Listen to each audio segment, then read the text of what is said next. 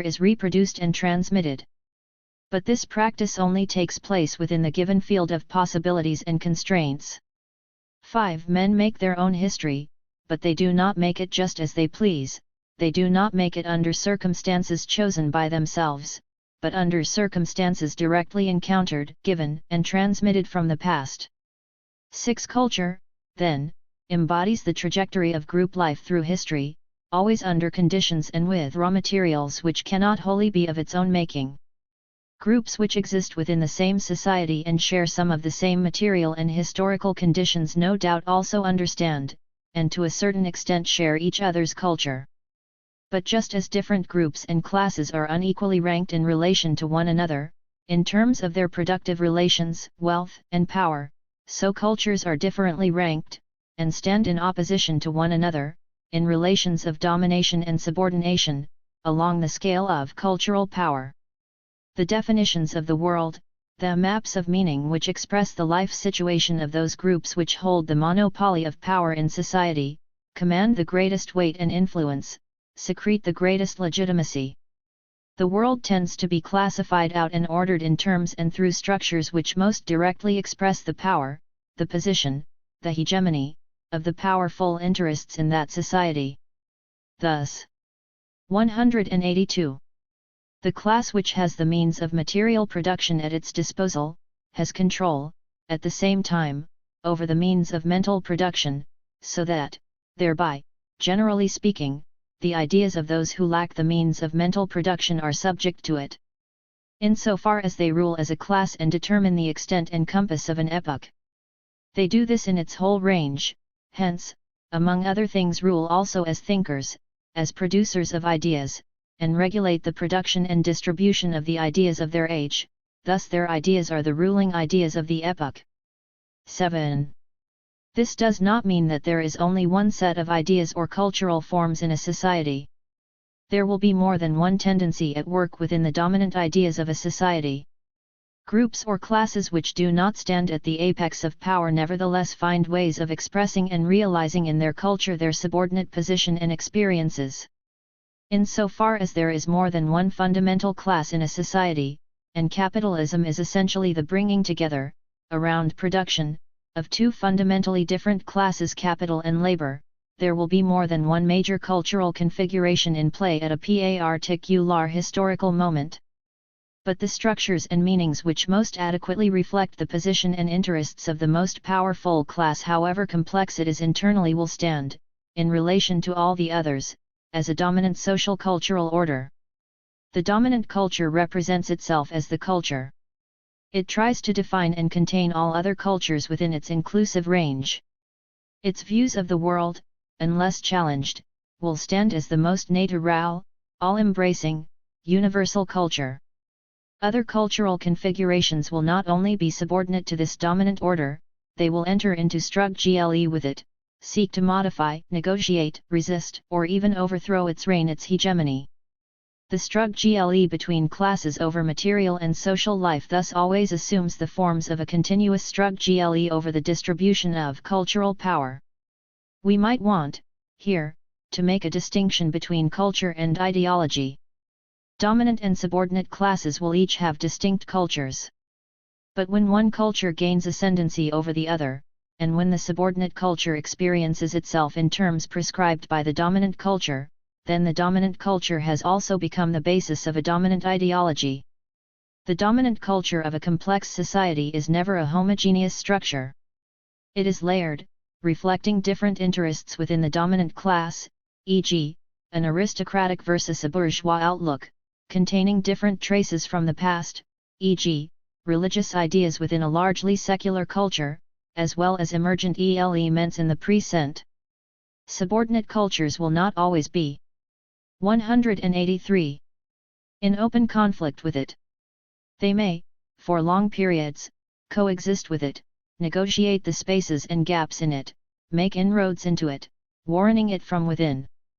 8. However, though the nature of this struggle over culture can never be reduced to a simple opposition, it is crucial to replace the notion of culture with the more concrete, historical concept of cultures, a redefinition which brings out more clearly the fact that cultures always stand in relations of domination and subordination to one another, are always, in some sense, in struggle with one another.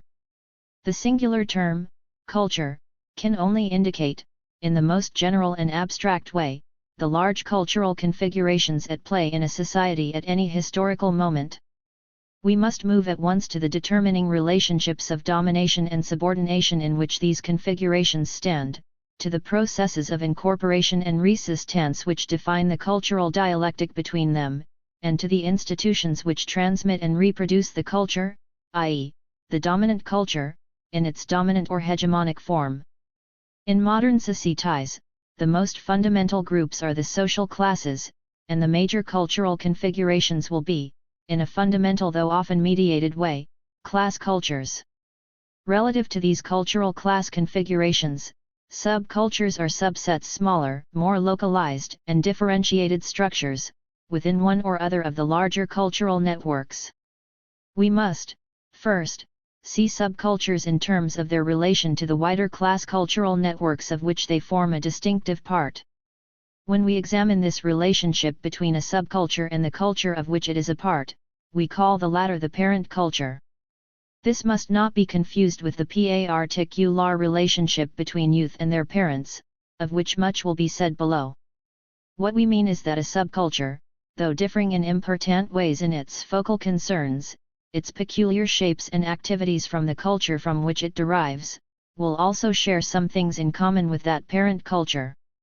The bohemian subculture of the avant-garde which has arisen from time to time in the modern city, is both distinct from its parent culture, the urban culture of the middle-class intelligent SIA, and yet also a part of it, sharing with it a modernizing outlook, standards of education, a privileged position vis-à-vis productive labor, and so on. In the same way, the search for pleasure and excitement which some analysts have noted as a marked feature of the delinquent subculture of the gang in the working class, also shares something basic and fundamental with it. Subcultures, then, must first be related to the parent cultures of which they are a subset. But subcultures must also be analyzed in terms of their relation to the dominant culture, the overall disposition of cultural power in the society as 184. A whole. Thus, we may distinguish the respectable, rough, delinquent, and criminal subcultures within working class culture, but we may also say that, though they differ amongst themselves, they all derive in the first instance from a working class parent culture, hence, they are all subordinate subcultures, in relation to the dominant middle class or bourgeois culture. We believe this goes some way towards meeting Graham Murdoch's call for a more symmetrical analysis of subcultures. 9 subcultures must exhibit a distinctive enough shape and structure to make them identifiably different from their parent culture.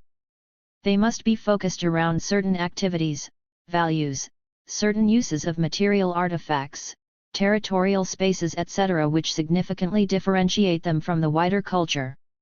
But, since they are subsets, there must also be significant things which bind and articulate them with the parent culture.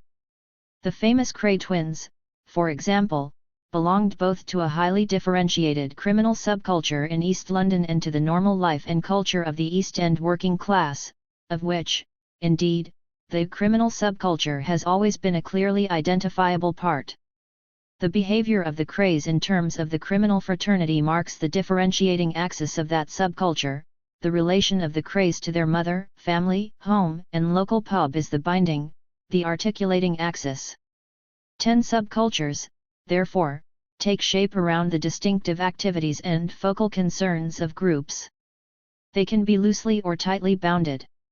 Some subcultures are merely loosely defined strands or milieu within the parent culture, they possess no distinctive world of their own. Others develop a clear, coherent identity and structure. Generally, we deal only with subcultures, whether drawn from a middle or working class parent culture, which have reasonably tight boundaries, distinctive shapes, which have cohered around particular activities, focal concerns, and territorial spaces. When these tightly defined groups are also distinguished by age and generation, we call them youth subcultures. Youth subcultures form up on the terrain of social and cultural life. Some youth subcultures are regular and persistent features of the parent class culture, the ill-famed culture of delinquency of the working class adolescent male, for example. But some subcultures appear only at particular historical moments, they become visible, are identified and labeled, either by themselves or by others. They command the stage of public attention for a time, then they fade, disappear, or are so widely diffused that they lose their distinctiveness. It is the latter kind of subcultural formation which primarily concerns us here. The peculiar dress, style, focal concerns, milieu, etc. of the 185. Teddy boy, the mod, the rocker, or the skinhead set them off, as distinctive groupings, both from the broad patterns of working class culture as a whole, and also from the more diffused patterns exhibited by ordinary working class boys, and, to a more limited extent, girls. Yet, despite these differences, it is important to stress that, as subcultures, they continue to exist within, and coexist with, the more inclusive culture of the class from which they spring. Members of a subculture may walk, talk, act, look different from their parents and from some of their peers, but they belong to the same families, go to the same schools, work at much the same jobs, live down the same mean streets as their peers and parents. In certain crucial respects, they share the same position, vis-a-vis the dominant culture, the same fundamental and determining life experiences, as the parent culture from which they derive. Through activities, leisure pursuits, and lifestyle, they may project a different cultural response or solution to the problems posed for them by their material and social class position and experience. But the membership of a subculture cannot protect them from the determining matrix of experiences and conditions which shape the life of their class as a whole. They experience and respond to the same basic problematic as other members of their class who are not so differentiated and distinctive in a subcultural sense. Especially in relation to the dominant culture, their subculture remains like other elements in their class culture, subordinate and subordinated. In what follows, we shall try to show why this double articulation of youth subcultures, first to their parent culture, e.g., working class culture, second, to the dominant culture, is a necessary way of staging the analysis. For our purposes, subcultures represent a necessary, relatively autonomous, but intermediary level of analysis. Any attempt to relate subcultures to the socio-cultural formation as a whole must grasp its complex unity by way of these necessary differentiations. Dominant and subordinate cultures. To locate youth subculture in this kind of analysis, we must first situate youth in the dialectic between a hegemonic dominant culture and the subordinate working class parent culture, of which youth is a fraction. These terms, hegemonic/corporate, dominant/subordinate, are crucial for the analysis, but need further elaboration before the subcultural dimension can be 186. Introduced. Gramsci used the term hegemony to refer to the moment when a ruling class is able, not only to coerce a subordinate class to conform to its interests, but to exert a hegemony or total social authority over subordinate classes. This involves the exercise of a special kind of power, the power to frame alternatives and contain opportunities, to win and shape consent, so that the granting of legitimacy to the dominant classes appears not only spontaneous but natural and normal. Stephen Lukes has recently defined this as the power to define the agenda, to shape preferences, to prevent conflict from arising in the first place, or to contain conflict when it does arise by defining what sorts of resolution are reasonable and realistic, i.e., within the existing framework. 11. The terrain on which this hegemony is won or lost is the terrain of the superstructures, the institutions of civil society and the state, what Louis Althusser and Nikos Poulantzas, somewhat misleadingly, call ideological state apparatuses. 12. Conflicts of interest arise, fundamentally, from the difference in the structural position of the classes in the productive realm, but they have their effect in social and political life. Politics, in the widest sense, frames the passage from the first level to the second.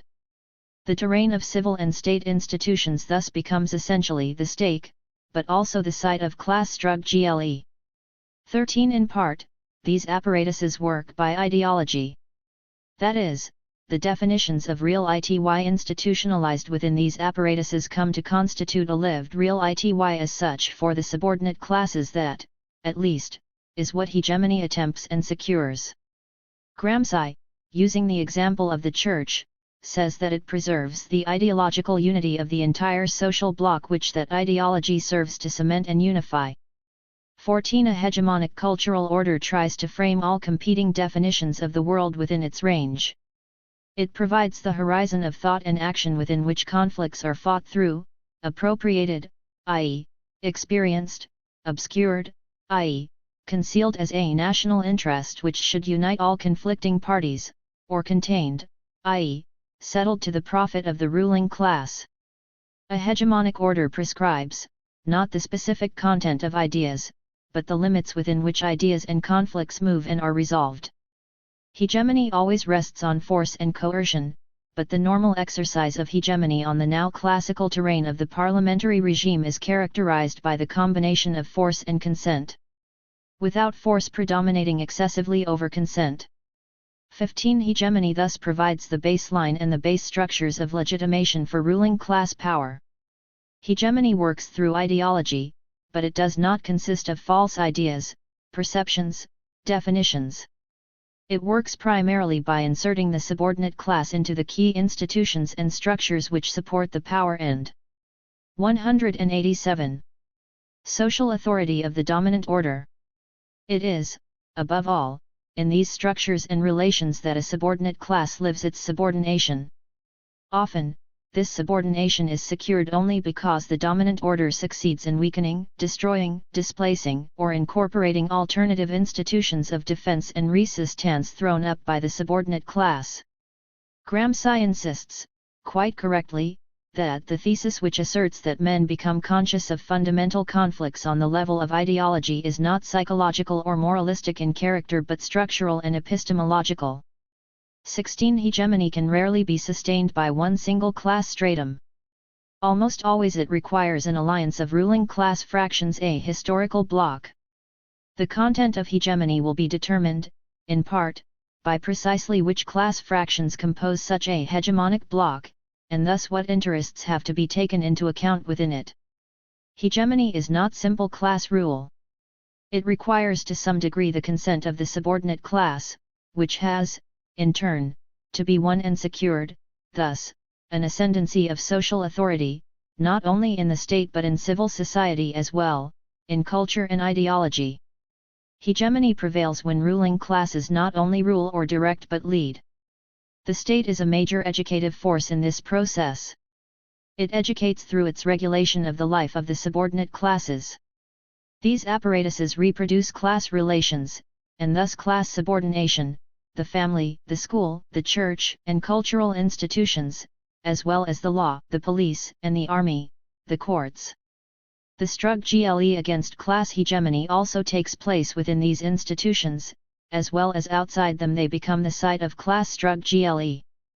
But the apparatuses also depend on the operation of a set of predominant values, beliefs, rituals, and institutional procedures, rules of the game, that operate systematically and consistently to the benefit of certain persons and groups. 17. Gramsci believes that, in the Italian state, the dominant classes had frequently ruled without that natural social authority which would make them hegemonic. So hegemony cannot be taken for granted either by the state and the dominant classes, or, for that matter, by the analyst. The current use of the term, to suggest the unending and unproblematic exercise of class power by every ruling class, and its opposite the permanent and finished incorporation of the subordinate class is quite false to Gramsci's usage. It limits the historical specificity of the concept. To make that point concrete, we would argue that, though the dominant classes remained massively in command during the 1930s, it is difficult to define them as hegemonic. Economic crisis and unemployment disciplined, rather than led, the working classes into subordination in this period. The defeats suffered. 188. By the labor movement in the 1920s powerfully contributed to the coercive sway of the former over the latter. By contrast, the 1950s seem to us a period of true hegemonic domination, it being precisely the role of affluence, as an ideology, to dismantle working class resistance and deliver the spontaneous consent of the class to the authority of the dominant classes. Increasingly, in the 1960s, and more openly in the 1970s, this leadership has again been undermined. The society has polarized, conflict has reappeared on many levels. The dominant classes retain power, but their repertoire of control is progressively challenged, weakened, exhausted. One of the most striking features of this later period is the shift in the exercise of control from the mechanisms of consent to those of coercion, e.g., the use of the law, the courts, the police and the army, of legal repression, conspiracy charges, and of force to contain an escalating threat to the state and to law and order. This marks a crisis in the hegemony of the ruling class.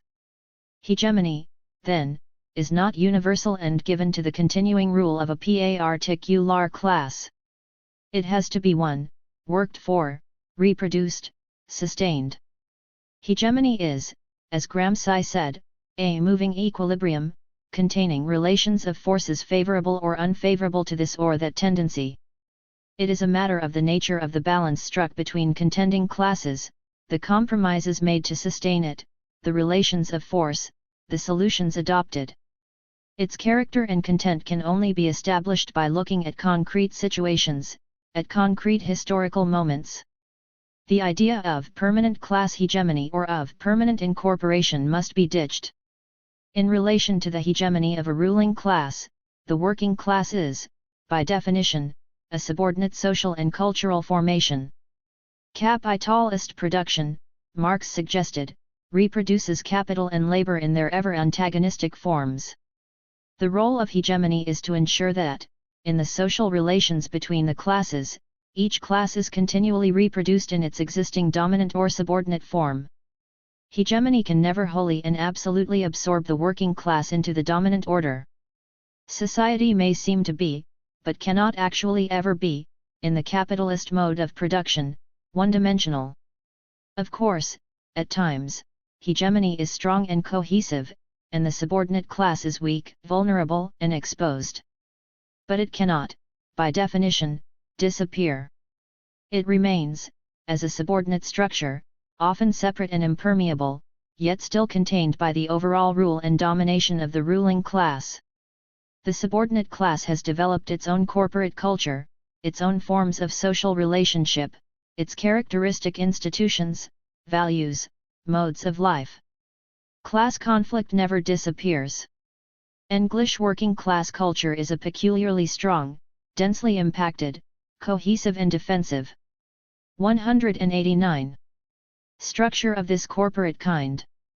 Class conflict, then, is rooted and embodied in this culture. It cannot disappear contrary to the ideology of affluence until the productive relations which produce and sustain it disappear. But it can be more or less open, more or less formal, more or less institutionalized, more or less autonomous. The period between the 1880s and the present shows, not a single thrust towards incorporation, but a marked alternating rhythm. It is important to insist that, even when class conflict is most institutionalized, it remains as one of the fundamental base rhythms of the society. The subcultural response. We can return, now, to the question of subcultures. Working class subcultures, we suggested, take shape on the level of the social and cultural class relations of the subordinate classes. In themselves, they are not simply ideological constructs. They, too, win space for the young, cultural space in the neighborhood and institutions, real time for leisure and recreation, actual room on the street or street corner. They serve to mark out an appropriate territory in the localities. They focus around key occasions of social interaction, the weekend, the disco, the bank holiday trip, the night out in the center, the standing about doing nothing of the weekday evening, the Saturday match. They cluster around particular locations. They develop specific rhythms of interchange, structured relations between members, younger to older, experienced to novice, stylish to square. They explore focal concerns central to the inner life of the group, things always done or never done, a set of social rituals which underpin their collective identity and define them as a group instead of a mere collection of individuals. They adopt and adapt material objects, goods and possessions and reorganize them into distinctive styles which express the collectivity of their being as a group. These concerns, activities, relationships, materials become embodied in rituals of relationship and occasion and movement. Sometimes, the world is marked out, linguistically, by names or an argot which classifies the social world exterior to them in terms meaningful only within their group perspective and maintains its boundaries. This also helps them to develop, ahead of immediate activities, a perspective on the immediate future plans, projects, things to do to fill out time, exploits. They too are concrete, identifiable social formations constructed as a collective response to the material and situated experience of their class. 190. Though not ideological, subcultures have an ideological dimension, and, in the problematic situation of the post-war period, this ideological component became more prominent. In addressing the class problematic of the particular strata from which they were drawn, the different subcultures provided for a section of working-class youth, mainly boys, one strategy for negotiating their collective existence.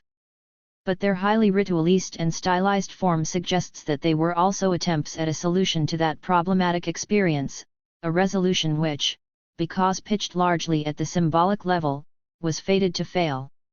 The problematic of a subordinate class experience can be lived through, negotiated or resisted, but it cannot be resolved at that level or by those means. There is no subcultural career for the working class lad, no solution in the subcultural milieu, for problems posed by the key structuring experiences of the class. There is no subcultural solution to working class youth unemployment, educational disadvantage, compulsory miseducation, dead-end jobs, the routinization and specialization of labor, low pay and the loss of skills. Subcultural strategies cannot match, meet, or answer the structuring dimensions emerging in this period for the class as a whole. So, when the post-war subcultures address the problematics of their class experience, they often do so in ways which reproduce the gaps and discrepancies between real negotiations and symbolically displaced resolutions. They solve, but in an imaginary way, problems which at the concrete material level remain unresolved. Thus the teddy boy expropriation of an upper-class style of dress covers the gap between largely manual, unskilled, near lumpen real careers and life chances, and the all-dressed-up and nowhere-to-go experience of Saturday evening. Thus, in the expropriation and fetishization of consumption and style itself, the mods cover for the gap between the never-ending weekend and Monday's resumption of boring, dead-end work. Thus, in the resurrection of an archetypal and symbolic, but, in fact, anachronistic, form of working-class dress, in the displaced focusing on the football match and the occupation of the football ends, skinheads reassert, but imaginarily, the values of a class, the essence of a style, a kind of fanship to which few working-class adults any longer subscribe. They represent a sense of territory and locality which the planners and speculators are rapidly destroying, they declare. As alive and well a game which is being commercialized, professionalized, and spectacularized. Skins rule, okay. Okay? But in ideology, men do indeed express, not the real relation between them and their conditions of existence, but the way they live the 191. Relation between them and the conditions of their existence, this presupposes both a real and an imaginary, lived relation. Ideology then, is the overdetermined unity of the real relation and the imaginary relation. That expresses a will, a hope, or a nostalgia, rather than describing a real ity. 18 working-class subcultures are a response to a problematic which youth shares with other members of the parent class culture. But class structures the adolescence experience of that problematic in distinctive ways. First, it locates the young, at a formative stage of their development, in a particular material and cultural milieu, in distinctive relations and experiences. These provide the essential cultural frameworks through which that problematic is made sense of by the youth. This socialization of youth into a class identity and position operates particularly through two informal agencies, family and neighborhood. Family and neighborhood are the specific structures which form, as well as frame, youth's early passage into a class. For example, the sex-typing roles and responsibilities characteristic of a class are reproduced, not only through language and talk in the family, but through daily interaction and example. In the neighborhood, patterns of community sociality are embedded partly through the structure of interactions between older and younger kids. 19. These intimate contexts also refer the young to the larger world outside. Thus it is largely through friends and relations that the distant but increasingly imminent worlds of work or of face-to-face authority, the rent man, council officials, social security, the police, are appropriated. Through these formative networks, relations, distances, interactions, orientations to the wider world and its social types are delineated and reproduced in the young. Class also, broadly, structures the young individual's life chances. It determines, in terms of statistical class probabilities, the distribution of achievement and failure.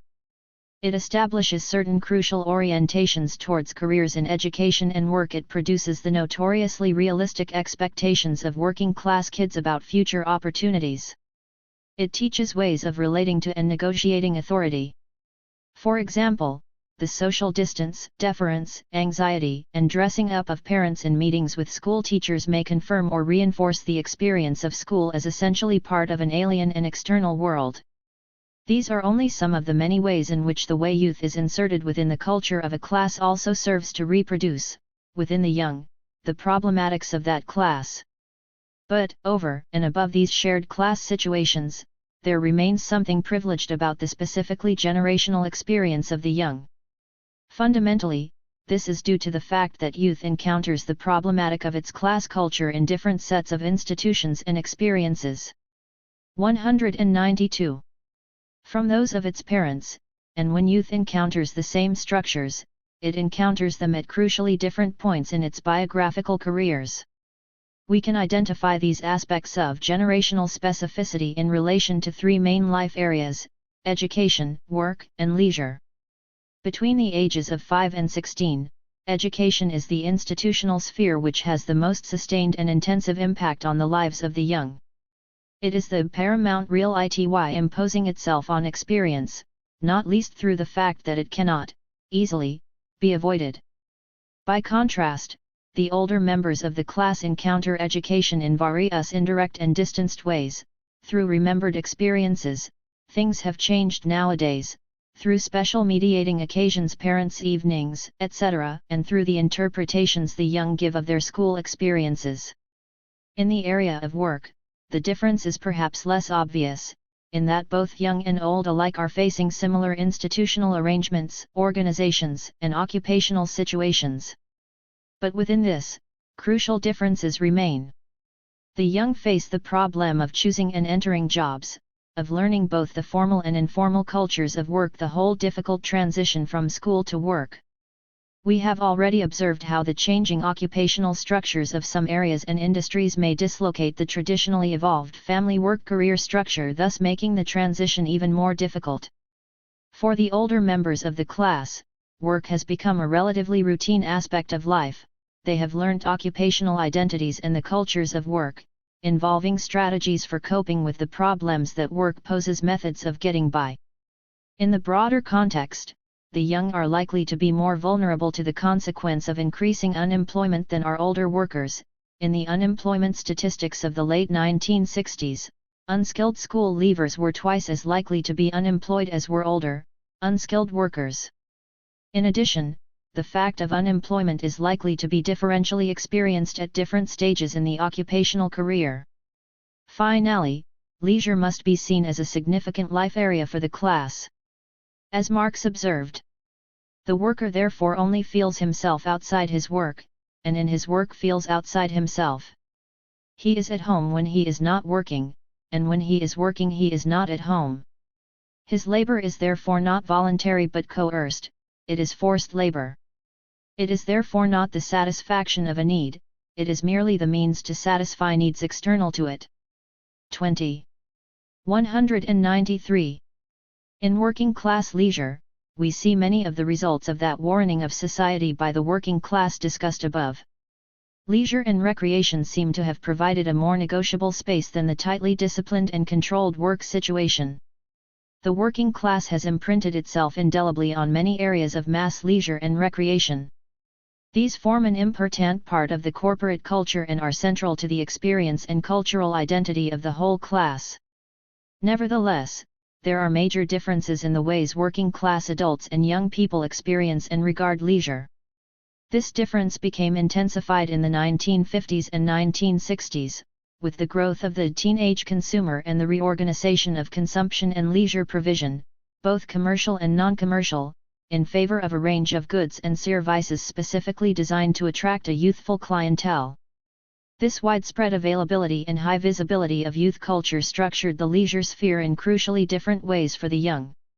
The equation of youth with consumption and leisure rearranged and intensified certain long-standing parent culture orientations, for example, towards the special and privileged meaning of free time, and towards youth as a period for having a good time while you can, the last fling.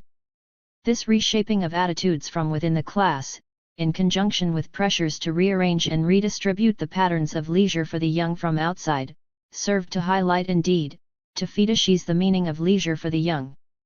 Thus, not only did youth encounter leisure in different characteristic institutions from their parents, cafes, discos, youth clubs, all-nighters, etc. These institutions powerfully presented themselves to the young as different from the past, partly because they were so uncompromisingly youthful. Here we begin to see how forces, working right across a class, but differentially experienced as between the generations, may have formed the basis for generating an outlook, a kind of consciousness specific to age position, a generational consciousness. We can also see exactly why this consciousness, though formed by class situation and the forces working in it, may nevertheless have taken the form of a consciousness apparently separate from, unrelated to, indeed, able to be set over against, its class content and context. Though we can see how and why this specific kind of generational consciousness might arise, the problem is not resolved by simply reading it once again out of existence, that is, by reassigning to youth a clear and simple class-based identity and consciousness. This would be simply to overreact against generational consciousness. We have suggested that, though a fully blown generational consciousness served unwittingly to repress and obscure the class dimension, it did have a rational core in the 194. Very experience of the working class young in the period, the specificity of the institutions in which post-war changes were encountered, and above all, in the way this sphere was reshaped by changes in the leisure market. It may also have been located in other, material experiences of the youth of the class in this period. A generational consciousness is likely to be strong among those sectors of youth which are upwardly and outwardly mobile from the working class, e.g., Hogarth's scholarship boy. Occupational and educational change in this period led to an increase in these paths of limited mobility. The upward path, through education, leads to a special focusing on the school and the education system as the main mechanism of advancement. It is this which makes the difference between parents who stay where they were and children who move on and up. It involves the young person valuing the dominant culture positively and sacrificing the parent culture even where this is accompanied by a distinct sense of cultural disorientation. His experience and self-identity will be based around mobility, something specific to his generation rather than to the overdetermining power of class. One of the things which supports this taking over of a generational consciousness by the scholarship boy is, precisely, his cultural isolation, the fact that his career is different from the majority of his peers. The peer group is, of course, one of the real and continuing bases for collective identities organized around the focus of generation. But a sense of generational distinctness may also flow from an individual's isolation from the typical involvement in kinds of peer group activities which, though specific to youth, are clearly understood as forming a sort of cultural apprenticeship to the parent class culture. This kind of isolation may be the result of biographical factors, e.g., inability to enter the local football game where football is the primary activity of the peer group, or being a member of a relatively closed and tight family situation. A young person who, for whatever reasons, fails to go through this class culture apprenticeship, may be more vulnerable to the vicarious peer group experience provided by the highly visible and widely accessible commercially provided youth culture, where the audience as a whole substitutes for the real peer group as one, vast, symbolic peer group, our generation. Generational consciousness thus has roots in the real experience of working-class youth as a whole. But it took a peculiarly intense form in the post-war subcultures which were sharply demarcated amongst other factors by age and generation. Youth felt and experienced itself as different, especially when this difference was inscribed in activities and interests to which age, principally, provided the passport. This does not necessarily mean 195. That a sense of class was thereby obliterated. Skinheads, for example, are clearly both generation ally and class conscious. As Phil Cohen suggested, subculture is a compromise solution between two contradictory needs, the need to create and express autonomy and difference from parents, and the need to maintain the parental identifications which support them. Rise of the countercultures. Up to this point, we have dealt exclusively with working-class youth subcultures.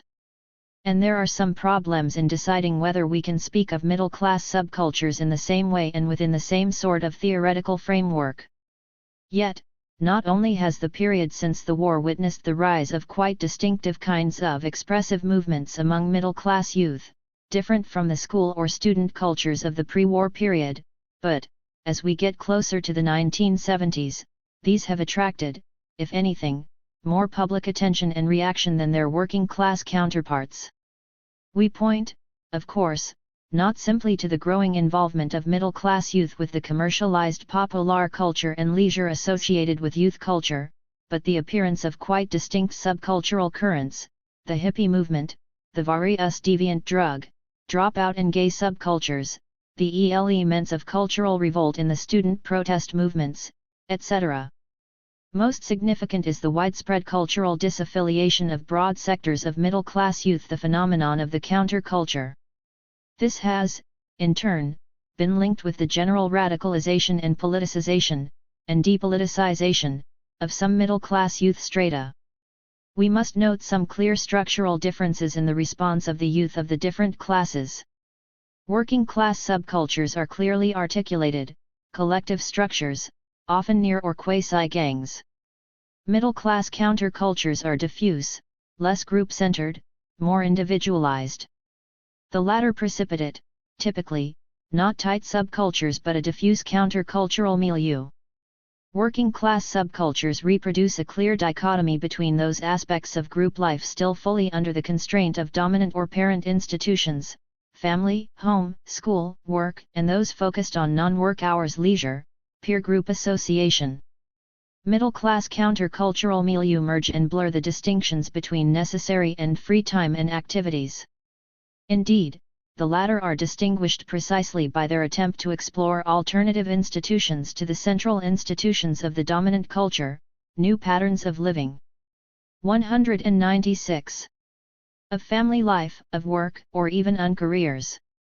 Middle-class youth remain longer than their working-class peers in the transitional stage. Typically, working-class youth appropriate the existing environment, they construct distinct leisure time activities around the given working-class environment: street, neighborhood, football ground, seaside town, dance hall, cinema, bomb site, pub, disco. Middle-class youth tend to construct enclaves within the interstices of the dominant culture. Where the former represent an appropriation of the ghetto, the latter often make an exodus to the ghetto. During the high point of the counterculture, in the 1960s, the middle-class countercultures formed a whole embryo alternative society, providing the counterculture with an underground, institutional base.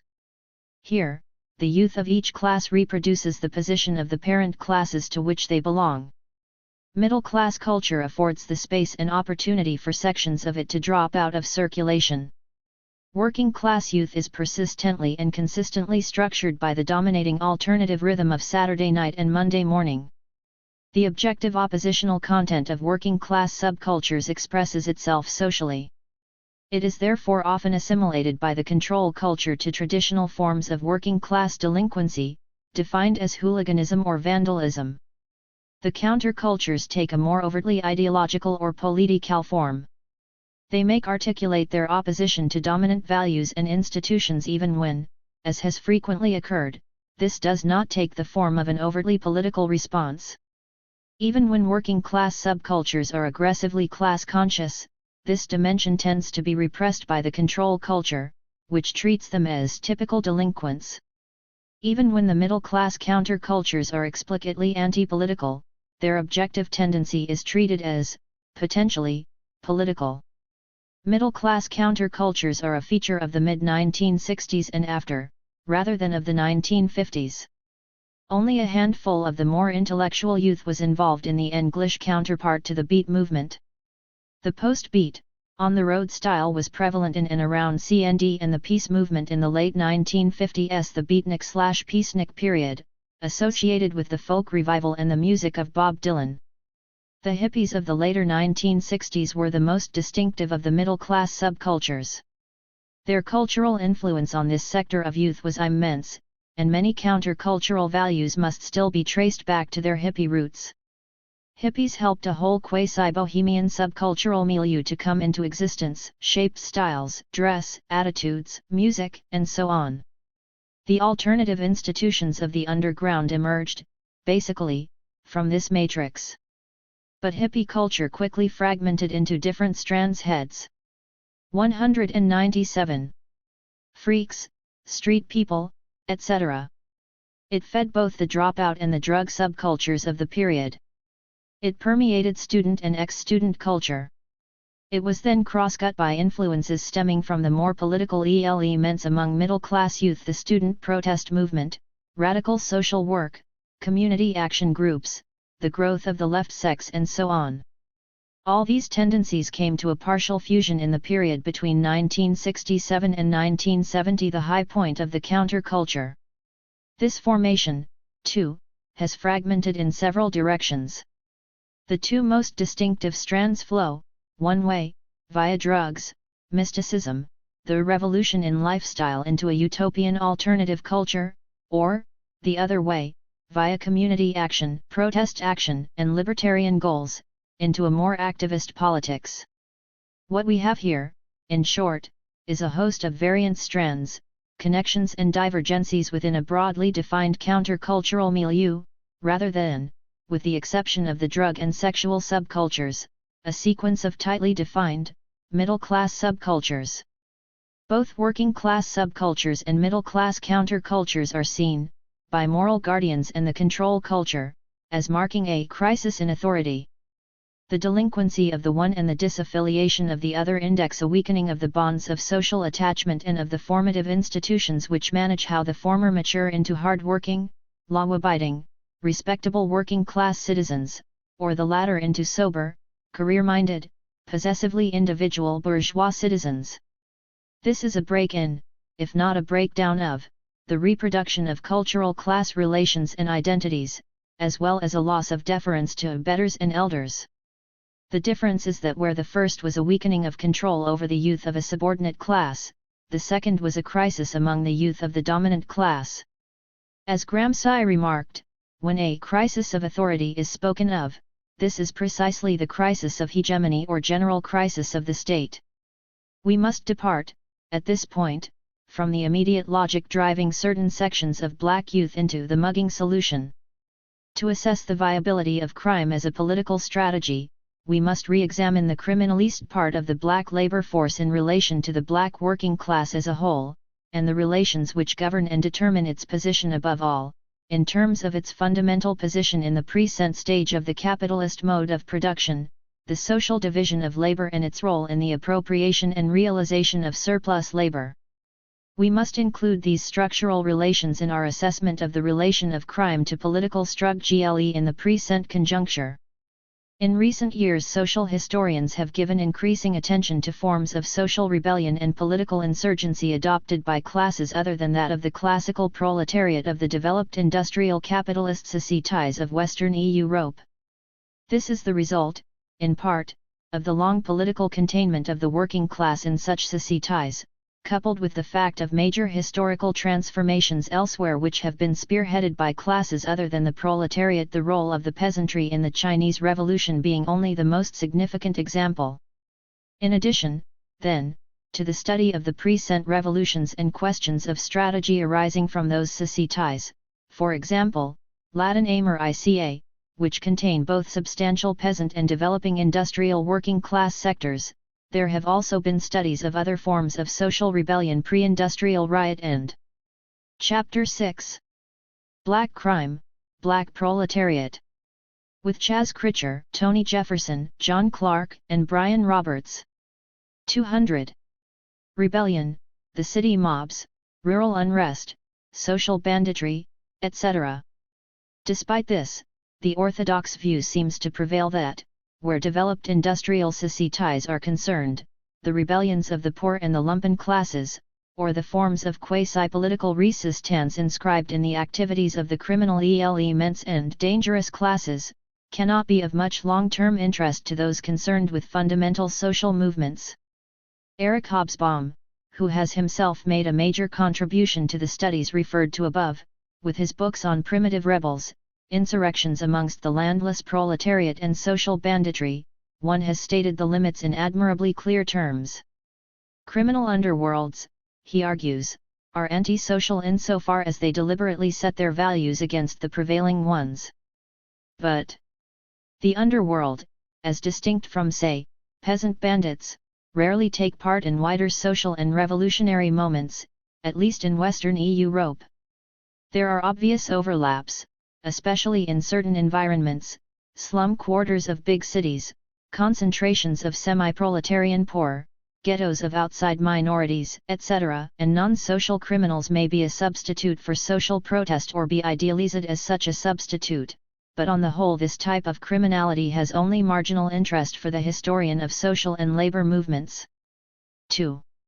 This is because, in advanced industrial capitalist societies, the fundamental revolutionary class is the proletariat, which has not only been formed in and by capital, but whose struggle against capital is organized, made collective and methodical because it is a class schooled by the discipline of the wage and by the conditions and relations of social labor. There is a phased or staged history of class conflict present here which makes the struggle of organized labor the historical agency with the most advanced form of struggle at the present stage of the development of capitalism. As a conscious social movement and especially as a labor movement develops, the role of criminal forms of social protest diminishes, except, of course, insofar as they involve political crime. For the historian of labor movements, the study of social criminality is important during the prehistoric and formative periods of the movements of the laboring poor, in pre-industrial countries, and possibly during periods of great social effervescence, but otherwise he will only be very marginally concerned with it. 3. Elsewhere, Hobsbawm has argued. 201. The underworld, as its name implies, is an anti-society, which exists by reversing the values of the straight world. It is, in its own phrase, bent, but it is otherwise parasitic on it. A revolutionary world is also a straight world.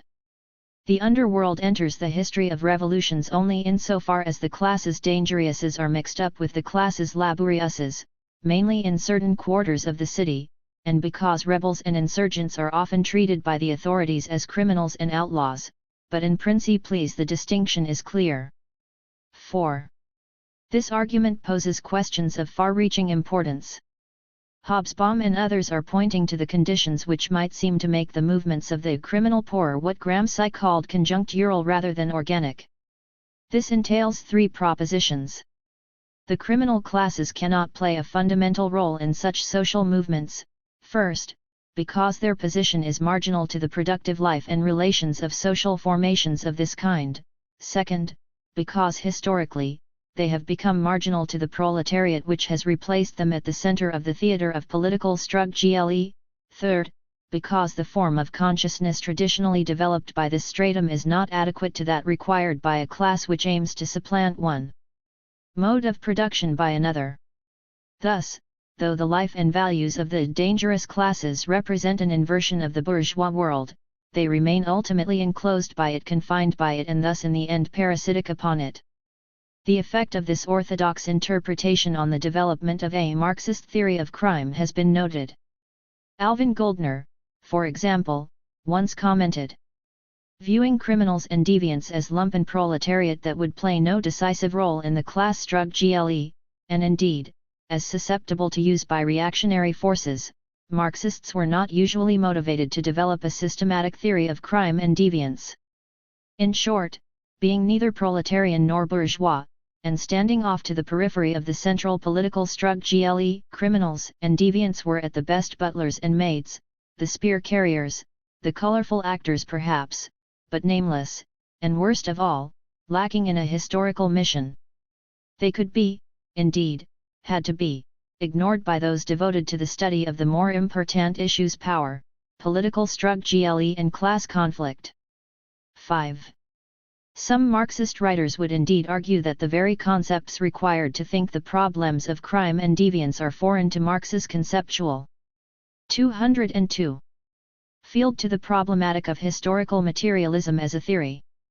Paul Hirst argues, on this basis, that there cannot by definition be a Marxist theory of crime.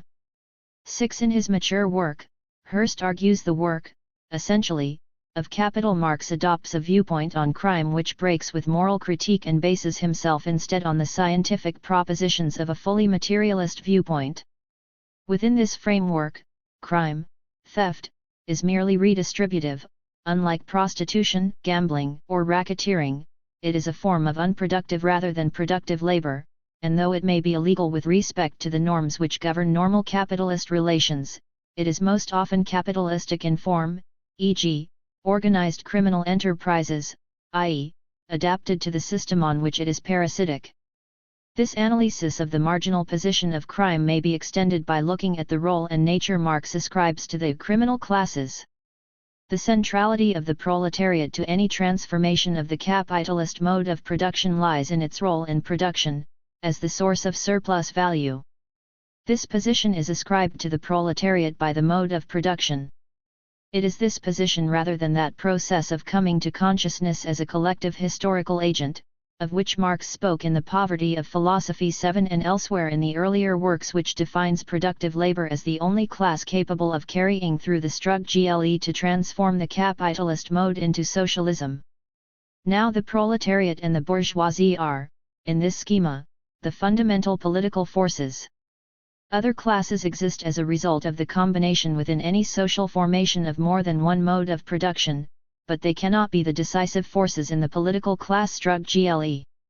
Marx does suggest that, at certain moments of struggle, the proletariat will seek alliances with other subordinate classes, and these allies may include the petty bourgeoisie, the lumpen proletariat of the cities, the small peasants or agricultural laborers.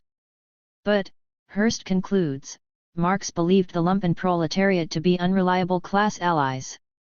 Since, through theft, extortion, begging, prostitution and gambling, the lumpen proletariat tends to live parasitically off the working class, their interests are diametrically opposed to those of the workers. Further, because of their precarious economic position, they are bribable by the reactionary elements of the ruling classes and the state.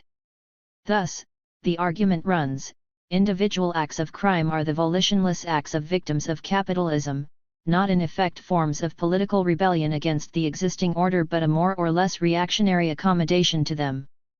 8. Even the more obviously political crimes, like the machine breaking of the Luddites, represent immediate, spontaneous but ultimately inadequate forms of struggle since they are directed not against the bourgeois conditions 203 of production but against the conditions of production themselves.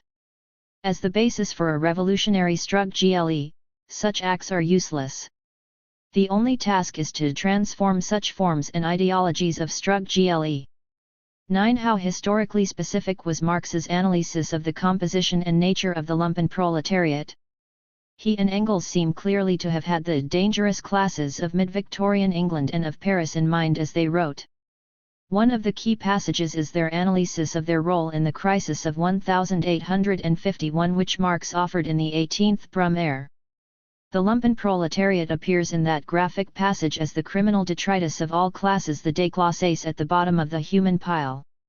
Alongside decayed roués with dubious means of subsistence and of dubious origins, alongside ruined and adventurous offshoots of the bourgeoisie, were vagabonds, discharged soldiers, discharged jailbirds, escaped galley slaves, swindlers, mountebanks, lazzaroni, pickpockets, tricksters, gamblers, maquereaux, brothel keepers, porters, literati, organ grinders, rag pickers, knife grinders, tinkers, beggars, in short, the whole indefinite, disintegrated mass thrown hither and thither, which the French term la bohème. 10. The list will be familiar from the pages of Engels's Condition of the Working Class in England, 11, or from Mayhew's account of life in East London. 12. It is open to question whether a class stratum with this precise social composition could so easily be identified under the conditions of monopoly capitalism. This is not simply a way of saying that Marx's historical and political predictions are out of date. The old petty bourgeoisie, about which Marx and Engels were occasionally more optimistic as allies of the proletariat, still survives, though greatly reduced in number. When they do appear on the political stage, they tend to play the reactionary role which Marx believed predictable from their positions, for example, in the various types of poujadism in France, and in the rise of fascism in Germany in 1930s. But alongside this, stemming from the fundamental reorganization of capitalist production consequent on the shift to monopoly forms, new strata have arisen, what is sometimes designated as the new petty bourgeoisie. Its economic identification, and its political and ideological character, present real and complex problems for contemporary Marxist theory. Such internal shifts in the strata and composition of the classes is perfectly in line with Marx's mature reflections. He was about to plunge into its complexity where the manuscript of Capital breaks off.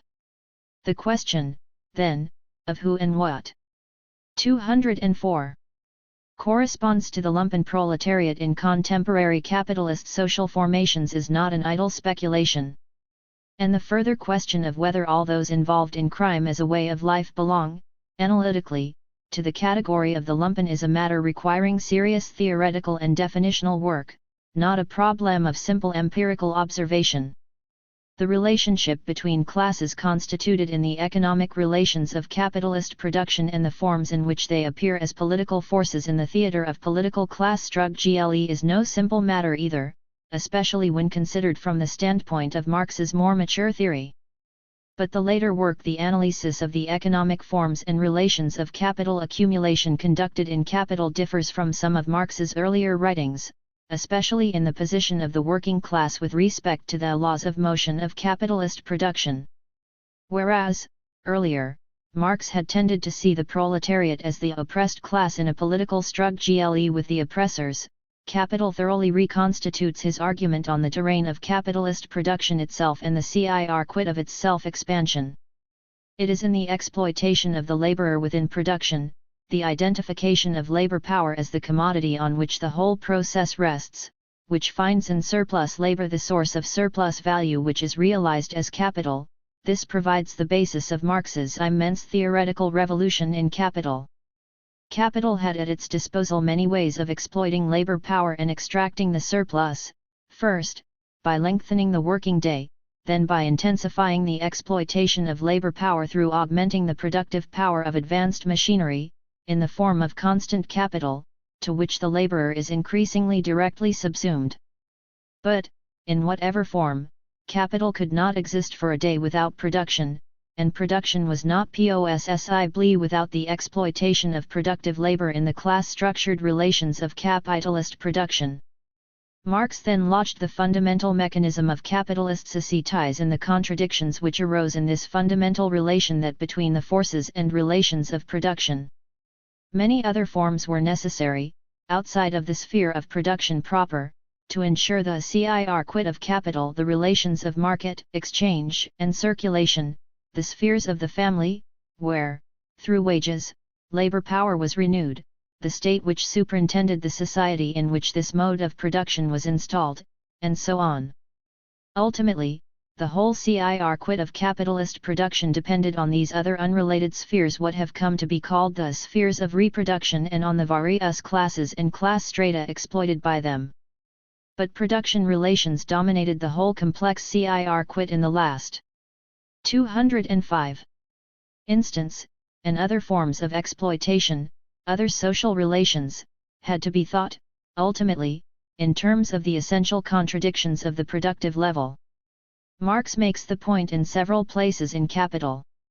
The specific economic form, in which unpaid surplus labor is pumped out of direct producers, determines the relationship of rulers and ruled, as it grows directly out of production itself and, in turn, reacts upon it as a determining element.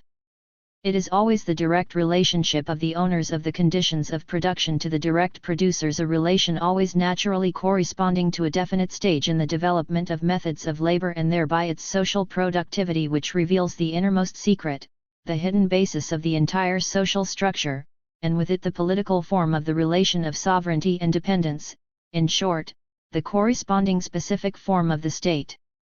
This does not prevent the same economic base the same from the standpoint of its main conditions due to innumerable different empirical circumstances, natural environment, racial relations, external historical influences, etc., from showing infinite gradations and variations in appearance.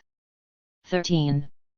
From this perspective, it follows that, even if we depart from the strict implications of the earlier discussion of crime and the lumpenproletariat outlined above, a political struggle arising from a sector of a class living through crime cannot be, analytically, so central to the contradictions stemming from its relations of production. At the simplest level of analysis, it is simply not strategically placed with respect to capital's laws of motion. This, however, omits the question of what the role of the criminalist part of a class is, structurally, to the waged, to the productive sectors of that class.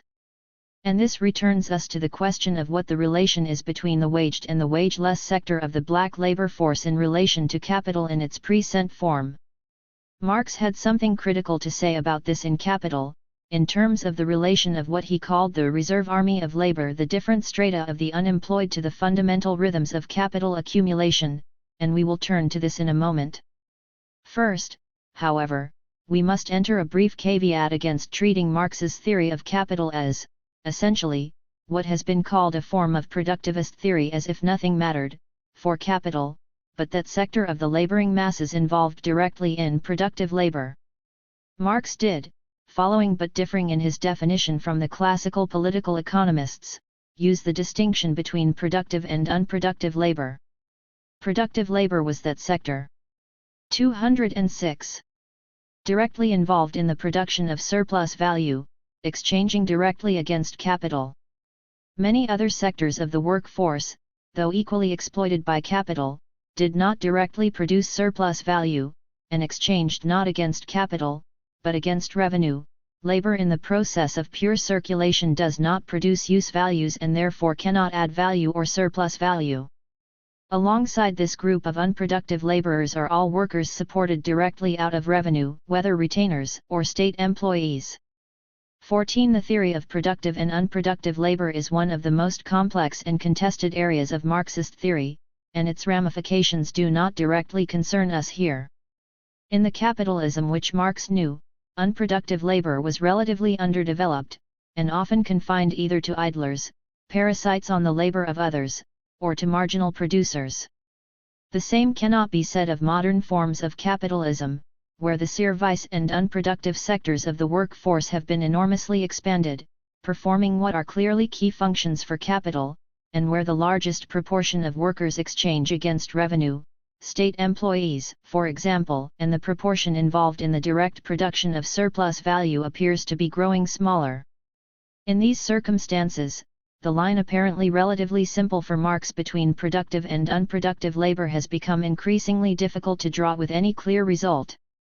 The distinction may, nevertheless, be important for identifying the position and identity of the many new layers and strata in the modern working class. However, it seems clear that the argument has also been bedeviled by a clear misunderstanding of the distinction, even as Marx made it. Unproductive labor has sometimes been interpreted exclusively in Marx's pejorative and more frivolous sense as economically and politically insignificant. This was clearly not his meaning, as a reading of Volume 2 of Capital, where Marx deals at length with circulation and reproduction, soon reveals. The whole argument in Capital demonstrates how vital and necessary to the realization of capital, and to its expansion and reproduction, are those relations which are not directly tied to the surplus value producing sphere of capital. Capital could not, literally, complete its passage or quit without passing through these related spheres. Further, he stated directly that it is not only the sector of the class which directly produces surplus value which is exploited by capital. Many other class sectors are exploited by capital, even if the form of that exploitation is not the direct extraction of surplus value.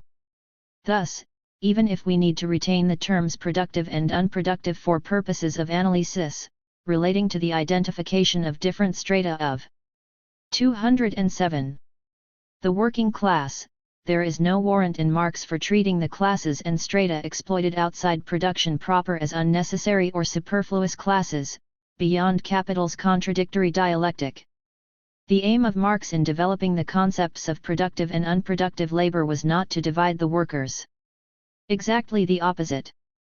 With the aid of these concepts it proved possibly for Marx to analyze how value is expanded in the direct process of production and how it is circulated in the reproduction process.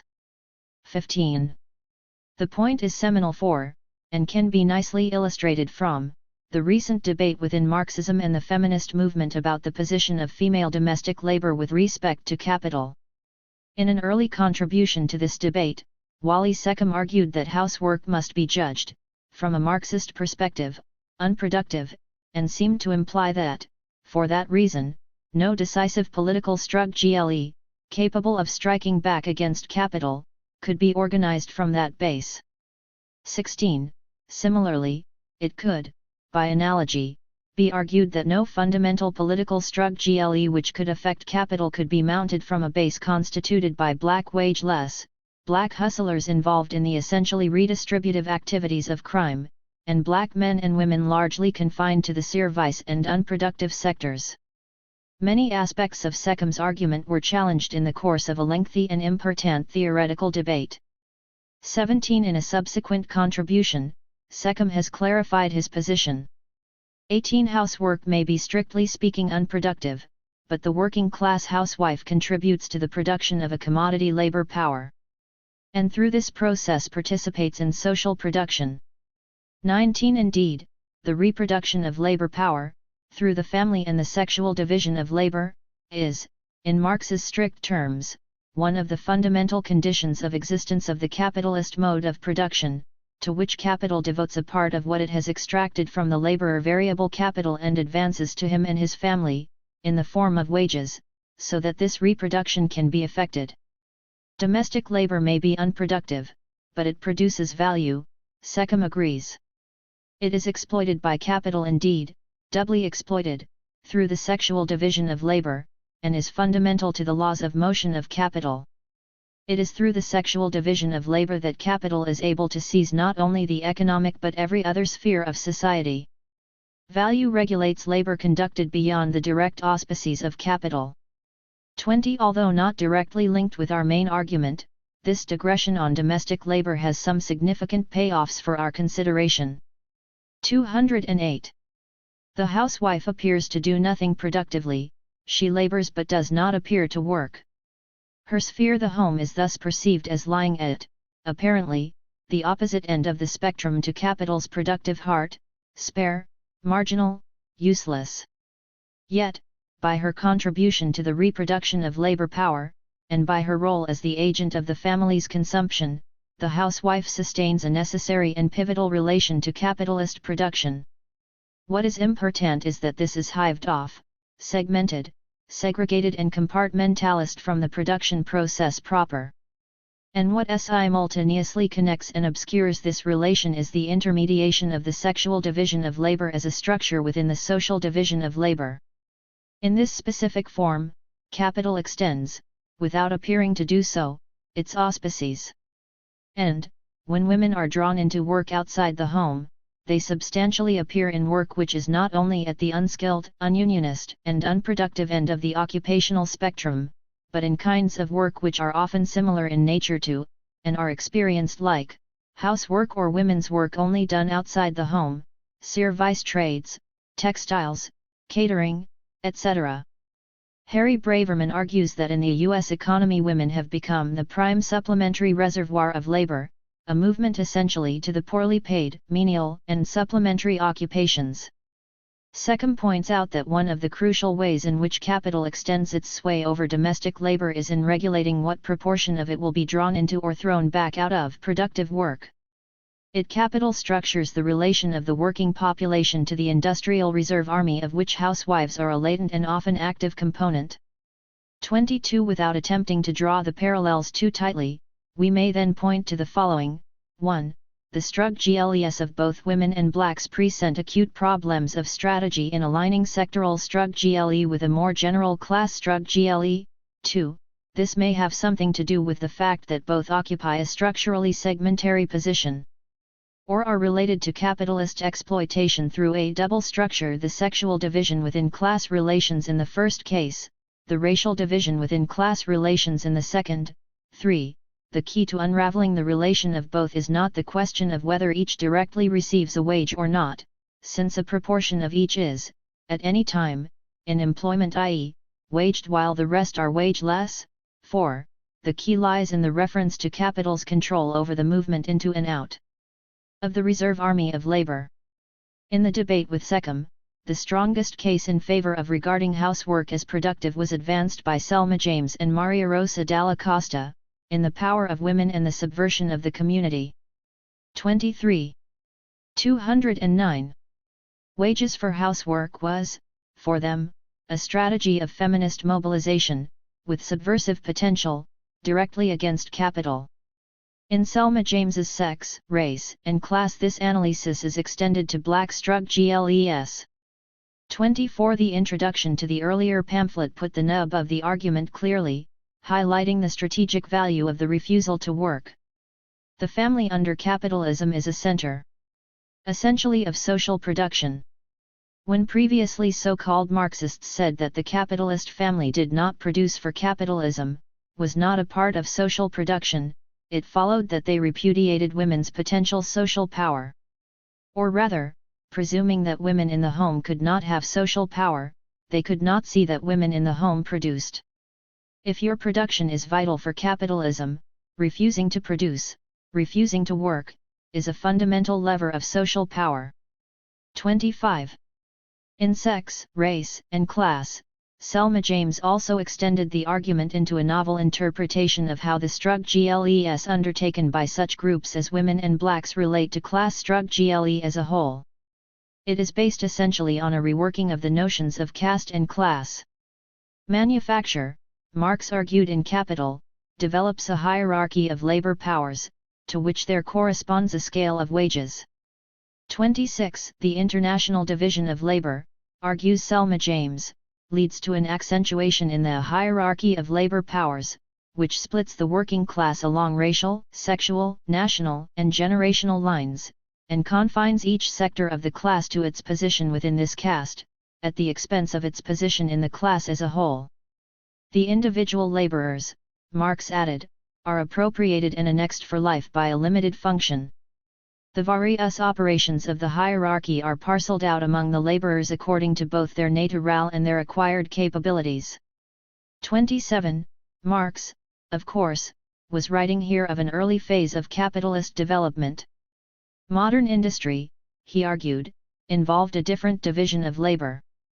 Selma James does not defend her extension of the hierarchy of labor powers concept to this later phase of capitalist development. This segmentation of the class's hierarchy of labor powers represents a weakness in the face of capital. But at present, it is argued, no alternative general class strategy is possible. The argument at this point closely follows that of C.L.R. James, perhaps the most seminal and influential Ca-Rib-Bean Marxist to date, in his insistence that no vanguard party of the Leninist mold can claim to speak for a class so internally divided. The accent of Strug-GLE thus, in line with James's own stresses, falls on the autonomous self-activity of each sector of 0. The class. Each sector must make its autonomous power felt first, and, by using the specificity of its experience, redefine class and the class Strug-GLE itself. In our view, identity caste is the very substance of class. 28 Only through autonomous Strug-GLE in each sector will the power of the class as a whole come to be felt. This line of argument, theoretically developed in Race Today, 29 has become the most powerful political tendency within active black groups in Britain. It is predicated on the autonomy and self-activity of black groups in Strug-GLE, and it identifies the most significant theme of this Strug-GLE as the growing refusal to work of the black unemployed.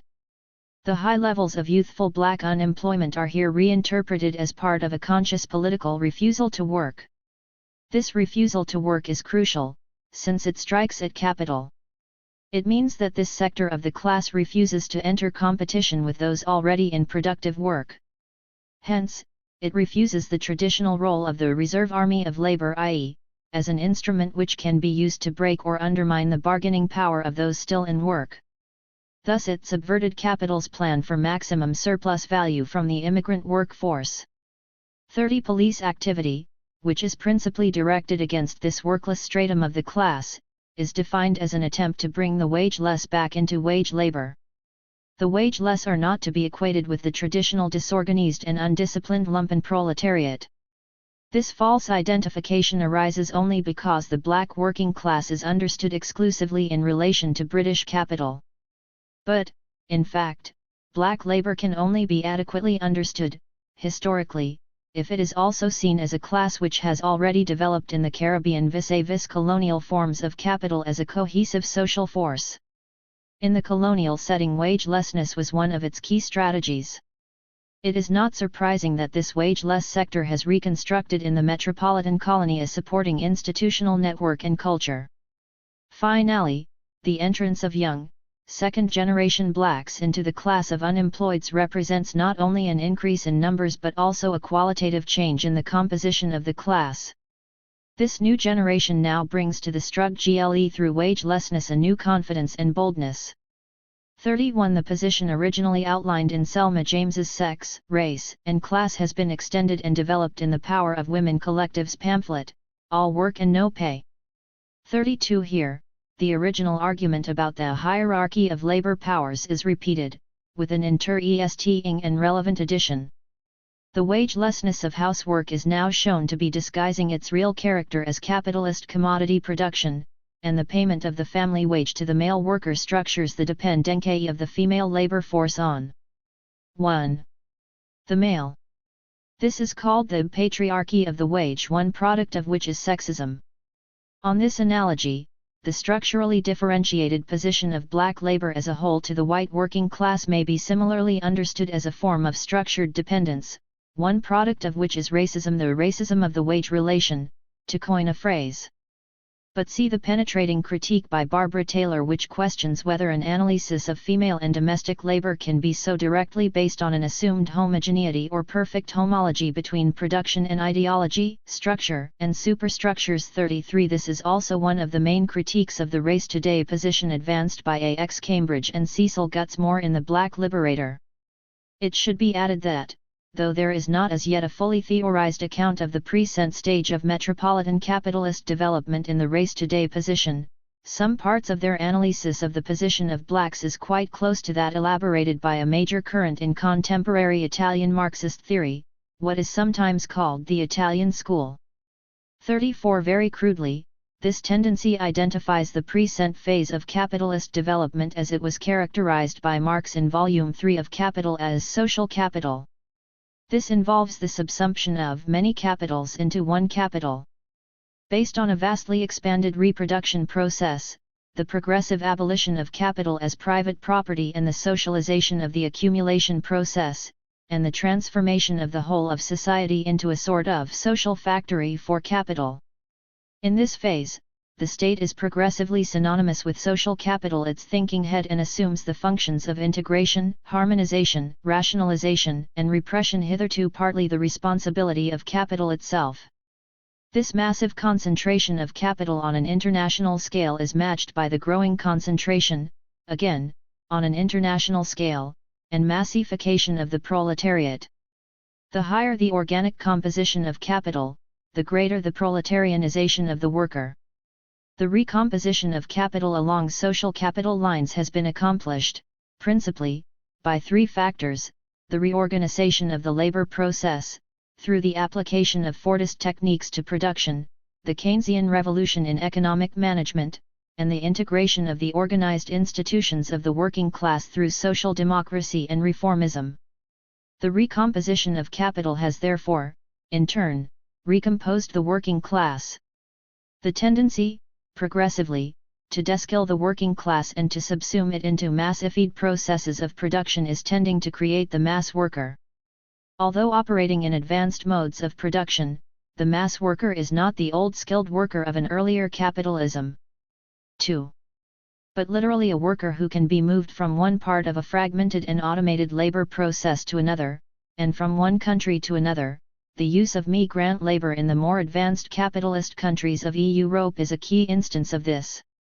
This productive recomposition of the class also involves a political recomposition, the old reflexes and organizations of class struggle belonging to an earlier phase being dismantled, and class struggle tending to generate new forms of militant resistance directly against the exploitation of the new labor process, often directly at the point of production. Hence, many of the forms of direct workers' resistance of organized spontaneity, hitherto thought of as syndicalist in character, represent an advanced mode of struggle face-to-face with the new conditions of capitalist accumulation and production. This mass worker is a concrete embodiment of Marx's abstract laborer. Without going into this argument further, it can be seen at once how this analysis can be extended to illuminate the specific position of black labor, and other migrant labors, in the advanced sectors of modern British industry, but also how forms of direct resistance like the refusal to work can assume a quite different meaning and strategic position, as forms of class struggle, not of a marginal but of pivotal sections of the working class. It is useful at this point to turn to the altogether different analysis of the position of black labor and the black wage less advanced by the Black Liberator Collective. Cambridge and Gutsmore are critical of the race today position, and the main arguments advanced against them are as follows. The refusal to work amongst black labor, and black youth especially, is a real phenomenon, but it represents an ideological, not a political struggle. It does not subvert capital directly, since even if the whole working class, black and white, were employed, the rate of exploitation of labor by capital would not necessarily be intensified. Black workers are therefore conceived in more classical terms as a reserve army of labor, of a special, racially differentiated type. They are used, productively or unproductively, in relation to the needs and rhythms of capital. As such, they constitute a black subproletarian stratum of the general working class. When productively employed, they are superexploited, in that a relatively higher level of surplus value is extracted from them. They are exploited and oppressed at two different levels, as black workers, superexploitation, and as a racial minority, racism. The idea that the function of the police in relation to this sector is directly to regulate the conditions of class struggle and to tie the working class to wage labor is undercut on the grounds, mentioned above, that it constitutes a false 3. Reduction of the level of the state, political, to the level of the economic. The position adopted here is directly and explicitly in line with Seckham's argument on domestic labor, 35, and it shares something with the Hearst argument, at least in seeing the refusal to work of this wage-less sector as, at best, a quasi-political rebellion, not as a fully formed class perspective. 36. There are critical differences of theoretical analysis between the two positions here, and both necessarily lead to very different political assessments of the correct strategy for the development of black political struggle. Whereas the race today position stresses the self-activating dynamic of a developing black strug GLE, with the black wage less clearly providing this strug GLE with one of its key supports, Cambridge and Guts Moore, in the Black Liberator, while supporting the developing industrial and community strug GLEs of blacks against exploitation and oppression, are obliged to define these as, inevitably at this point in time, economist or corporatist in form. 37 Both positions, however, agree in defining the various sectors of black labor as superexploited, and both analyze blacks as constituting a racially distinct stratum of the class, different in character from the traditional notion of the lumpen proletariat as advanced, for example, by Paul Hurst. 38 Marx, it will be recalled, called the lumpen the social scum, the passively rotting mass thrown off by the lowest layers of the old society. 39 Engels characterized them thus. The lumpen proletariat, this scum of the depraved elements of all classes, which establishes its headquarters in the big cities, is the worst of all possibly allies. This rabble is absolutely venal and absolutely brazen. Every leader of the workers who uses these scoundrels as guards or relies on them for support proves himself by this action a traitor to the movement. 40. This is a very different picture from that presented by Darcus Howe. And now I want to speak specifically of the unemployed. In the Caribbean it is not simply that you are unemployed and you drift in hunger and total demoralization from day to day. That is absolutely untrue. I know how I first got the idea that people thought about that was from the white left. When they talk about the unemployed, they talk about a miserable, downtrodden, beaten population that does not constitute itself as a section of the working class and in one way or another carry on strug GLEs of their own, and so the unemployed I talk about in the Caribbean, that has not got a wage. 4. An official wage of any kind, no wealth, is a vibrant powerful section of the society. It has always been that. Culturally, steel band, calypso, reggae come from that section of the population. What little there is of national culture in the Caribbean, came out of the vibrancy of that section of the population. 41. This section of the class typically survives by hustling, which Howe describes as eking out a survival in a wage-less world, not, usually, by resorting to crime. The same sense of vibrancy emerges in the positive stress on avoiding the humiliation of work, and also, in the way the class can be disciplined by such activities. In my view, the minority would be carrying on activities called criminal, in the sense of robbery and burglary and things like that. What normally happens in those days would be somehow your whole social personality develops skills by which you get portions of the wage. Either by using your physical strength as a gang leader, or your cunning so that section of the working class is disciplined by that general term and form called hustling. Ganja in Jamaica. Anything like that. I do not think ganja is a crime in that sense. All different ways, you eke out, which does not involve, in my view, a kind of humiliation. 42. Survival by these means produces a political awareness. Talking of the intervention of the Prime Minister of Trinidad and the Commissioner of Police to end one of the fiercest of local gang wars, and the need to do this by winning over the gangs, rather than by confrontation, Howe has this to say. They could not choose confrontation because by and large that section of the working class was the military arm of the nationalist movement, of the African section of the nationalist movement. So that when the Indian had a tendency to attack the African political leaders with guns at meetings and things, we constituted the military arm of the African section. So that we always had to be courted. So the Prime Minister comes and negotiates with the gang leader and the police to terminate the war. At which point the class now begins to see itself as a section with formidable power, so we begin to raise the question of unemployment. 43. The steady drift of youngsters with O-levels into the ranks of the wage-less helped to transform the class, and this is, again, exemplified by the refusal of the army, largely made up of the unemployed, to quell the mass demonstrations during the 1970 political crisis in Trinidad. 5. So that this section of the working class, although not disciplined, organized, and unified by the very mechanism of capitalist production itself, were necessarily concentrated and socialized through hustling, in some kind of quasi-disciplinary way, to make an intervention in the society and break up the army, and leave the opening for the working class to come on the stage. 44. This interpellated history of the Trinidadian wageless has direct relevance, Howe maintains, for an understanding of the British situation. Though he is aware of the dangers of suggesting such simple political parallels. Furthermore, he does not deny that this section of the class displays negative tendencies, that, for example, the criminal element supplies most of the police informers. But he insists that these tendencies exist in the class as a whole, and are not specific to the wageless.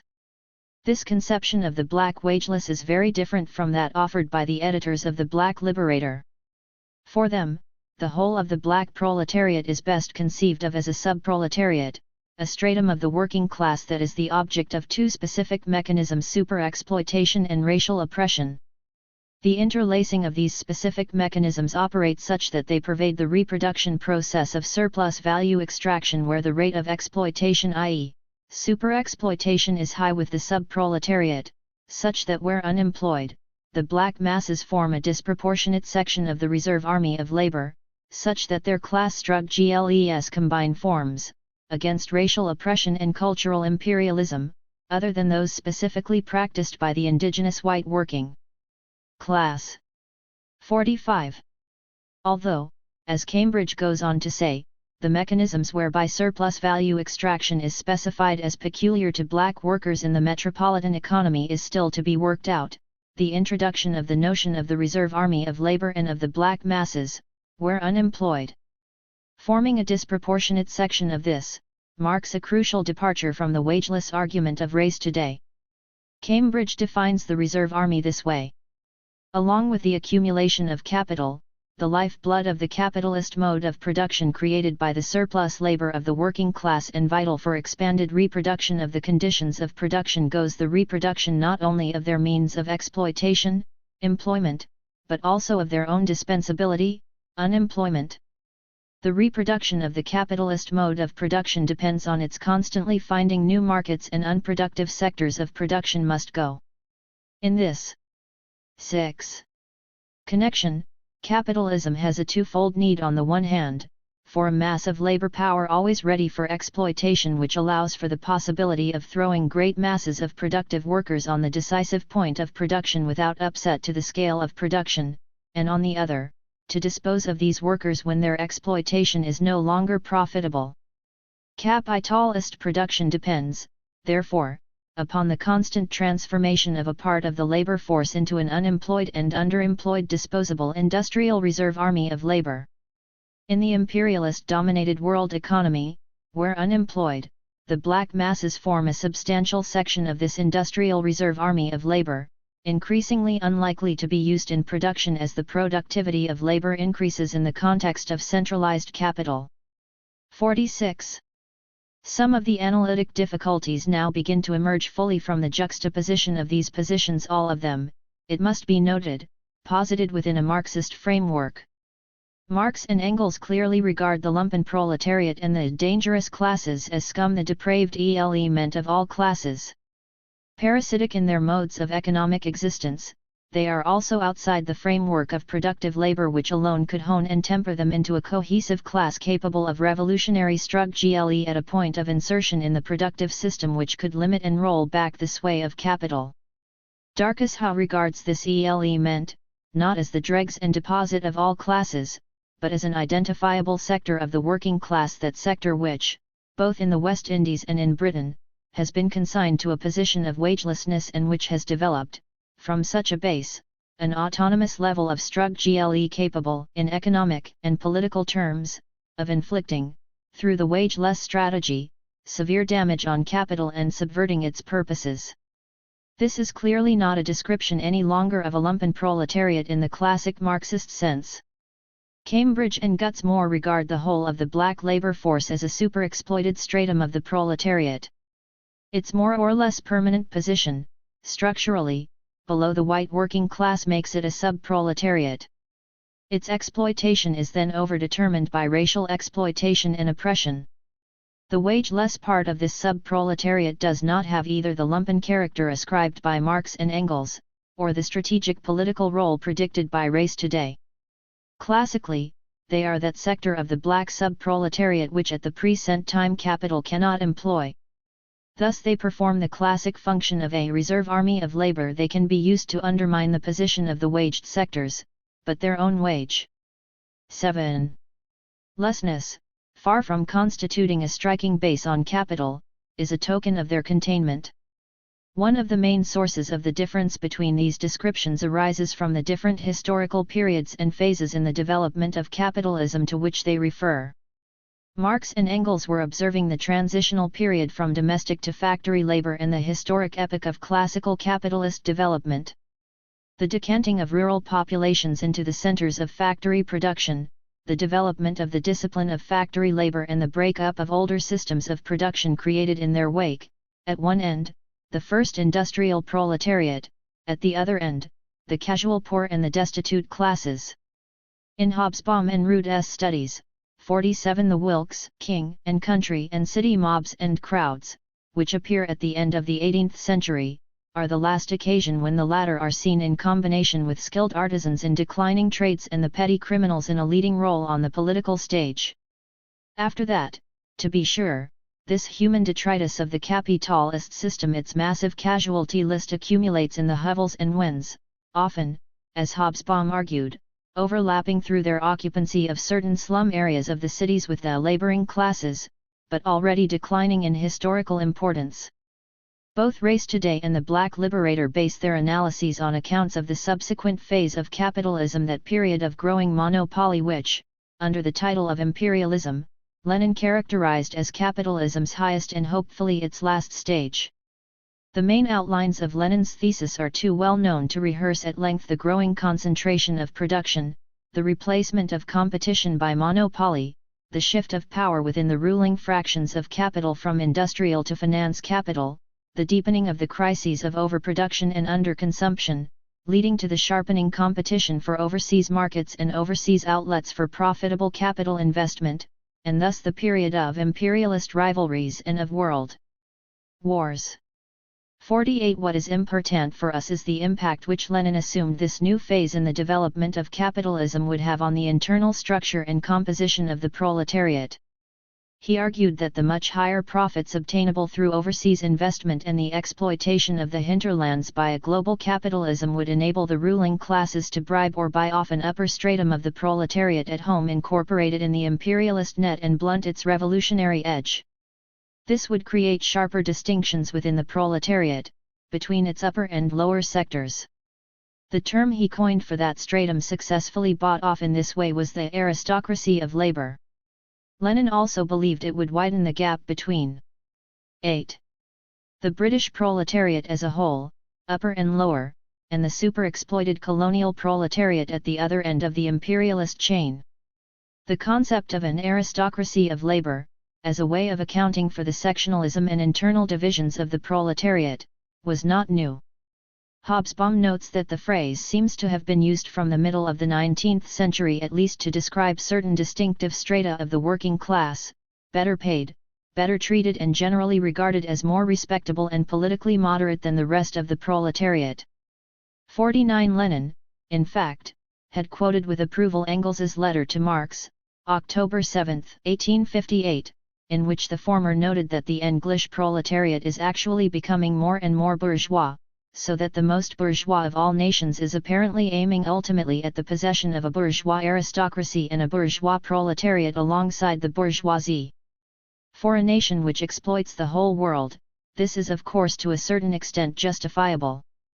50. Already contained within Engels's ironic exasperation is, I, the appearance of new internal stratifications within the metropolitan working class, and, 2, the germ of the idea that the proletariat of an imperialist power benefits economically, and so the ruling classes profit politically, from the super-exploitation of the colonial proletariat. Looked at from the underside, within the global framework of the capitalist system, the colonial proletariat which is excessively exploited so as to produce the super-profits with which to placate the proletariat at home is, structurally, already a sub-proletariat to the latter. It is hardly surprising, then, that when, at a later stage, sections of this colonial proletariat are attracted to work in the metropolis, they are inserted into the productive relations in a sectionally appropriate role as an internalized sub-proletariat. The subordinate economic role which this black subclass has always played, historically, to the white metropolitan working class is reproduced in the metropoles, in part, through ideological distinctions based on racism, the effects of which are to reproduce that subordination, ideologically, within the metropolitan economy, and to legitimate it as a permanent or caste division within the working class as a whole. But the picture is not complete until we look at those underside conditions in which, before emigration, the colonial proletariat was constituted. And here, of course, we find, as a constant and apparently necessary condition of its superexploitation, the condition of wagelessness. One of the major features of the contemporary Third World is the explosive growth of urban populations composed of immigrants from the countryside and the smaller towns who are not established proletarians. 9. Either in terms of occupation, since they live in a chronic state of unemployment or underemployment, or of political culture, since they have not absorbed the lifestyle and mentality of established urban workers. Countries like India and China are indeed overwhelmingly peasant societies. But in Argentina, Chile, Venezuela, and Uruguay, 40% and more of the population live in towns or cities with more than 200,000 inhabitants. Every year thousands of new recruits flock to the favelas, barriadas, bidonvilles, shanty towns, or whatever you like, in encampments made out of cardboard, flattened petrol tins and old packing cases.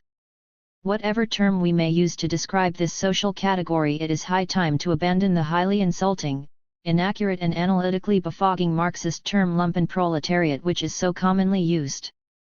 Underclass or subproletariat would seem much more apt characterizations of these victims of urbanization without industrialization. 51. Such an underclass, as Peter Worsley describes in his important essay, may, in strict terms, be unproductive, in that its members are not in regular productive employment.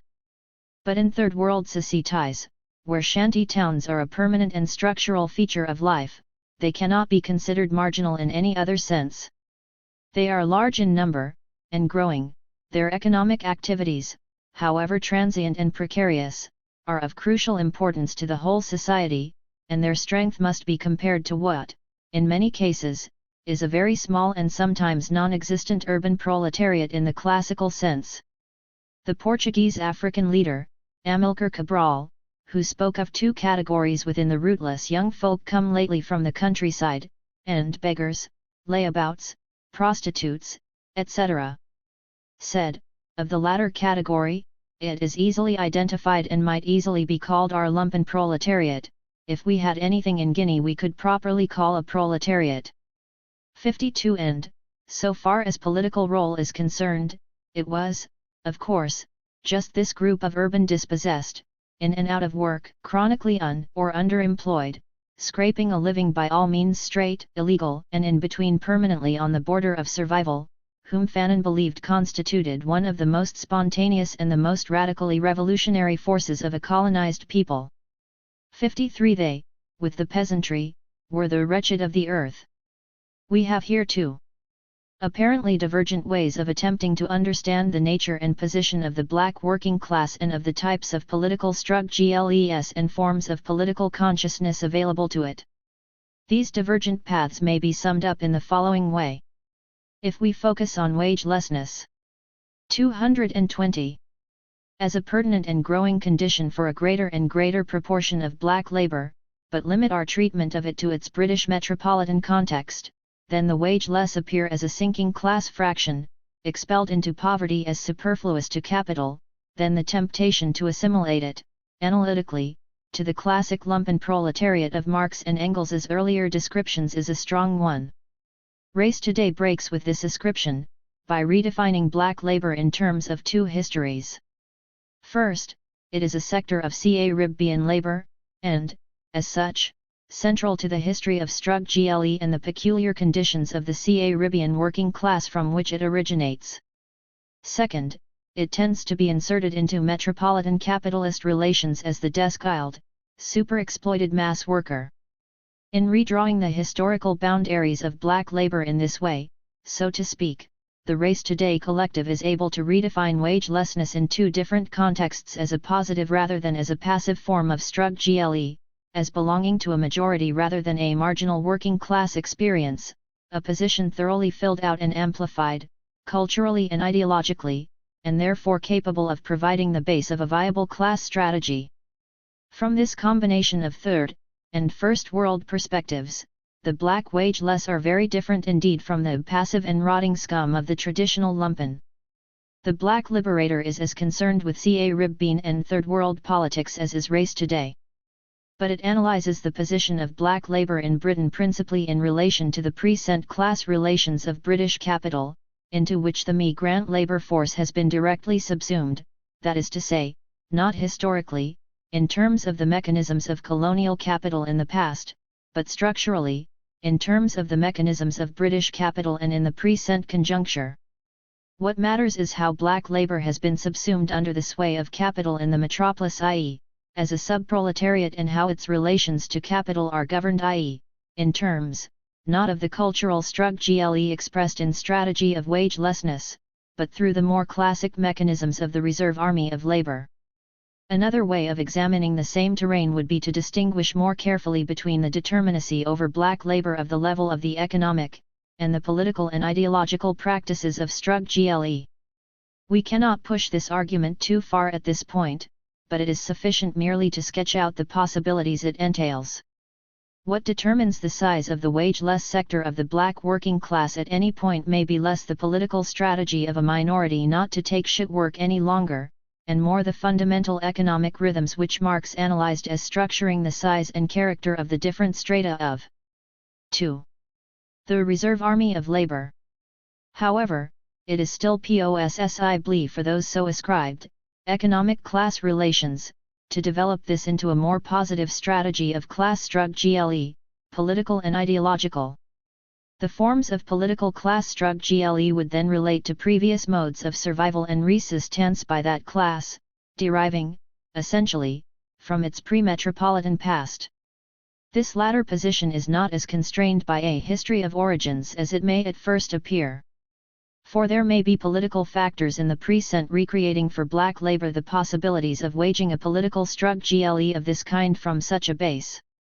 In the section which follows, we trace some of the factors which may have helped to determine the forms of political struggle face-to-face with metropolitan capital in the present conjuncture.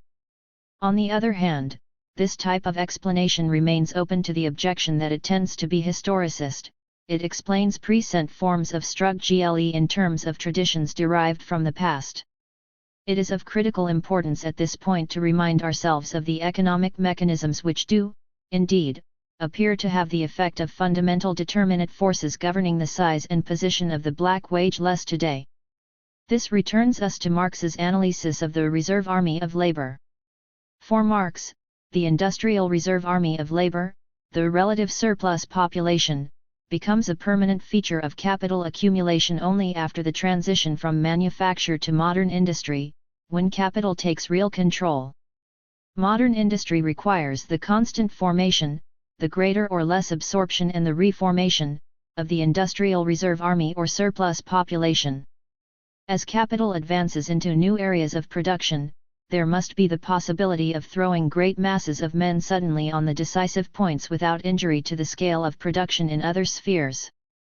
54 Capitalism, thus, not only required a disposable reserve army, but attempted to govern its size and character, that is, the rate at which, in accordance with capital accumulation, sections were drawn into production or expelled into unemployment.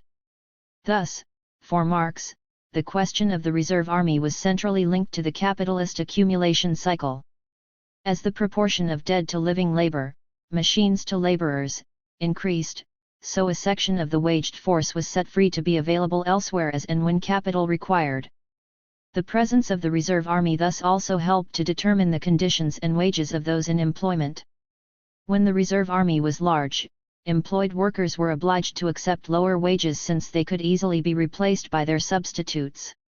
The presence of a permanent reserve army therefore was considered to have a competitive effect on the employed, tending to lower the value of labor power to capital. If the reserve army is small, workers are 222 in a better position to demand higher wages. But the resulting fall in profits and capital accumulation leads to workers being thrown out of work and a consequent growth of the reserve army, and a fall or slower rise in wage levels. 55 In the different phases of this cycle, capital continually composes and recomposes the working class through its own dynamic movement.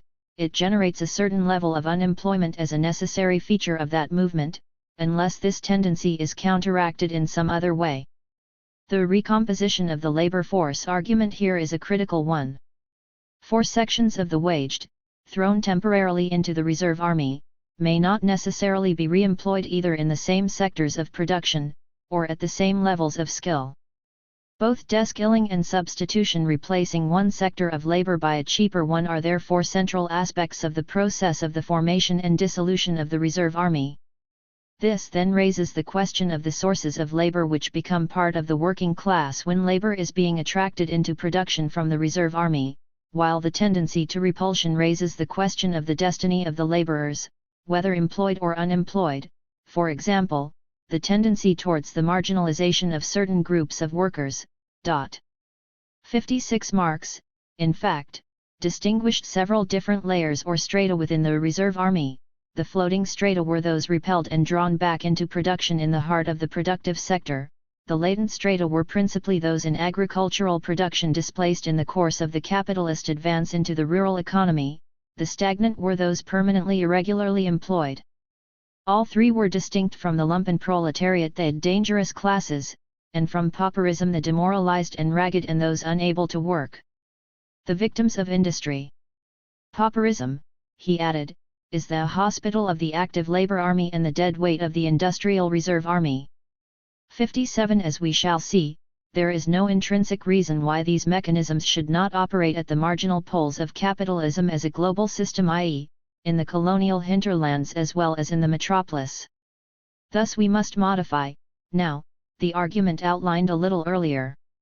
The size and significance of the unemployed, the wageless, the semi-employed, and the marginalist sectors of the colonial proletariat may differ from that in the metropolitan society, but vis-a-vis colonial capital, too, its formation may well be governed by the kinds of rhythms outlined by Marx in this crucial argument in Capital. The industrial reserve army of the unemployed is as fundamental to the laws of capitalist accumulation as the size of the productive labor. 223. Army. But in the developed countries of Western Europe in the post-war period, it has proved increasingly difficult to sustain it in its classical form, at least until recently. As a result of a complex set of factors which cannot be rehearsed here, including the growing strength of the labor movement itself, capitalism, in order to survive, had to aim for continuous productive expansion and full employment for the native workforce. This ran counter to the need for a reserve army. A substitute reserve army was therefore needed, one neither costly nor politically unacceptable as unemployment resulting from capitalism's cyclical movement then was. Modern capitalism has made use of two principal reserve sources, women and migrant labor. The solution to these problems adopted by West European capitalism has been the employment of immigrant workers from underdeveloped areas of southern Europe or from the Third World. 58 These had always played a part, but in post-war conditions they became a permanent feature of the economic structure of these societies, as, according to Braverman, Latin American and Oriental labor has become for the American post-war economy. Migrant workers now form the permanent basis of the modern industrial reserve army. In the period of productive expansion, labor was sucked into production from the Caribbean and Asian subcontinent. Gradually, as economic recession began to bite, a more restrictive practice was instituted in effect, forcing a part of the reserve army to remain where it already was, in the Caribbean and Asian homelands. Now, in the depths of the economic crisis, we are in the alternate pole of the reserve army cycle, the phase of control and expulsion.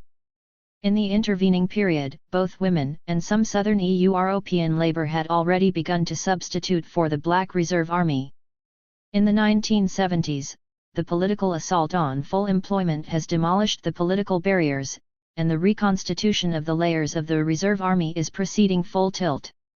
The black youths roaming the streets of British cities in search for work are its latest, and rawest, recruits. The specific questions addressed in the chapter are as follows. What are the distinguishing core concepts of liberalism? How is its discursive field defined? How were liberal ideas shaped by the social and historical context in which they developed? This is a test, broadly, of what has come to be known as the materialistic theory about ideology. What is the link between liberal ideas and specific social classes and class interests? This question explores the Marxist thesis that ideologies belong to specific classes.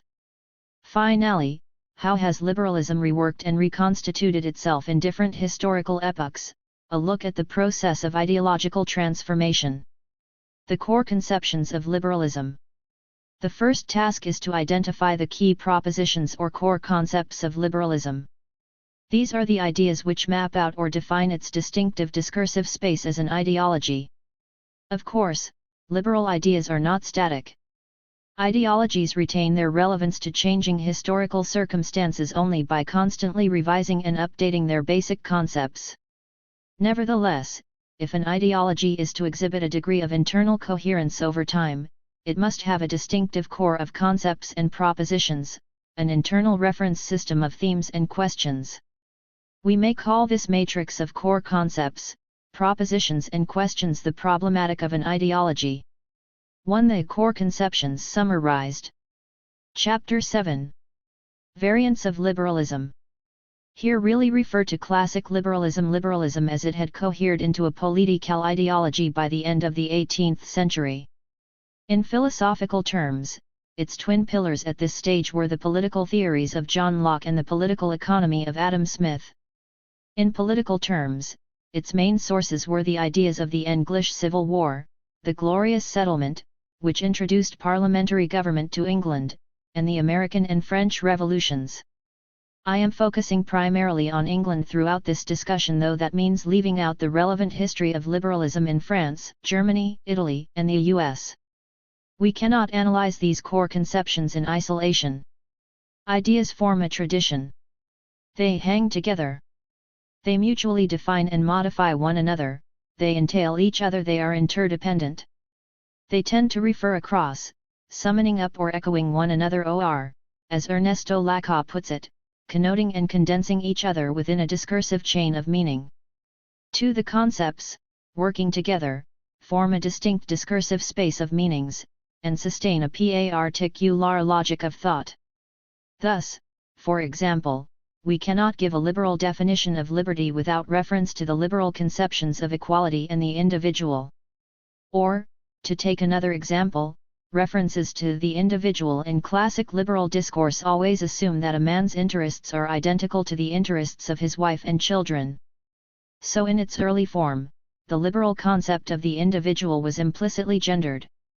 Thus, when we analyze an ideology in terms of its key concepts, we are really mapping the whole web of meanings, the discursive space, which these core ideas, working together, constitute as that ideology's regime of truth, to borrow Foucault's metaphor. Liberalism designates those progressive ideas which accompanied the gradual breakdown of traditional social hierarchies. Understood in this way, liberalism is the ideology most intimately connected with the birth and evolution of the modern capitalist world. 3. It is absolutely essential to place liberalism in this way, historically, as a modernizing ideology. Much is clarified by remembering that, from its inception, liberalism was opposed to something the old order of feudal or traditional society and aligned with something else, the new, emerging social order of bourgeois society. The opposition made liberalism, in its inception, a progressive social ideology. The alignment made it subsequently supportive of a new social establishment. This historic tension between its progressive and conservative tendencies is still to be observed at the very core of liberalism today. Some of its key concepts can be directly derived from this historical placing. Born in opposition to a world dominated by monarchy, the heiress. 229. Autocracy and the Church. Liberalism has subsequently tended to oppose the arbitrary power of absolute monarchs and the privileges and prescriptive right to rule of the nobility, based on birth or ascribed position in the social hierarchy. It has remained suspicious of the claims to authority of the Pope and established Church. It contested the whole traditional order of society characteristic of feudalism, where individuals were permanently fixed in their appointed place in the great chain of being. It remains dubious of all traditional ideas claiming final authority. By contrast, liberalism has consistently favored an open meritocratic society, where the energetic individual can rise to respectability and success, whatever his humble origins. Given the gendered nature of liberal concepts, I have deliberately used the masculine forms of the pronoun, him and his, when outlining liberal ideas. Liberalism maintains a contractual and competitive rather than an ascriptive idea of social order. It favors free-thinking, rationalist, and skeptical modes of thought, regarding religion as a matter of private conscience, not a matter for the state to legislate. In place of the acceptance of static social hierarchies characteristic of conservative social philosophies, liberalism has always displayed optimism about the results of change, dynamism, growth, mobility, accumulation, and competition. At the center of its conception of the world in the 17th century was a novel way of conceptualizing individualism. Now, people have always had some conception of what it is to be an individual. But individualism, a whole conception of the world premised on the sovereign individual, was quite foreign to the social philosophies of feudal and Catholic Europe. It was the Reformation and Puritanism which loosened the individual from the institutional supports of the Church and set him in direct confrontation with God. This idea was then absorbed, in its more secular form, into the categories of the new social philosophy.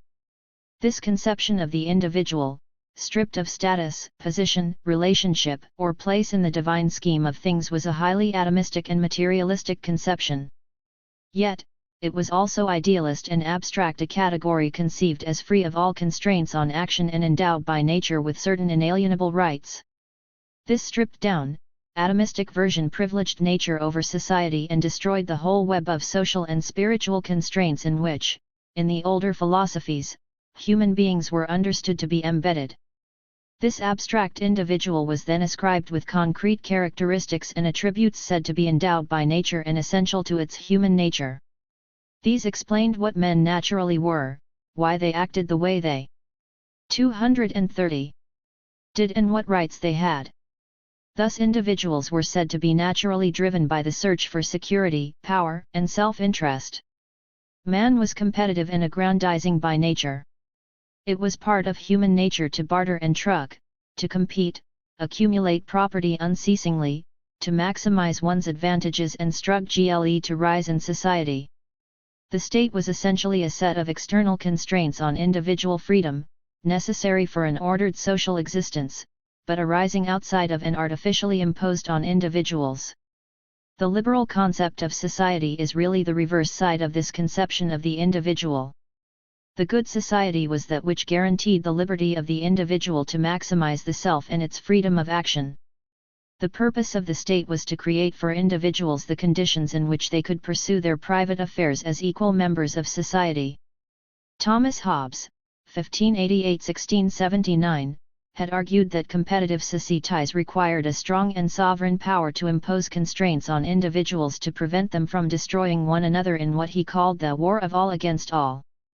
On the other hand, classic liberals came to believe the state must interfere as little as possibly with the individual's rights and freedom of movement. The only legitimate government was one to which individuals had freely ceded their inalienable rights and with which they had consented to make a contract offering political loyalty, consent, and obligation in return for good government, the protection of the individual's life, property, and liberties. In short, classic liberalism had a strong but limited concept of the state and a contractual conception of the social bond.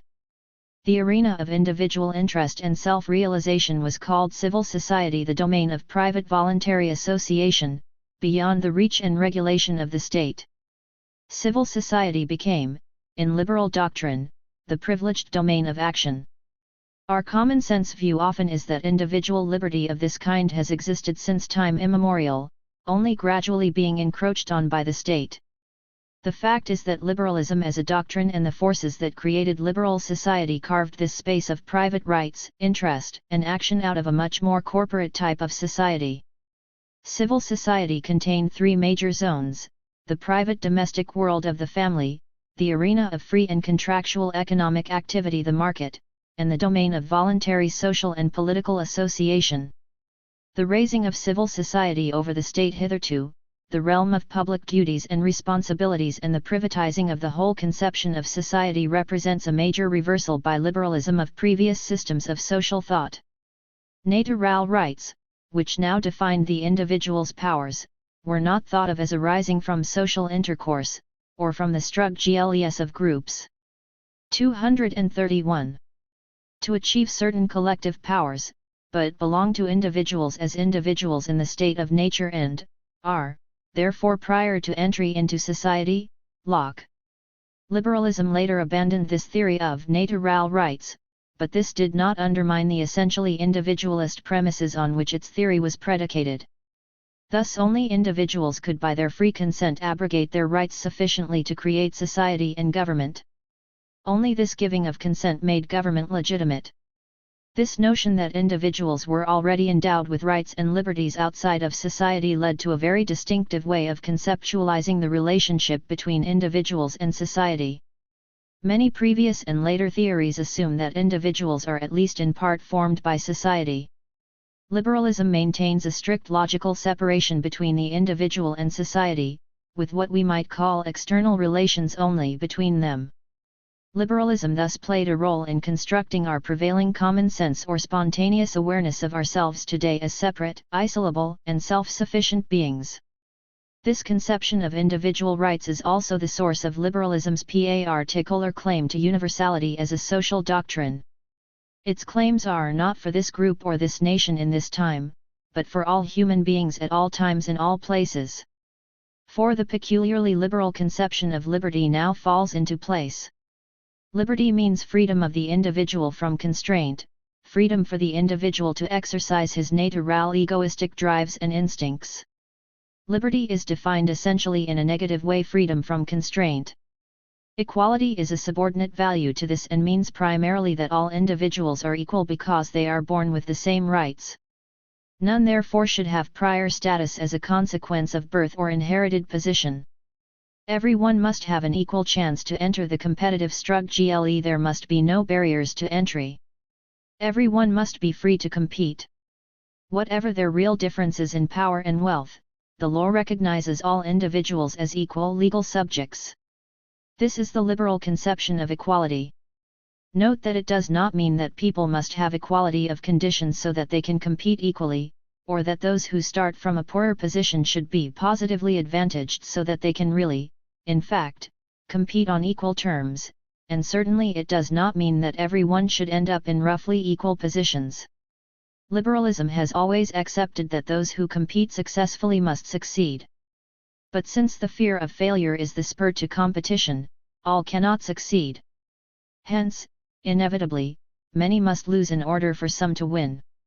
From its inception, classic liberalism was identified with the free market and opposed any intervention by the state to remedy the unequal consequences of 232. Market competition, or to distribute goods, resources, and opportunities more equitably between the competing classes. This is an inherently inegalitarian position if we conceive liberty in a more positive sense. The tension around this point constitutes a recurring contradiction within liberal discourse. This underlines the argument that no ideology is wholly consistent. Great, organic ideologies like liberalism survive because of their capacity to bridge the difficult transitions between contradictory ideas, their facility squaring the circle. Liberalism has subsequently shifted its position many times on this point, but it has always come to rest firmly within the limits of what we might call an individualistic conception of equality. Liberty and equality are always articulated together in liberal discourse, but in ways which systematically privilege liberty over equality. Liberalism's negative conception of liberty fits with its legalistic conception of equality. Liberalism has always placed considerable stress on equality before the law and the rule of law itself. Rich and poor alike must be treated as equals by the law. The prince and the pauper are free in law to sleep beneath the bridges of Paris. F. A. Hayek, a modern neoliberal, argues that this is the fundamental principle of classic liberalism, the limitation of government to the passing of laws, meaning general rules of just conduct applicable to all citizens. 5. Of course the law has nothing to say about the deeply unequal condition of those who appear before it. The prince, after all, is free to go home to his palace, the beggar has nowhere else to go. But, for the purposes of legislation, all rich and poor, who are manifestly not equal in fact are treated as formally equal in the eyes of the law. This contrast between formal and substantive equality is another source of ambiguity in liberalism. The law therefore appealed to liberals because it offered formal and systematic public criteria in place of the arbitrary power of earlier courts and judicial procedure. The law must no longer vary with the length of a Lord Chancellor's foot, as they said during the Civil War. The law thus maintained fairness between competing contenders without questioning or interfering with the basic dispositions of wealth and power within society. Also, the law secured the contracts which individuals freely made with one another in civil society, and contract is a highly persuasive legalistic way of describing how sovereign individuals associate. The same liberal concern with submitting the state to the law also led liberals to be constitutionalists, whether in the written form of the American or the unwritten form of the British Constitution. Finally, the law protected the individual's rights, liberties, and property. The business of laws, John Locke once observed, is not to pro. 233. Vitae for the truth of opinions but for the safety and security of the commonwealth and of every particular man's goods and person. In terms of its political conceptions, then, liberals believed in good government, the state had to be strong but limited. Liberalism thus came to be associated with a range of mechanisms for weakening and dispersing the concentrated powers of government. For example, it affirmed the strict separation between the state and civil society, or, later, between political and economic power, so that concentrations of wealth are held to be separable from political equality. The difference in wealth and power between the millionaire and the beggar does not undermine, in liberalism, their equality as voting persons, one person one vote. Another favored feature of liberal constitutionalism was the separation of powers between executive, legislature, and judiciary, between presidential executive and Congress in the U.S. system, or between Crown, Lords and Commons in the English mixed constitution. In the feudal or traditional social order, political participation was limited exclusively to those estates at the apex of society. In liberalism only the consent of its citizens can confer legitimacy on government. Liberalism therefore favored from the outset opening up the state to a wider political participation. One of liberalism's first historic tasks was to justify the entry into political society of those rising individuals hitherto excluded from the system of representation. However, as Dickinson has acutely observed, by the term free man the Whigs, who were the liberal heirs to the ideas of the Glorious Revolution, always meant a man of independent means. 6 women, domestics, children, and the labouring poor were not considered free-born Englishmen, in the same sense. Liberalism is therefore identified with the idea of representative government, but not with universal democracy. Liberalism provided the justification for a widening of the franchise. But it did not lead the struggle for universal suffrage. The liberal commitment to individualism has always been hard to reconcile with the idea of a mass democracy. The latter was only grafted onto liberalism at a relatively late date, and C. B. Macpherson is right to suggest that one can still hear the grating sound which this grafting produced. 7. This is yet another tension in liberalism between its universalistic claims on behalf of all citizens and its alignment with the interests of particular sections of society, between its commitment to representative government and its doubts about universal democracy. The liberal conception of political rights, free association and participation in the political process, and of civil and legal rights, freedom from arbitrary arrest, freedom of thought, religion, and opinion, the freedom to be 234. Tried by a jury of one's peers, were matched by an equally vigorous economic liberalism, predicated on a notion of the possessive individual or economic man. The individual's rights included the right to own and dispose of his own property, to buy and sell, to hire labor and make a profit. These were concretely rooted in the emerging economic relationships of commercial society which had begun to transform English society. This conception of the economy was materialist, because its operations no longer depended on moral ideas, fellow feelings, ethical idealism, or goodwill but on an immediate and earthly recompense for labor. 8. It was utilitarian because it was grounded in the calculus of rationally pursued self-interest and the calculation of advantage. Its drives were held to be rooted in human nature, hence an economy built on these foundations was considered by most liberals to be a natural economy. Competition was its governing principle. This produced a dynamic conception of economic life, perhaps the first systematically dynamic economic theory in modern history. Hostile to the fixed and static economic relationships of feudalism, liberalism was articulated around the idea of an infinitely expanding, developing economy, propelled by productive labor, individual risk-taking, and reward. Property was central to the definition of, and enhanced, the individual. It was the material expression of his powers. Its accumulation and disposal were the proper extension of his rights and liberties into the economic domain. The market was thus the perfect instrument of such a system because, in market society, central economic decisions result from the impersonal movement of prices reflecting the push and pull of forces of demand and supply which arise from a multitude of individual decisions and wills. 9. The market thus perfectly embodied the new economic individualism. Market relationships abolished the traditional restraints on the freedom to raise and invest capital, to fund loans and earn interest, sell property and realize a profit, hire and fire labor.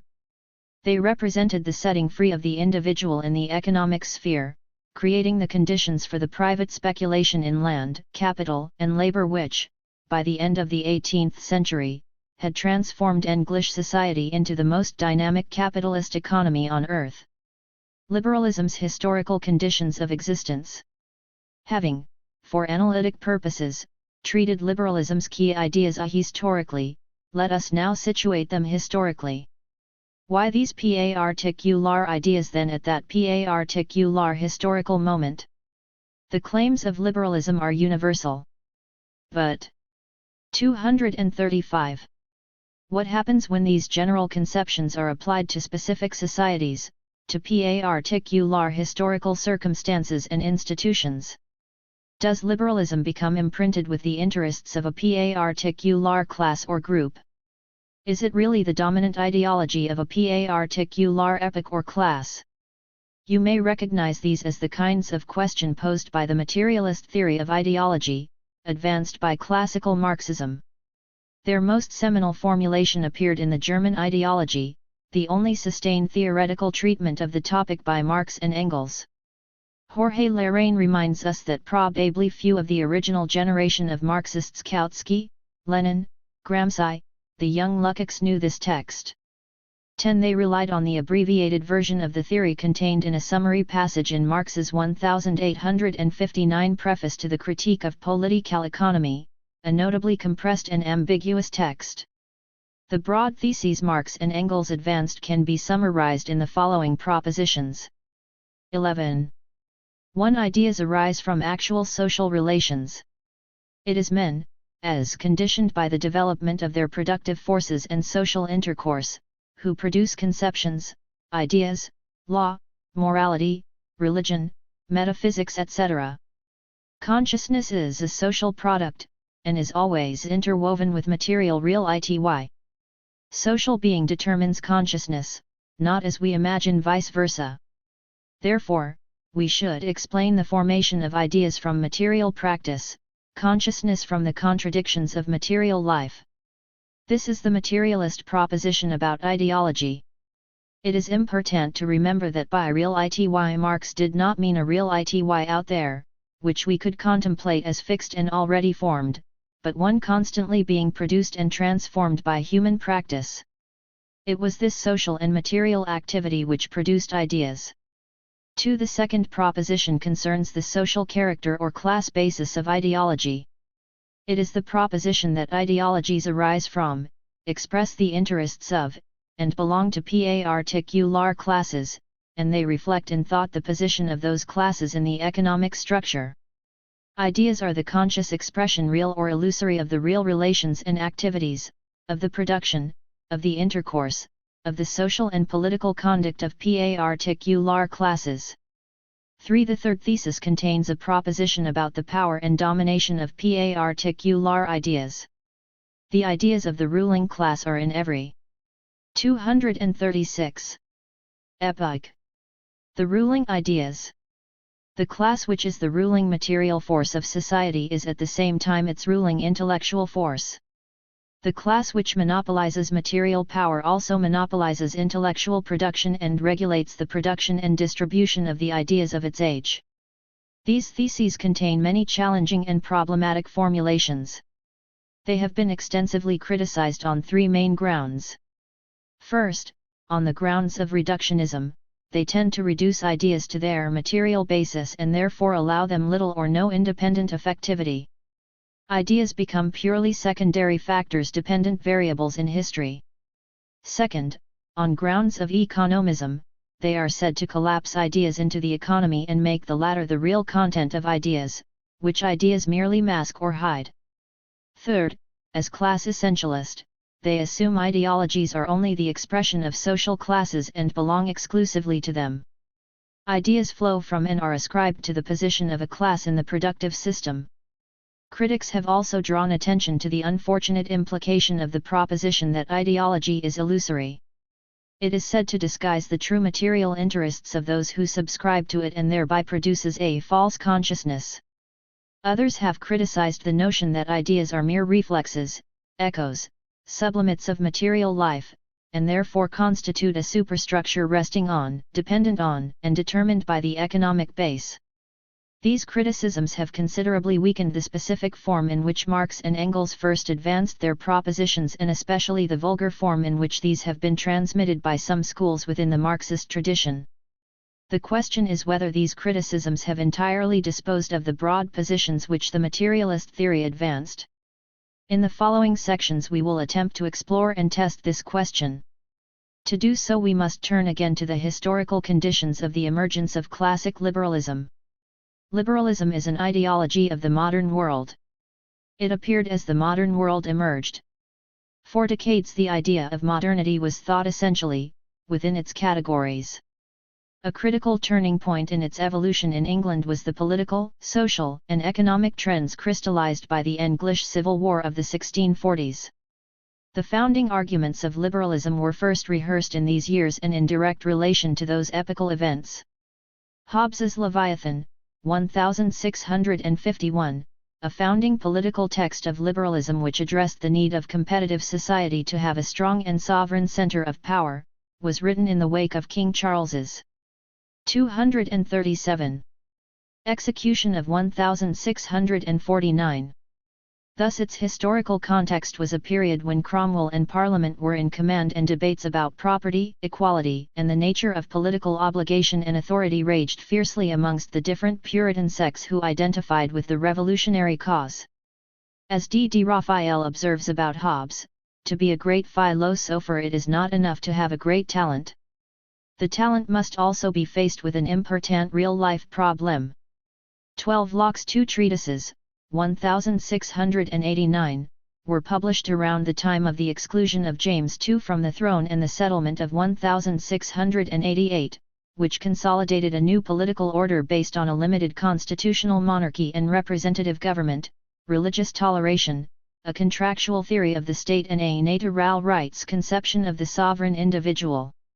Almost a century later, in 1776, Tom Paine produced his book, Common Sense, the basis for that essential liberal document, the American Declaration of Independence, and Adam Smith published the classic analysis of capitalist market society, The Wealth of Nations.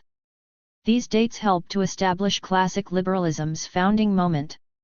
13 Liberalism did not, however, suddenly appear. Many of its ideas have undergone a lengthy process of formulation, only gradually beginning to cohere into an organic conception of society. There are very few, if any, absolutely new starts in the history of ideology. But, looking back, we can see older conceptions of society beginning to disintegrate, losing their coherence, their purchase on common sense and yielding gradually to new conceptions of the world. We can only sketchily suggest the historical preconditions of liberalism. The Reformation had challenged papal jurisdiction and authority. It posited the individual as the sovereign judge of all conduct and a direct interlocutor with God. It was therefore pivotal in setting in motion that conception of the individual as captain of his destiny, without which liberalism could not have existed. The challenge to religious authority loosed upon the world the scandalous idea that men must follow the dictates of their own conscience guided by reason. It was the end of an absolutist notion of revealed truth. Nature was no longer an order for men and women to contemplate but an external reality with which they must experiment, investigate, use the tools of science to explain, labor to transform and above all master. The masculine derivation was not fortuitous. Despite the religious impetus to these developments, their underlying thrust was inevitably secular. It committed men to free thinking, rational, empirical, and investigative modes of thought about the real and evident world. It liberated from the fetters of 238. Authority a new scientific attitude to real ity. From this point onwards, as Andrew Gamble remarks, science appears as the essence of modernism and becomes identified as the natural ally of liberalism and democracy and open societies. 14 Harold Lasky once suggested that this ideological revolution had three main components: the evolution of a new political doctrine, the state as a self-sufficient, secular entity, a new theology undermining the hold of faith on men and women's minds, and a new cosmology, a new scientific attitude to nature. In economic life, this revolution was not only underpinned by a new spirit of enterprise, but appeared as a new feverish activity, a zest for innovation. In contrast with the static structures of feudal society, there emerged a dynamic economy, throwing over the old barriers to expansion, revolutionizing everything in its wake. Many of these barriers had been the very forms of property and production in familial and feudal society. Some of the barriers were also ideological: religious inhibitions on the pursuit of profit and on usury, the locking up of wealth and property in the fixed establishments of the church, the dispersal of markets and legal authority under the fragmented feudal system of political, military, economic, and ecclesiastical obligations. The Reformation not only sanctioned a new individualism, it transferred enormous wealth into secular hands. It unified the secular state. It freed men from the inhibition to trade, profit and expand which had been embodied in such notions as a just price and a moral economy. The pursuit of gain, Max Weber noted in The Protestant Ethic, 15, is as old as recorded history. The systematic pursuit of profit through accumulation, however, was something new. When the individual seized this opportunity, the result was the whole material dynamic of commercial society. There was born the revolutionary idea of production without limit, of boundless accumulation. The unification of markets and territory under a single ruler created an entirely new economic and political framework, the secular sovereign state, whose boundaries are coterminous with a unified internal market under a single law and administrative regime. This is the point of origin of the nation-state and of modern ideas of sovereignty, which have dominated modern history from that time on. The promotion of free thought, skepticism and religious toleration was followed by an expansion of the empire of reason. But this was matched by the material advances of the new science, the microscope, the telescope, the advances in astronomy, mathematics, optics, hydromechanics, magnetism, electricity, medicine and botany.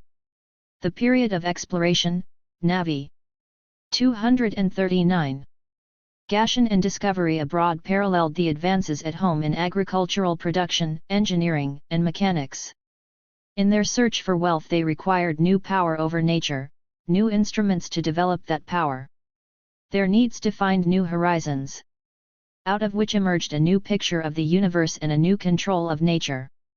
16. It seems, then, even from this brief sketch, that liberalism was undoubtedly of its time and place, profoundly shaped by its historical conditions of existence. Its forms of thought and consciousness were, as the first materialist proposition suggests, a social product, interwoven with material life. We could not attempt to explain the formation of these ideas outside of material practice and changes in historical conditions. Of course, the genealogy of the ideas of liberalism is lengthy and exceedingly complicated. The ideas cannot be treated as simple echoes or sublimates of other processes. They have their own relatively independent history.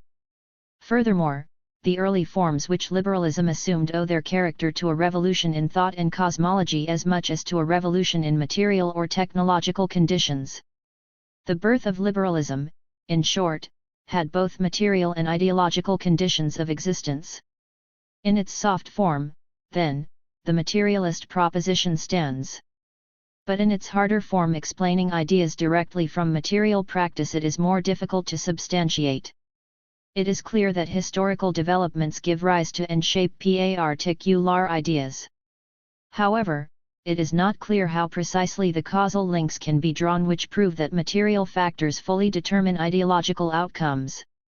What seems to be validated, however, is the general proposition concerning the social and historical basis of ideas. Liberalism's class belongingness. So far, we have briefly considered the historical preconditions which made liberalism possible as a distinctive body of ideas. It was formed in the series of breaks with the past which created modern society as we know it.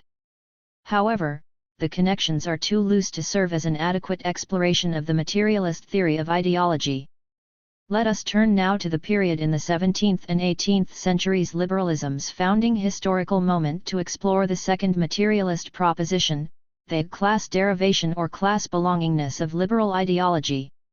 Liberalism's historical emergence in England can be traced directly to the period of the English Revolution, 1640–88.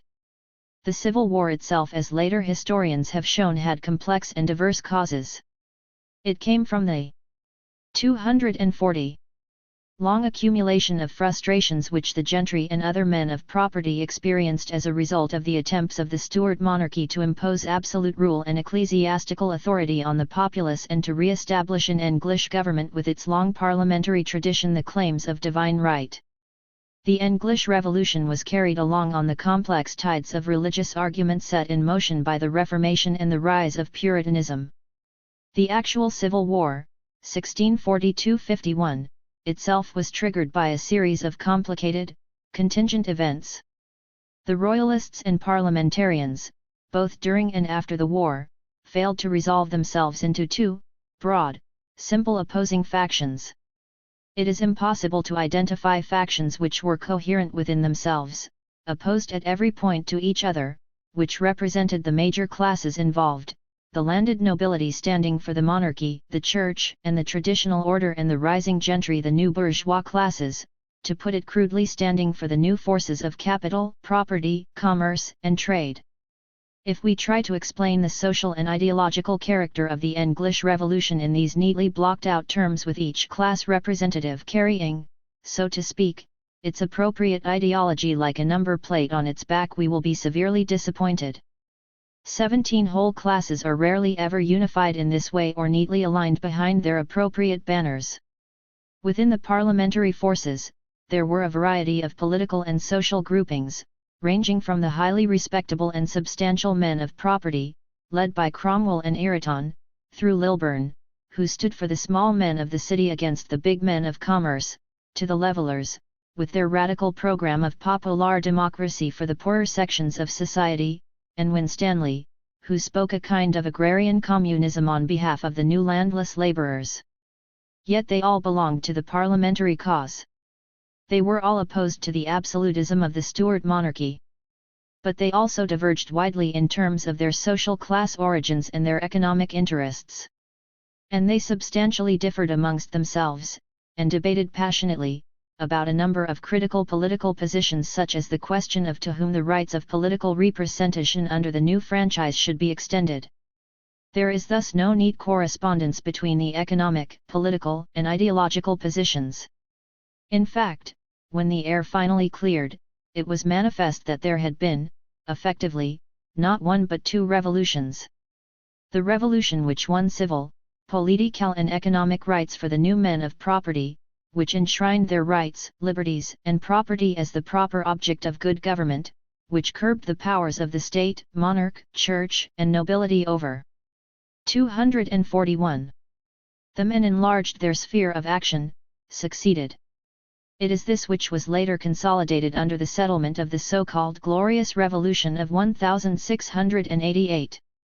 The Second Revolution, supported by the propertyless and designed to eliminate the poverty and social injustice experienced by the mass of the poorer classes, the poorest sort of us, as Lilburne put it, did not succeed. Liberalism was, therefore, never in any simple sense the ideology of the ruling class. The Civil War was not fought out as a simple class versus class issue of this kind. It had more of the character of a political struggle within the ruling classes about which section should become the ruling or leading class in society.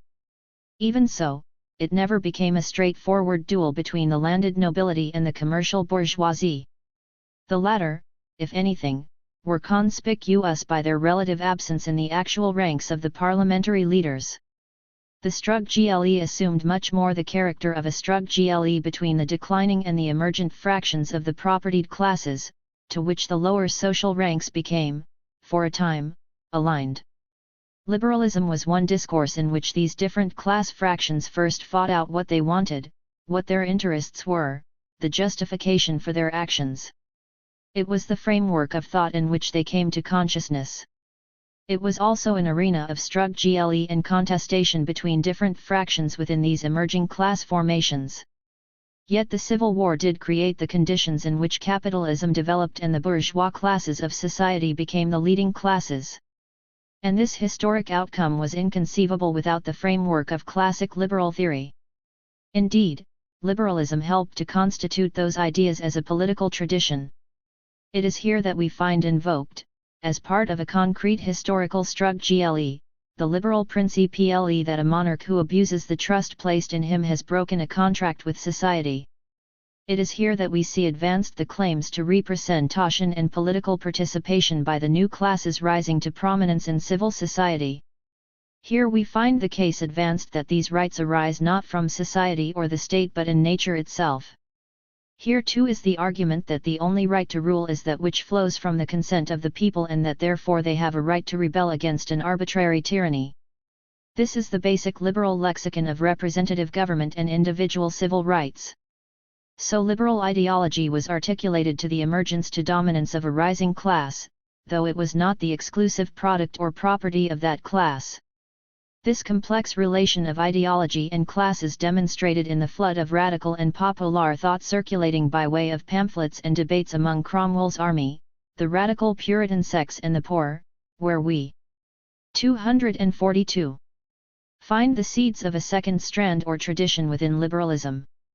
This represented a more radical line of thought, designed by and for the little people, the people without property and power, who articulated liberal principles into a more thoroughgoing egalitarian democratic program. They called, within the general demand for liberty, for social justice and freedom from want. They argued that if all men were born equal then they must be free-born Englishmen too, a cry at once seized on and taken up, in an even more radical form, by the very first feminists among the Puritan sects, who used the natural rights argument to support their case. 18. It would therefore be wrong to attempt to give this emerging liberalism a finished, unified, or coherent character attached exclusively by origin to a single class, the dominant ideology of the ruling class. Liberalism actually emerged as a contested space already divided into its more conservative and its more radical tendencies, a tension which has been repeated again and again throughout its history. Depending on which tendency was the dominant one, liberalism could be articulated to the demands of different social strata. It was not entirely class belonging in its social basis. Both conservative and radical tendencies were premised on the fundamentally liberal concepts of individual liberties and rights and a conception of society as an association of free and rational persons bound by contract and consent. The quarrel between those who saw good government as the extension and preservation of their property and those who saw liberty as the end of one rule for the rich and one for the poor was a quarrel between different classes initially within liberalism. It was John Locke, 1632–1704, who consolidated the former tradition as the dominant one in liberalism by elaborating it philosophically. He defined the principles of classic liberalism for 2 centuries in ways which identified it with the more conservative tendency. Locke powerfully stated the case for constitutional and representative government. He regarded the state as the result of a contract between the citizen and society. Men could only be bound in the first place into political obligation by giving up some of their rights with free consent. These rights were inalienable because they were natural rights, the first of which was the right of property. The reason why men enter society is the preservation of their property. Each man was the sole proprietor of his own person and capacities. In the settlement of the Glorious Revolution, when Stuart claims to the throne were finally set aside and ruled by constitutional monarchy and Parliament installed, the Whig Party, mainly representing the landed gentry who supported Parliament, set out to secure the gains which had been made by 243. The Civil War, but at the same time to restore stability and continuity to the social order. The Glorious Revolution of 1688 was a historic compromise. A limited monarchy, representative government, and the consent of the people were molded into the English form of government. Research by Peter Laslett suggests that Locke's 2 treatises on government were conceived and written before the year of the Glorious Revolution. 19 Nevertheless, as Laslett himself acknowledges, the book did in actual fact justify the revolution to posterity, as well as to contemporaries. In J. W. Gough's judgment, Locke justified the constitutional principles of the Revolution Whigs by making them appear to be in accordance with the conclusions of pure reason. His discussion of the powers of government, however abstractly conceived, was in effect a description of the regime approved of in current Whig political thought, which his argument represented as the logical conclusion of ordinary common sense, but in fact embodied his observation of the traditional assumptions of the English constitution. 20. The subtle relationships between Locke's philosophy and Whig common sense does not mean that Locke was simply a vulgar apologist for the Whig solution or deliberately dressed up his arguments to plead a special case. The thesis about the relationship between class and ideology does not require us to reduce political ideas conspiratorially to mere class propaganda. Locke and the Whigs in their different ways clearly did genuinely understand themselves and their society by means of these new categories and concepts. And they were in their time subversive, even though not in the end as subversive as they believed. Locke did not acknowledge he was the author of the treatises because its defense of rebellion against tyranny was widely understood to be potentially seditious. The thesis about the relationship between class and ideology does not require us to reduce all ideas to a mere expression of class interest. But it does require an explanation of why certain liberal assumptions came to be so widely and commonly held, why they gradually became the dominant taken-for-granted conception of politics, why this way of conceptualizing individuals, their rights, their relation to society and the state and their conceptions of property acquired, in this period, both the compulsory force of a natural attitude, obvious common sense, and the cogency of advanced philosophical reason and sustained argument. It is the similarity or homology of structure between the new patterns which political thought assumed and the new patterns which political and economic relationships evolved, which establishes the basis of the connection. 244. The connection, provided it is not reductively treated, always enables us to provide a concrete reference for what is posed by ideology in an abstract or universal manner. Take for example the question of property. Locke gave, as we have seen, a central place to property in the natural rights of the individual. However, he had to explain how men acquired a private right over God's common heritage. He reached the revolutionary conclusion that it was mixing labor with material objects which gave man his right to the product of labor. 22. He argued that since labor gave man an entitlement, property was something which men could also alienate or dispose of for money or a wage in the market. However, this argument did not make the laboring classes, in his view, a social interest like the propertied. Though in abstract terms, civil society was composed of a mass of free and equal individuals, in concrete terms it was implicitly acknowledged to be composed of the actual quite unequal classes of the propertied and the propertyless. This is not because Locke wished deliberately to do down the poor or to disguise the class structure of his society. In this he merely reflected the common and widespread assumption that free-born Englishmen with rights of representation were inevitably propertied men.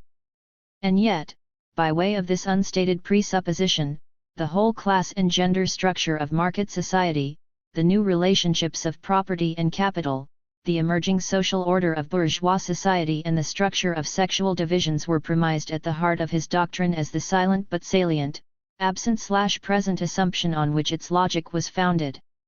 In theorizing about it, he transferred these assumptions into a supposed state of nature and generalized some attributes of 17th-century society and man as attributes of man as such. 23 In fact, then, the link between ideology and class is forged, not because the former directly expresses the latter, but by way of a more complex process in which a specific disposition of class power is unconsciously transferred or displaced into the unstated premise of an argument, which then structures the whole of the logic apparently beyond the conscious awareness of the so-called author of the philosophy.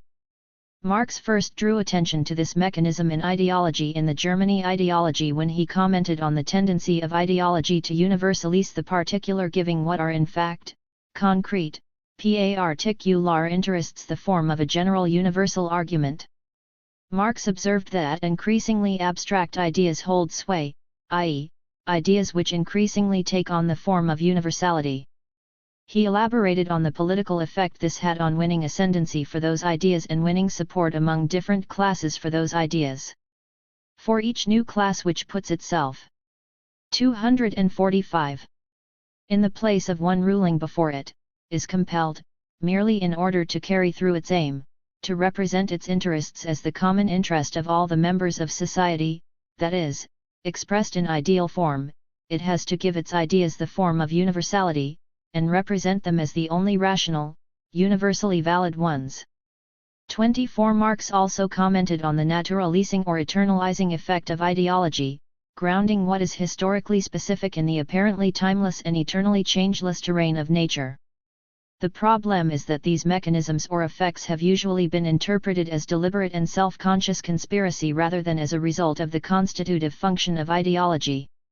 They are the mechanisms by which ideologies construct the world in definite ways, through certain distinct categories, which is the great positive role of an organic mode of thought. Birmingham centerpieces. Given the way I have organized the material, it may be tempting to think of the first 4 elections as being directly about and within Marxism the best Marx, the best way of inhabiting contemporary Marxism, the central problems of Marxist social and cultural theory. Chapters 5 and 6 would then be figured as deploying Hall's neo-Marxist perspective, including his critique of economistic Marxism, in order to consolidate the problematic of cultural studies as it addresses more applied and empirical matters, youth subcultures and the politics of style, the work of the media in amplifying moral panics, e.g., about mugging, and the drift toward a racialized authoritarian state. Perhaps the co-authorship of chapters 5 and 6 could be taken to indicate further this shift in level and focus, representing a more project-based, collaborative genre of inquiry. That kind of contrast provides a useful initial way of approaching the key texts, but our reading of them should have suggested that any Marxism in theory, cultural studies in application formula as a guide to Hall's work cannot be right. For one thing, Hall was thoroughly engaged in developing a problematic for cultural studies before he turned to Western, Marxist theory for resources in that pursuit. Second, it was the trademark rationale of the Marxist tradition itself to forbid, so to speak, any artificial separation between abstract theory and concrete understanding, between. Editor's discussion of the Part 2 writings. 248. Philosophizing and political activism. So, when cultural studies began to couch its intellectual goals in terms of making decisive interventions in the present conjuncture by way of close attention to urgent social realities, this was an already existing vocabulary and posture, due in good part to Marxism. Moreover, the collaborative cast of some of the writings, together with the impression of purely solo effort in others, should not be overpitched. As explained in the discussion of Part I, Hall's concerns represented common terrain in the left thinking of the day, his ideas always adjusting to a constant stream of fresh contributions coming out of New Left Review and other radical arenas. His thinking in this period was self-consciously on the move. Hall's ideas were also hammered out at close quarters within the Center for Contemporary Cultural Studies, in its theory seminars and working groups, and sifted through the more intangible questioning buzz of CCCS life generally. Correspondingly, the working up into published form of the projects in which he was involved was, like the research process itself, intrinsically interactive. Indeed, his way of working exemplified his own politics of radical intellectual work, with collaboration as a touchstone.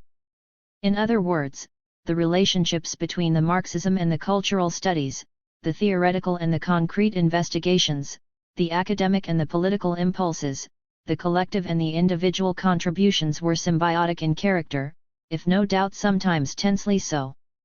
In this part, I have omitted a considerable amount from the original sources in order to make the volume manageable, but the gain is that the theoretical and specifically Marxist character of the discourse comes out clearly.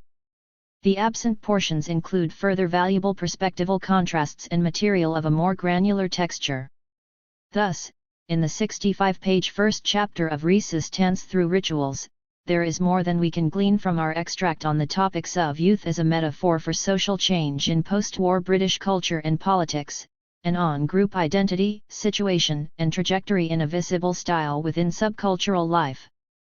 Similarly, at the point where we break away from the extensive final chapter of Policing the Crisis, the discussion soars off further into decidedly global contexts and the conceptual variants that go with them, notions of the Third World, Fanon on the Wretched of the Earth, the Black Panthers, Latin American and African interrogations of what is to be considered truly central and what marginal in the logics of the relevant mode of production in those mixed mode contexts.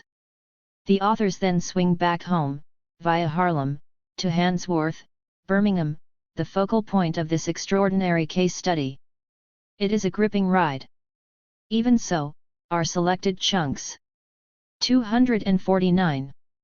Of those lengthy and wide-ranging originals bring into lucid relief the theoretical spine that holds it all together. Resistance and Policing were republished unrevised, respectively, in 2006 and 2013, with the addition of new prefaces. Apart from reminding us that those two major ventures need to be read as essentially continuous with one another, defenses are mounted against assorted reviewer complaints over the years, that there is a lack of ethnographic detail in the subcultures and mugging work, a relative lack of concern for subcultures in their own expressive terms, a relatively thin treatment of particular issues, actors, and actions in the institutional realms of crime, law, and state. Hall and his co-authors' response is that these criticisms, while reasonable enough in their way, mistake the level at which the CCCS studies primarily operate, which is not that of precise observational insight and experience capture. Rather, the task is to grasp the nature of the social formation in its differentiated totality, the structural configurations and histories that are taking place behind all our backs, the way in which generational disaffiliation, regarding youth subcultures, becomes a sign of broader social contradictions, and the way that, regarding mugging, varie ties of sociology and media studies had to be framed by a Marxist approach to conjunctural analysis in order to illuminate the underlying rationale of the move toward a law-and order society. To these are effective reposts. However, the new prefaces also convey a fresh sense of equivocation about Marxism. The priority, in the subculture's restatement, seems to be to make the case for retaining a generally modernist approach in the face of the postmodernist emphasis on the sui generis singularity of actors' collective experience and meaning-making. Thus, the Birmingham team insists that subcultural particularities, for all their interest, must continually be situated within wider social relations and formations, without whose determinations any exclusive concern for lived experience risks lapsing into unstable impressionism. Yet these clarifications are rather euphemistic, because it is not as though the Marxist take on structural realities was just one possibly way of instantiating the necessary linking up of structure and agency in general. Rather, it was regarded as the only adequate approach, at least potentially, and this is evident from our extract.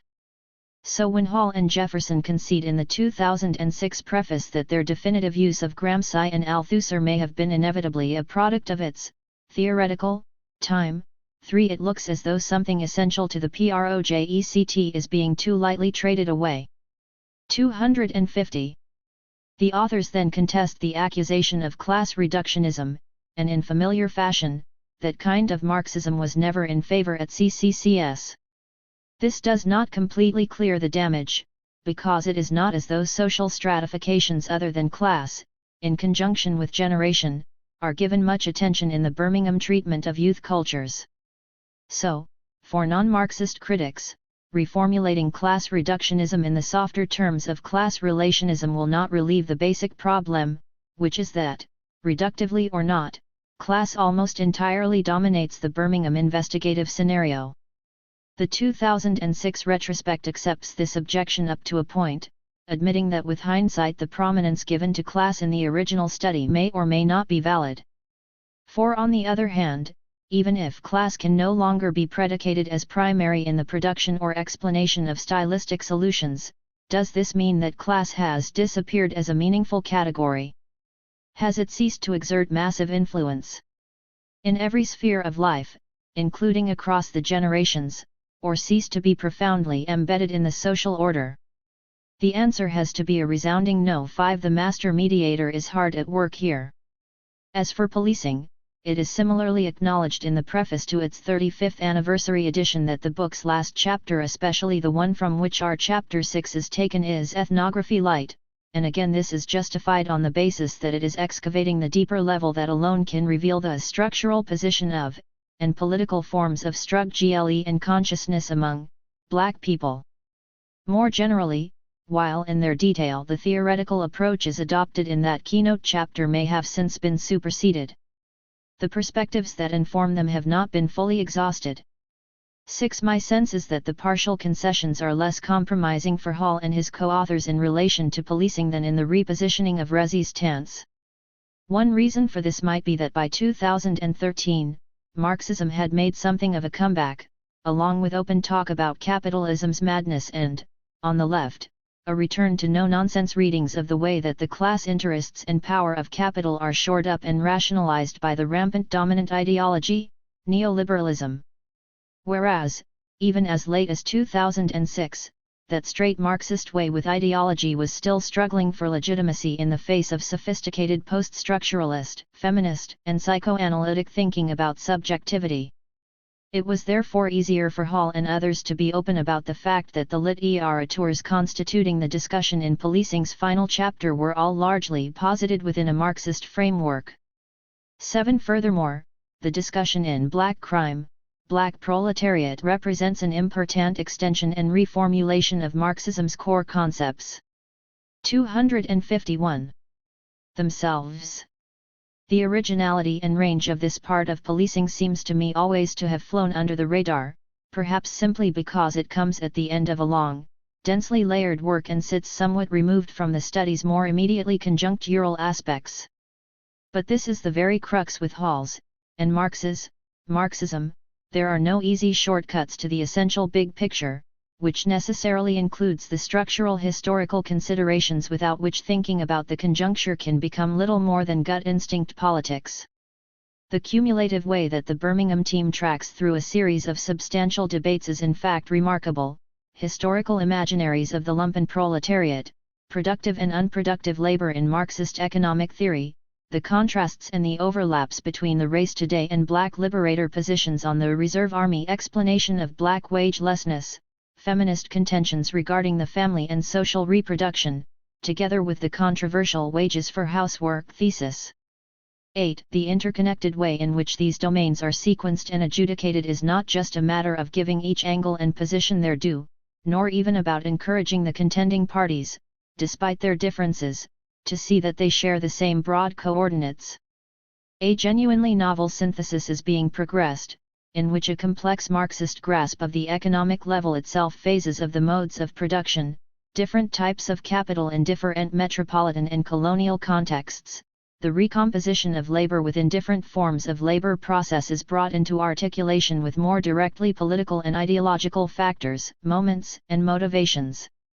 Accordingly, as part of being decidedly theoretical, much of this chapter progresses in rhetorically appreciative fashion, in line with the personalized practice of reading that I have emphasized as capturing a distinctive component of Hall's mediator mode. He is always seeking to listen to hear, think with, alongside, and to that extent even in a sense even promote, the particular stresses of the contending parties to the problem discourse. In this case, Darcus Howe's and A.X. Cambridge's positions are given detailed textual airing, without gratuitous comment or correction by Hall, not least because he knows that those writers in their different ways demonstrate that serious political activism is intimately bound up with thoroughgoing theoretical reflection. The breadth and insight of the discussion in Black Crime, Black Proletariat mark it out as an impressive early exemplification of what is now known as intersectionality, thinking across, and interrelating, different structural situations and subjective formations, with race, gender, and class. 252. Still perhaps the most prominently featured dimensions. Difficult questions continue to arise in this vital arena of critical social thought and politics. It is sometimes taken for granted, for example, that Marxists are bound to remain insufficiently intersectional due to their theoretical focus on the dynamics of class and capitalism.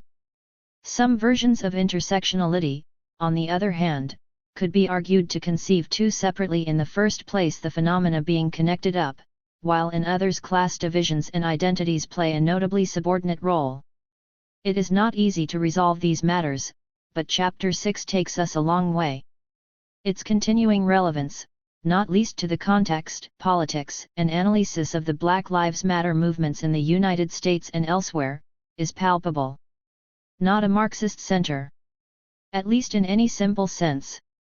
The fact that Chapters 5 and 6 are co-authored, and that the projects represented are collective, prompts us to consider briefly the extent to which the Birmingham CCCS as a whole can be regarded as Marxist, at least in the 1970s. Something to contextualize here is the external perception that, for many people, Stuart Hall was CCCS. 9. Hall's preeminent role and presence within CCCS is acknowledged by all who attended and observed, and his thinking about most things, including his brand of Marxism, was accordingly not only widely admired but also to some degree closely followed. It should not be forgotten that the CCCS had only a tiny contingent of academic faculty. The vast majority of CCCS members were graduate students. In that atmosphere, being committed to thinking for oneself was quite compatible with being steered in various ways, especially by a figure like Hall, who was at once impressive and personable. But it is hard to tally the experiences of all CCCS members in that regard, given that many people came to the Birmingham Centre already politically preformed. There were also some who were simply around a lot, while others were not. In that setting, Hall's influence, even when welcomed, was never wholesale, notwithstanding the strong psychological pull toward activist internal consensus.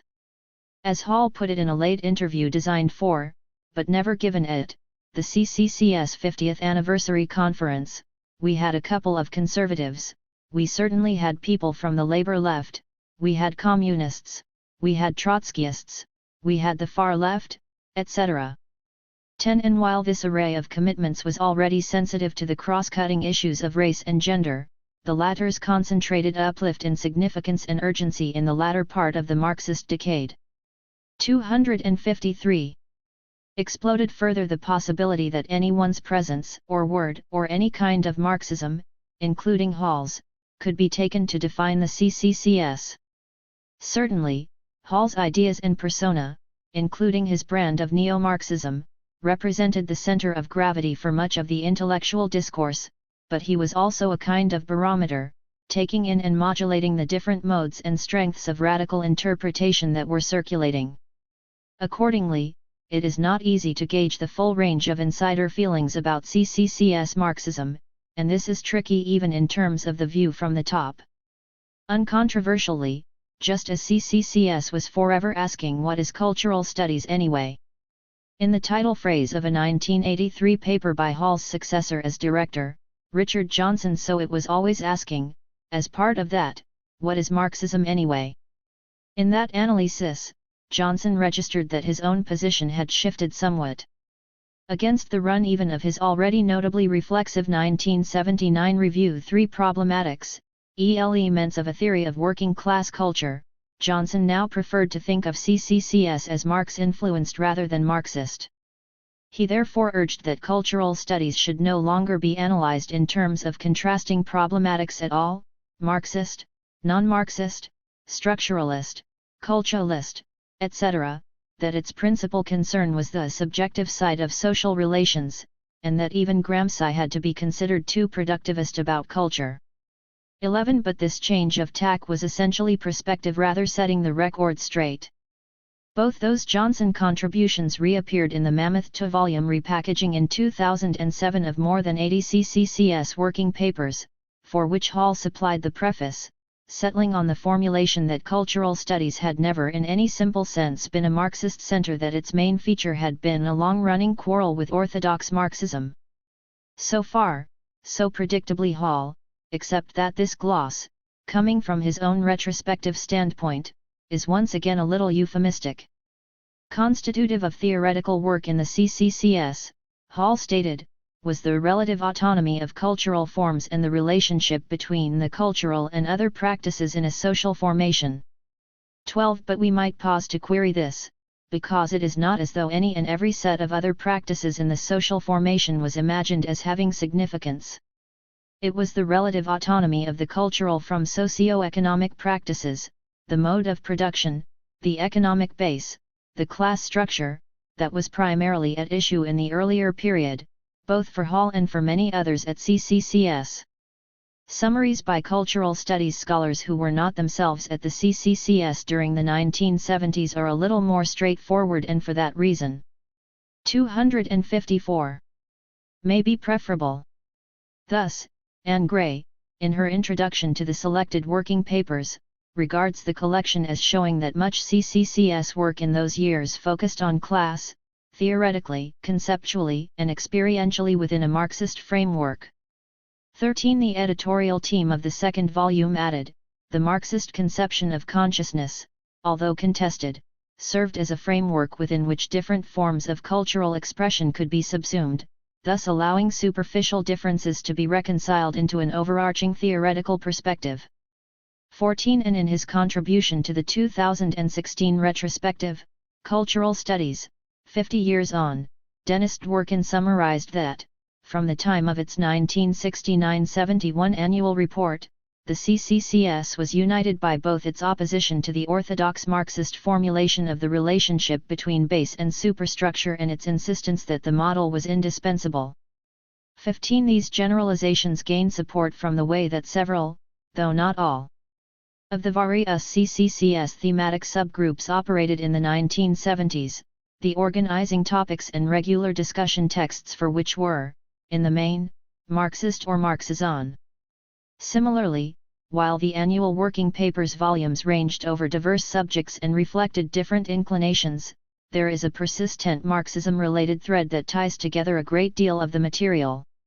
Lots of articles directly presented and assessed individual Marxist thinkers and concepts, and in at least one strategic chapter of most of the volumes following working papers in cultural studies, WPCS, 6 the one that featured Hall's reading of Marx's 1857 introduction encounters were staged with prominent scholars in the relevant field, whether it was subcultures, working class culture, community studies, education, race, or historiography.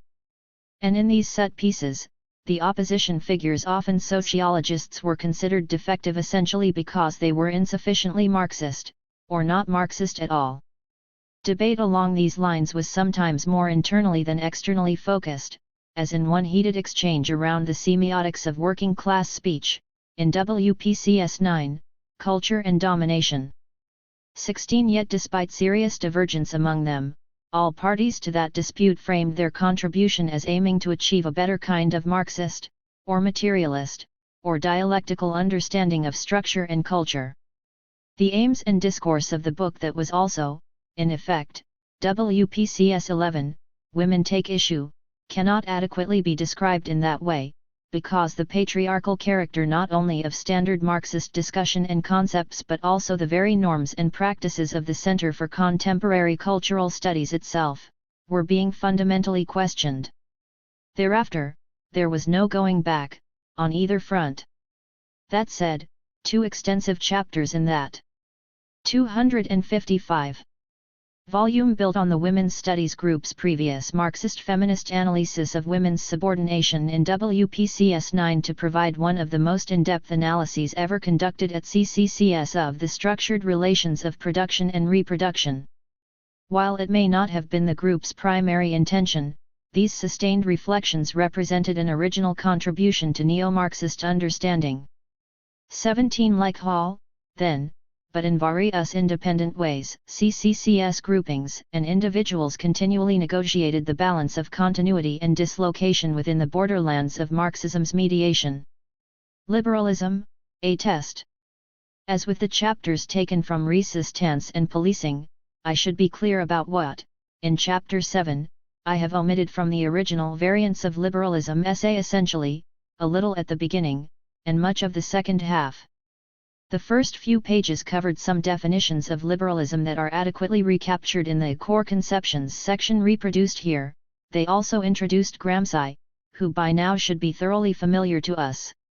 Where our chapter text ends, Hall went into more detail, on 2 fronts.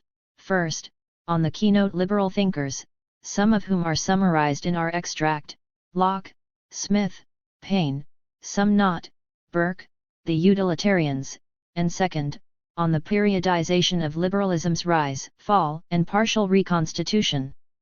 In our version, the emergence and consolidation of liberalism is tracked through the English Civil War and the Glorious Revolution, with only hints about its class-related heyday in the 19th century.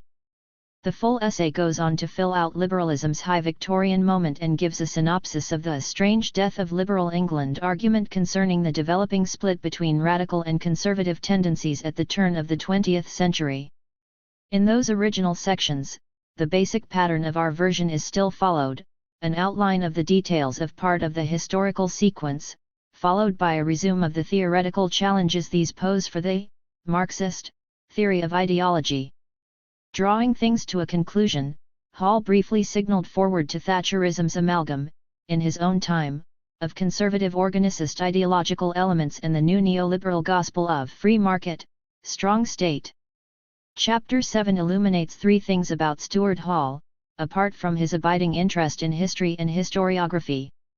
The first is not visibly in the text itself but relates to its context of production.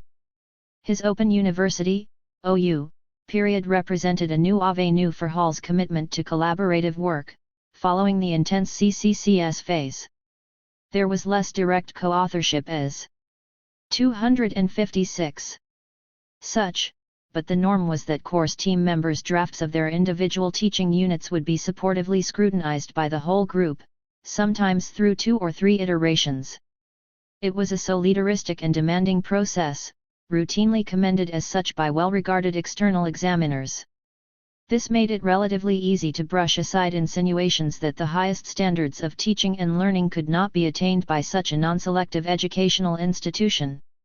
Steadily, it also became recognized not only that the OU was a field leader in terms of pedagogical presentation but also that its teamwork principles and practices generated enviable new, shared ways of addressing central issues in the critical intellectual politics of the day, which in turn fed into the formation of novel research clusters. None of this went unchallenged. The alleged Marxist bias of OU social scientists often came under attack by liberal academics and right-wing think tanks. Such controversy preceded Hall's arrival at the OU in 1979, but he assisted with the OU response to the highest-level complaint, lodged in 1984-85 by Margaret Thatcher's Secretary of State for Education, Sir Keith Joseph. Certainly, most OU social science academics, and the courses they created, were of left critical persuasion, and Marxist ideas were sometimes clearly prominent. But given that contested consensus was a persistent teaching theme, faculty were also responsive to calls for intellectual pluralism. Just as at CCCS, the OU mix contained different kinds of Marxists, ex-Marxists, non-Marxists, and indeed a couple of conservatives too. There were many seriously bright and engaging people, some already having forged considerable reputations, others soon to acquire them. Across this vibrant array of external and internal factors, disciplinary and interdisciplinary investments, dedicated pedagogy, and pushy politics, Hall's galvanizing presence stood out, around which many angles and talents could be appreciated and harnessed. A second observation can be derived from our reading of Chapter 7. This is the way that Hall's voicing of Marxism in such outward-facing OU texts is simultaneously a little more distant and a little more positive than when directed toward intra-Marxist debate, at least as the 1980s progressed. The liberalism discussion was written around 1985, by which time, as I have indicated, some aspects of Hall's Marxism were starting to wear thin. Yet while this chapter is explicitly set up as a test of Marxism, aka the materialistic theory about ideology, 18 it was not exactly relevant, or pedagogically appropriate, to exaggerate the inadequacy of orthodox Marxist positions, as if addressing recalcitrant insiders. Thus, the three objections to traditional Marxist approaches to ideology that Hall sets out are couched in the IT. 257. Could be said, and it has been argued, manner, even though these are Hall's own reservations too. Yet for me, anyway, this more provisional, teacherly tone works superbly. It leaves more space for the students to develop their own thoughts, and it appears to prompt yet another bout of self-reflection on the part of Hall himself. He seems driven to ask, once again, are these classical Marxist positions on ideology really so very wrong, or is it rather a matter of nuance, phrasing, and emphasis? It is in that spirit that Hall ends the crucial framing section. The question is whether these criticisms have entirely disposed of the broad positions which the materialist theory advanced. 19. The third point follows on from the second, but still perhaps comes as a mild surprise. Marxism does pass the test. Needless to say, the philosophical liberal tradition from Thomas Hobbes to Friedrich Hayek does not directly reflect the social interests and imperatives of the dominant classes. Nor can the empirical, contested aspect of even key political conjunctures in liberalism's development be conceived as the product of the logic of capital, or class, or history. Still, in this underappreciated showcase of Hall's variation of timber, his persistent investment in the historical longue durée, and in the theoretical big picture, a classical Marxist reasoning comes through. In fact, then, the link between ideology and class is forged, not because the former directly expresses the latter, but by way of a more complex process in which a specific disposition of class power is unconsciously transferred or displaced into the unstated premise of an argument, which then structures the whole of the logic apparently beyond the conscious awareness of the so-called author of the philosophy. Marx first drew attention to this mechanism in ideology in the Germany Ideology when he commented on the tendency of ideology to universalize the particular. 20. Part 3 Points of Departure. The unexpected and tragic death of Nicolas Poulantzas, in Paris, in October 1979 has robbed Marxist theory and the socialist movement of one of its most distinguished comrades. Though only 43 at his death, he had already established for himself a just reputation as a theoretician of exceptional and original stature. He was also, to those privileged to know him, a person who commanded respect and affection, above all for the depth of his commitment to practical and theoretical struggle. Born in Greece, he was active in the Greek student movement in the 1950s, when he joined the Greek Democratic Alliance, a broad, legal form of the then proscribed Communist Party. After his law studies, he came to France, and at that time joined the Greek Communist Party.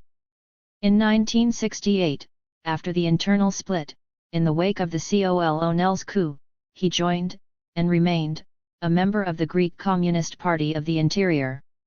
In an interview which Alan Hunt and I conducted with him shortly before his death, he told us that it was virtually impossible in the early days even to acquire the classical texts of Marx and Engels, and he came to Marxism largely through French philosophy, especially Sartre. 1. His doctoral thesis in the philosophy of law attempted to develop a conception of law drawing on Goldman and Lukács. It was published in 1964, but he was already beginning to feel the limitations of this orientation within Marxism. He encountered and read Gramsci seriously for the first time then. An early article published in Les Temps Modernes attracted the attention of Louis Althusser, and he then became one of that remarkable company of young. Chapter 8. Nikos Poulantzas. State, Power, Socialism. 262. Marxists including Étienne Balibar, Pierre Macquarrie, Jacques Rancière, Regis Debray, which constituted the core of the Althusser group. Between 1968 and 1979, in a series of major interventions which established his international reputation as a Marxist scholar, Poulantzas set his distinctive mark on some of the most advanced and intractable debates within Marxist theory, particularly those concerning social classes, the state, and the analysis of the political. Through the range of his treatment of these themes, and the analytic rigor of his thinking, he imposed himself, not only on debates within Marxism and between Marxists, but also on the more recalcitrant territory of conventional political science. The Miliband/Poulantzas debate, first initiated in these pages, has become an obligatory reference point for all subsequent theorizing on the modern capitalist state. Poulantzas made this topic at once of the utmost political and theoretical resonance his own. It is appropriate, then, that the most recent of his books to be translated into English is one which returns, centrally, to this topic, also, that it should be a book as striking for its opening up of new questions as it is for securing and developing well-established positions.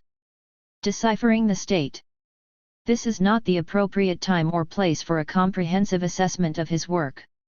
But it is necessary, briefly, to set State, Power, Socialism, 1978, in the context of that earlier work, partly to identify its distinctiveness, partly to situate the evolution and turns in his thinking which the new book represents.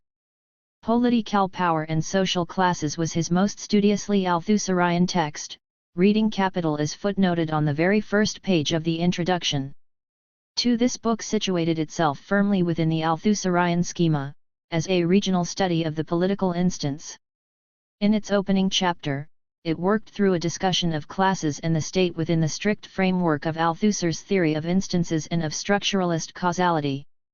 It attempted to substantiate the definition of classes as the complex and overdetermined effects of the unity of the levels of the structure.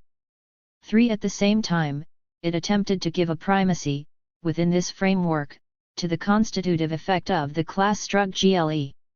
This was already a sort of correction for the hyperstructuralism of reading Capital and the integral functionalism of some aspects of ideological state apparatuses, where the class struggle, though constantly invoked, is not integrated into the structure of the argument, and thus remains largely gestural. For many would argue that this set up a tension. 263. In Poulantzas's work, between structure and practice, which was not resolved there, and which continued to haunt his later work. In Political Power and Social Classes there is a double framework to every question, each element appearing twice, once as the effect of the structure, once as the effect of a practice. This tension may, in part, account for another aspect of that work, its tendency towards a formalism of exposition from which his work as a whole cannot be exempted. This tendency is also present in his later book, Classes in Contemporary Capitalism, which starts from a very different point, the imperialist chain, but then attempts to work formally through from that global level to its intersecting effects on the dominant classes of particular social formations. The problem of formalism recurs in the more explicitly political book, Crisis of the Dictatorships, which is an application of the same schema to the particular conjunctural crises in Greece, Spain, and Portugal which resulted in the overthrow of the dictatorships. Here, too, what is gained in clarity, for example, in explaining the fractioning of the Portuguese bourgeoisie from the level of the global crisis of valorization, is lost when one approaches the more conjectural elements which played a decisive effect both in the generation of the crisis of the dictatorships and in the limited nature of the settlements which replaced them. 5. Despite these weaknesses, both political power and social classes in contemporary capitalism were, in their different ways, major theoretical interventions. Political power and social classes was especially innovatory. It is interesting that the state does not appear in its title, since it is now rightly thought of as making its most significant contribution in this area. The substantive sections on fundamental characteristics and relative autonomy of the state are the chapters most frequently referred to. Already, Poulantzas marked himself off from both an instrumentalist and a technico-economic conception of the state. He took his stand on a particular reading of what he called, ambiguously, the Marxist scientific problematic. 6. In a series of challenging exegeses, he developed a conception of the capitalist state grounded in Marx, Engels, Lenin, and Gramsci. In his arguments concerning the separation of the economic and the political, the role of the state in organizing the power block and disorganizing the dominated classes, and in displacing the class struggle through the construction of a general interest and the isolation effect, the constitution of the legal individual citizen, Poulantzas clearly attempted to give Gramsci's concept of hegemony a more theoreticist and systematic formulation, though his manifest debt to Gramsci, handsomely acknowledged elsewhere, always. 264. Awakens in him an extended ambiguity. Gramsci is nowhere praised without being, also, criticized. This signals a problem, concerning Poulantzas's search for consistency and orthodoxy, and his retrospective construction of an impeccable Marxist lineage which reappears, in a different form, in the new book, and on which we comment more extensively below. Exceptional forms of the state then provided the basis for the volume on fascism and dictatorship, with its more detailed historical cases, and its delineation of the distinctions between fascism, Caesarism and Bonapartism. 7. Both political power and social classes and fascism and dictatorship were criticized at the time for their tendency to over-politicize the state. Poulantzas sternly resisted this criticism at the time, though since then, and again in the book under review, he half acknowledges its force. Whether or not he took the point, it is the case that his other major theoretical work, Classes in Contemporary Capitalism, adopted a more decisively economic framework. It begins with the imperialist chain. Though its middle sections did deal with the state and the bourgeoisie, it was within the framework of the interrelationships he traced between contradictions at the global and the nation-state levels. The book is, perhaps, better known for its contribution to quite another though related issue, the vexed question of the delineation of class fractions within Marxist theory. Poulantzas's theses on the new and the old petty bourgeoisie, and on productive and unproductive labor, have since provided a seminal point of reference for a continuing debate, to which Harry Braverman, Guglielmo Carchedi, André Gorz, Eric Olin Wright, Alan Hunt, and others have also contributed. The complexities of these arguments need not detain us further. What is significant is the way in which these highly theoretical and often abstract debates progressively become politicized. If one looks, for example, at the way Poulantzas returns to the discussion of the new petty bourgeoisie 3 or 4 years later in his contribution to Class and Class Structure, it is clear that the problem of specifying the boundary of the working class is not simply a theoretical problem, it involves political questions of the greatest general importance concerning the role of the working class and of alliances in the transition to socialism. 8. This theme gives this latter piece a clarity of formulation and a thrust sometimes missing from his earlier work. From this point forwards, he begins to work on the theory/practice nexus in a more direct and pertinent way. In part, this marks his response to conjunctural developments: the breakup of the old dictatorships, the Chilean experience, the emergence of Euro-communist currents. 265. In Europe, his closer involvement with the opening and the dilemmas of a common program in France, the contradictory evolution of the Italian Communist Party's historic compromise. Significantly, these also engage, in different ways, others of the original Althusser group: Althusser himself, Balibar, Rancière, Debré. But in Poulantzas's case, perhaps also in others, it must also be regarded as symptomatic of a deeper turn in his work. The crisis of the capitalist state becomes more pressing, simultaneously, openings to the left appear as real historical alternatives. There is, however, the shadow of Stalinism and the Gulag. Socialism returns to the agenda, correspondingly, so does the crisis of socialism/crisis of Marxism. The critical interview with Poulantzas by Henri Weber, which deals with the state and democracy in the context of the transition to socialism, indicates a shift of perspective, a new agenda, and strikes a new note of political urgency. 9. There is also a clear dissolution of some of the certainties which underpinned the orthodoxy of his previous work. This openness to new themes is sustained in the interview in Marxism Today referred to above. The capitalist state is defined, not only in terms of contradictions but of crisis. But some of the fixed reference points of his previous discourse, e.g., Leninism, the dictatorship of the proletariat, are put in question. The fulcrum of his theoretical universe shifts. State, power, socialism is now alas the most complete/uncompleted statement from this changing position we are likely to see. This constitutes the importance, the resonance also, the poignancy of the book, in the light of his untimely death. Foucault and the materiality of power. Openness and orthodoxy are terms which require a little more elucidation. The first is a value which, in the context of the sectarian climate which disfigures Marxist intellectual culture in Britain, is hard to overrate. But, if one takes theoretical issues seriously, as Poulantzas always did, it is not a self-evident or self-validating good. At a time when anything and everything claims the fashionable mantle of materialism, a touch of orthodoxy remarkably concentrates the mind. These are not minor matters. They bear directly on the formation and deformation of a Marxist culture and the politics of intellectual work.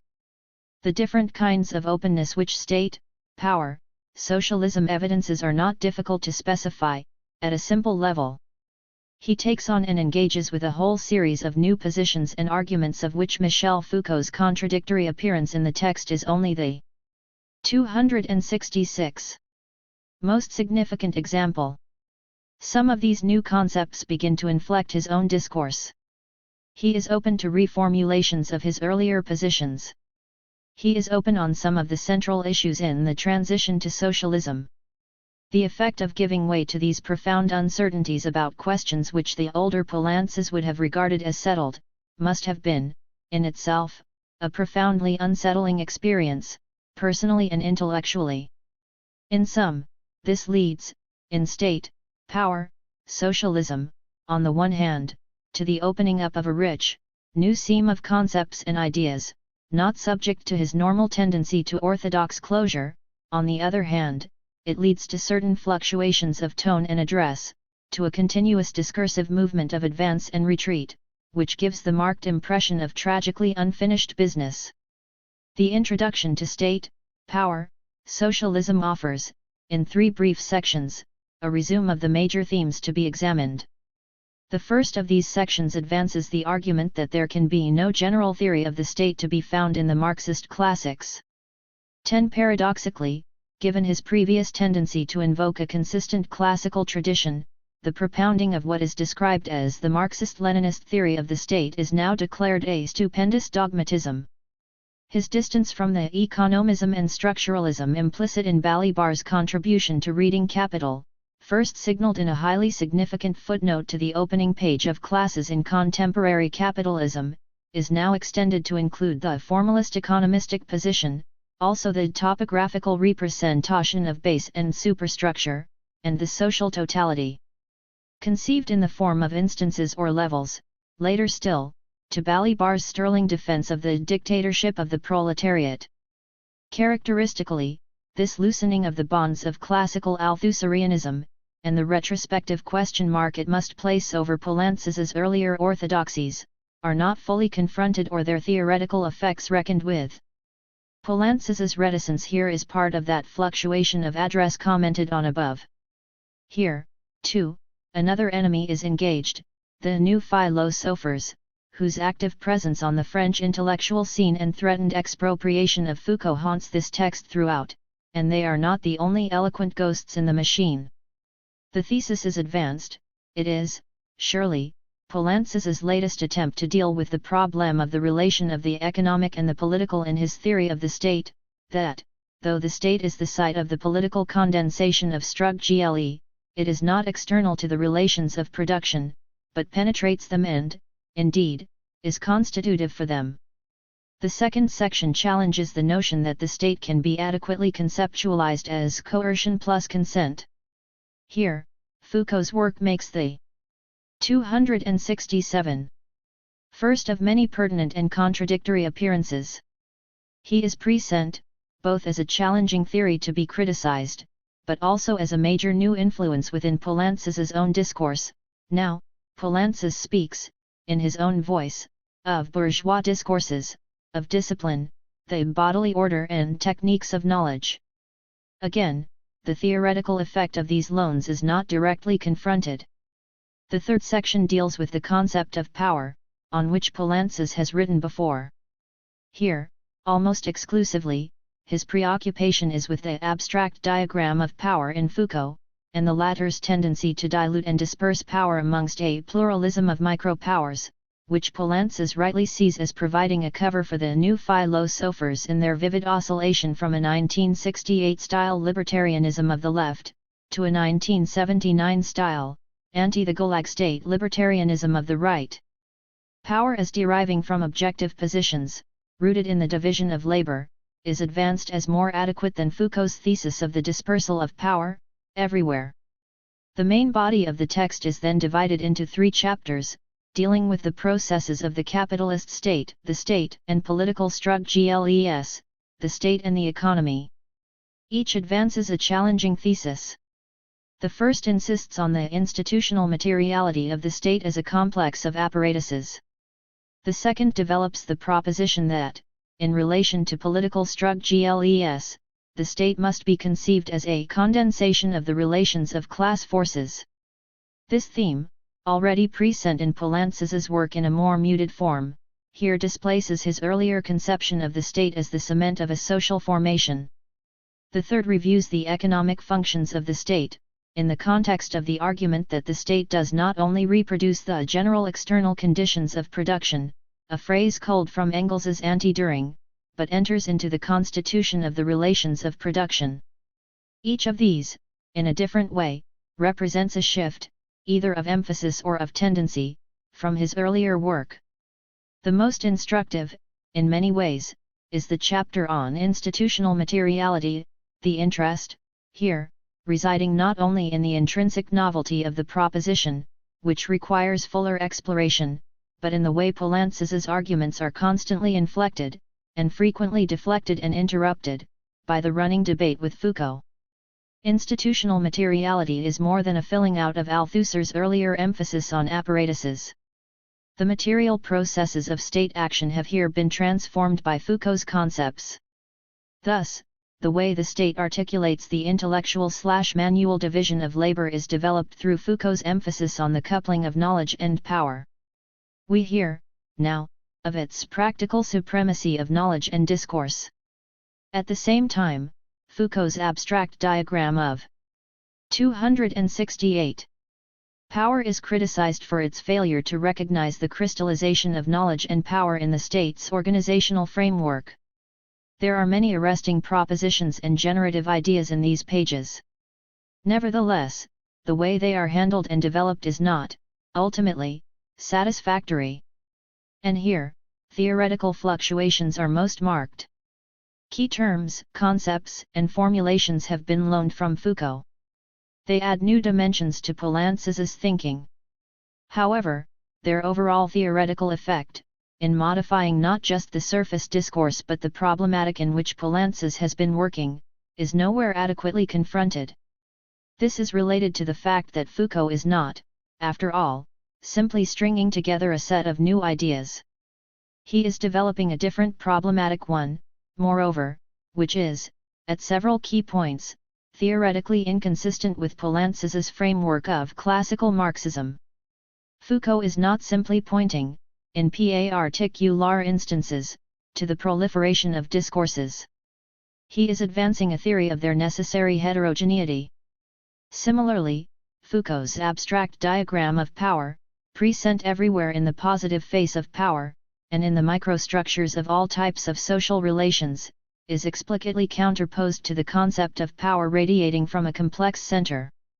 The capitalist state is largely missing from this schema, not by inadvertence but by design. Thus, it is not possibly, theoretically, for Poulantzas to take these concepts on, only correcting them by reintegrating them into a more conventional conception of the state, state power, and class relations. This has the effect, in Poulantzas's discourse, of returning to a set of more inclusive truths which are simply asserted. Foucault is then awarded marks for his insights but ticked off and put in his place by a process of Marxist rectification. I am not advancing a dogmatic argument for the absolute incompatibility of theoretical paradigms, but it is to warn against a procedure of selective conflation. In part, this arises because, though Foucault's traces are everywhere, there is no integrated exposition and critique of his position such, for example, as we find in Peter Deuze's recent, lucid article Nouvelle Philosophie and Foucault. It is true that part of Poulantzas's project appears to be to rescue the valid insights in Foucault's work from their misappropriation into the camp of the new philosophers. But the prior question must be whether the real differences of political outlook notwithstanding there isn't, after all, a consistent convergence here, which has to be unearthed at the level of its problematic, before particular concepts can be borrowed and transformed. Foucault does see knowledge power, savoir/pouvoir, as implied in the very fact of institutionalization. Every regulation is an exclusion, and every exclusion, 269, is an operation of power. No distinction is drawn, as Deuze shows, between a politically enforced silence and a silence of absence which is merely the reverse side of the positivity of a given cultural formation. 11 Power, for him, is an abstract machine, whose action is everywhere, and which is assumed prior to its concretization in any particular field. 12 Since power is everywhere, resistance is, ultimately, a concept without a home, there is no theoretical reason why it should appear, no accounting for its appearances, and nothing to check its assignment as just another aspect of the positivity of power coextensive and contemporary with it. It is acknowledged that sidestepping the question of the relationship between the shift in the modality of discipline which he traces in Foucault's discipline and punish and other relations which occur at the same time often leads Foucault into an abrupt descent into a vulgar economism on the side. But this is no mere forgetfulness. It is because Foucault remains explicitly agnostic about such convergences in order to retain his thesis of the necessary heterogeneity of instances. His power is dispersed precisely so that it cannot, theoretically, be traced back to any single organizing instance, such as the state. It voids the question of the economic precisely because it cannot, in his view, be crystallized into any set of global relations, e.g., class relations. Foucault's implicit anarcho-libertarianism, with its characteristic oscillations power/the body, power/resistance is not, as Poulantzas sometimes claims, merely the effect of his second-order epistemological discourse. 13 This does not mean that his ideas cannot be transposed into a different framework. But it does mean that Poulantzas's attempts at a synthesis are accomplished too fast, leaving certain glaring inconsistencies. Another consequence of dealing with Foucault, so to speak, on the run, is that Poulantzas does not allow himself the space to develop his own new and positive insights. For example, the state's monopoly of knowledge might have usefully led to a more extended discussion of the role of organic state intellectuals. The same is true when we turn to the chapter of the state and political struggle. The argument that the state must be conceived as the condensation in the relations of class forces, and that these contradictory relations are not external to the state but inscribed in its very materiality and in its functioning, is a welcome development from the rather all-encompassing picture of the state derivable from political power and social classes. These are some of the most arresting and innovatory passages in State, Power, Socialism. 14 They begin to break that knot in Marxist theory which has retarded the development of an adequate conception of the state for so long best represented. 270. In terms of the opposed poles of the state as functional to the needs/logic of capital and the state as nothing but the product of class struggle. We could have done with more on this theme, especially on the organizational role the state plays in Gramsci's unstable equilibrium of compromises and its articulation with popular struggles. The rather harder critique of Foucault offered here is welcome and apposite but, given the intrinsic novelty of the thesis, something of an unwarranted detour. 15. A generative openness. The chapter on the state and the economy is comprehensive, though less original. Both chapters are marked by a running engagement with a whole galaxy of enemies and errors. Balibar, the PCF's theses on state monopoly capitalism, the logic of capital school, the Italians, Santiago Carrillo. The book picks up steam again in its final section, the first part of which deals with the crisis of the capitalist state, the second with the prospect for a democratic socialism. Poulantzas's characterization of the state in crisis as the state of authoritarian statism is an important formulation, which nets certain critical features of Western European capitalist states in a period of crisis, and usefully distinguishes it from fascism. My only reservation is that Poulantzas does not deal sufficiently with how this progress towards authoritarian statism has been secured at the base by a complementary shift in popular consent to authority, the product of a remarkable and intensive ideological struggle, of which Thatcherism is a symptomatic example. This has led me, elsewhere, to argue that the thesis of authoritarian statism needs to be complemented by a theory of authoritarian populism, which has come to characterize the evolution towards a more directly disciplinary form of the state. Poulantzas also omits the specific contribution which the statism of social democracy in power in a period of capitalist crisis has made in providing authoritarian populism with the popular contradictions on which is it able to work. But the debate is well joined. Readers may find even more of interest in the remarkably open discussion of the forms of the state and political organization in the transition to socialism, and the pertinence of democracy as an organizing theme. The critique of some aspects of Leninism, and the abandonment of the dictatorship of the proletariat formula, is a mark of the distance which Poulantzas had traveled. The abandonment of dual power in favor of a war of position is effectively, if too summarily, announced. The affirmations that a real permanence 271 and continuity of the institutions of representative democracy is an essential condition of democratic socialism will set hearts racing and, no doubt, knives sharpening. The supporting arguments against the fortress conception of the state, for Luxemburg against the Lenin of what is to be done, and on how a strategy of real breaks is distinguished from reformism, are tantalizingly brief. Promises, promises. Their elaboration is the legacy which, regrettably, state, power, socialism must now leave in other hands. It should be clear, by now, that state, power, socialism is a profoundly unsettled, and therefore unsettling, book. Its incompleteness throws up far more than Poulantzas was ready to secure within the framework of a coherent and integrated argument. The book opens up a series of Pandora's boxes. Often, there is a too swift attempt to secure their lids again, before their untamable genies can escape. This produces a real theoretical unevenness in the book. Yet, this very unevenness also constitutes, by its reverse side, the stimulus of the book, its generative openness.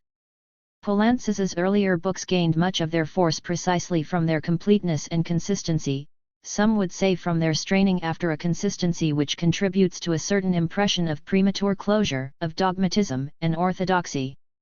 He leaves us with a book which is, in many ways, clearly coming apart at the seams, where no single consistent theoretical framework is wide enough to embrace its internal diversity. It is strikingly unfinished.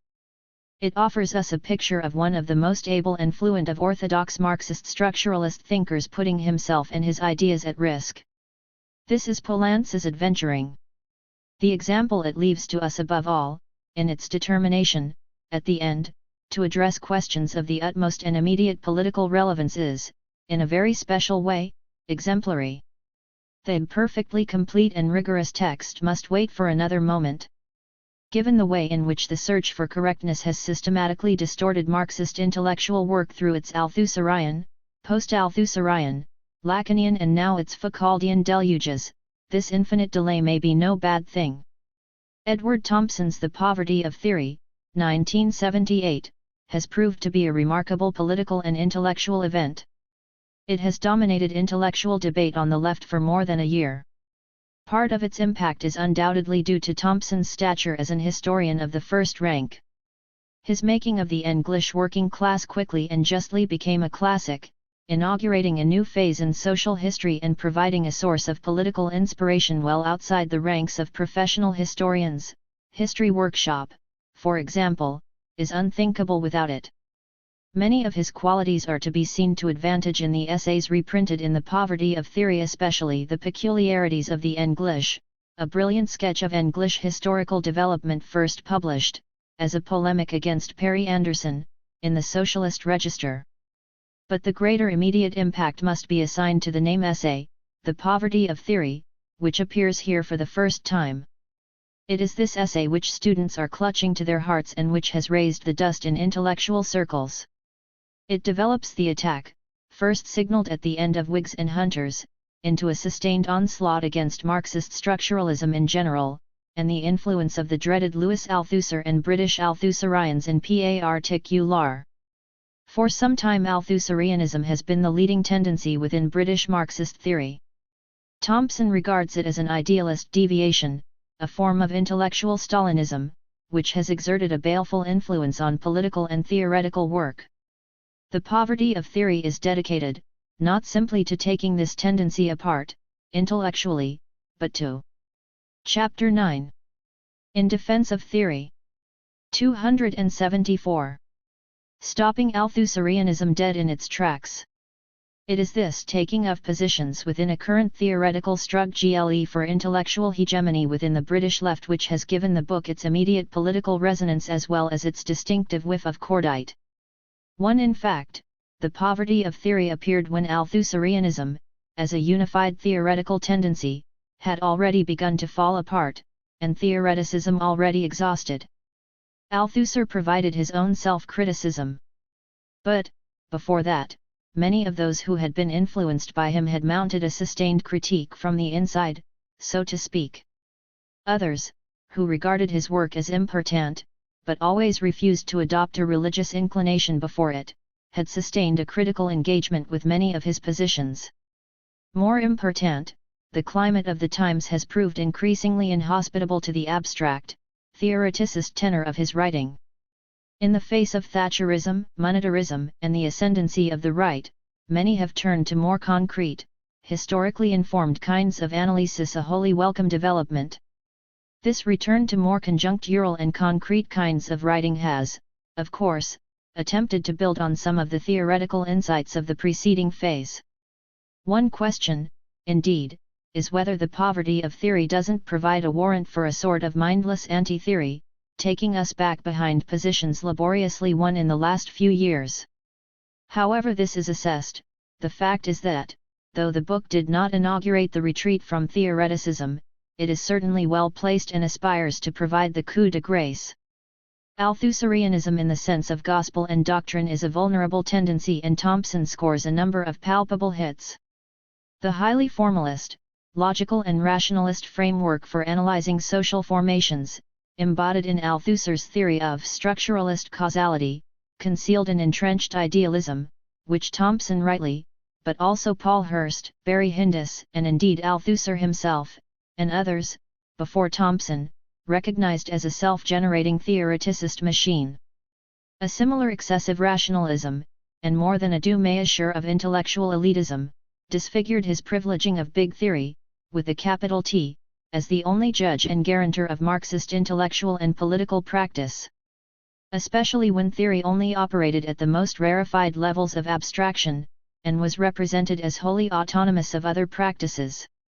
Much of this was exercised in the context of a series of attacks on various theoretical errors also graced with grand capitals, empiricism, humanism, Lecoqianism, etc., and wheeled about on the theoretical stage like heavy armory. The conflation of the genuine problem of empiricism with an attack on any and every piece of empirical, concrete analysis, because 275. It was empiricist, was wholly damaging. It led Althusserians of an orthodox hue into totally absurd positions about the necessarily empiricist character of all historical writing, coupled with the equally absurd argument that a theory could be correct even if all its propositions proved to be empirically unfounded, which fully deserved Thompson's scorn. It also licensed a species of intellectual terrorism in which, despite claims of scientific openness, the theoretical guillotine was wielded to dispatch any concept which had the temerity to stray from its appointed epistemological path.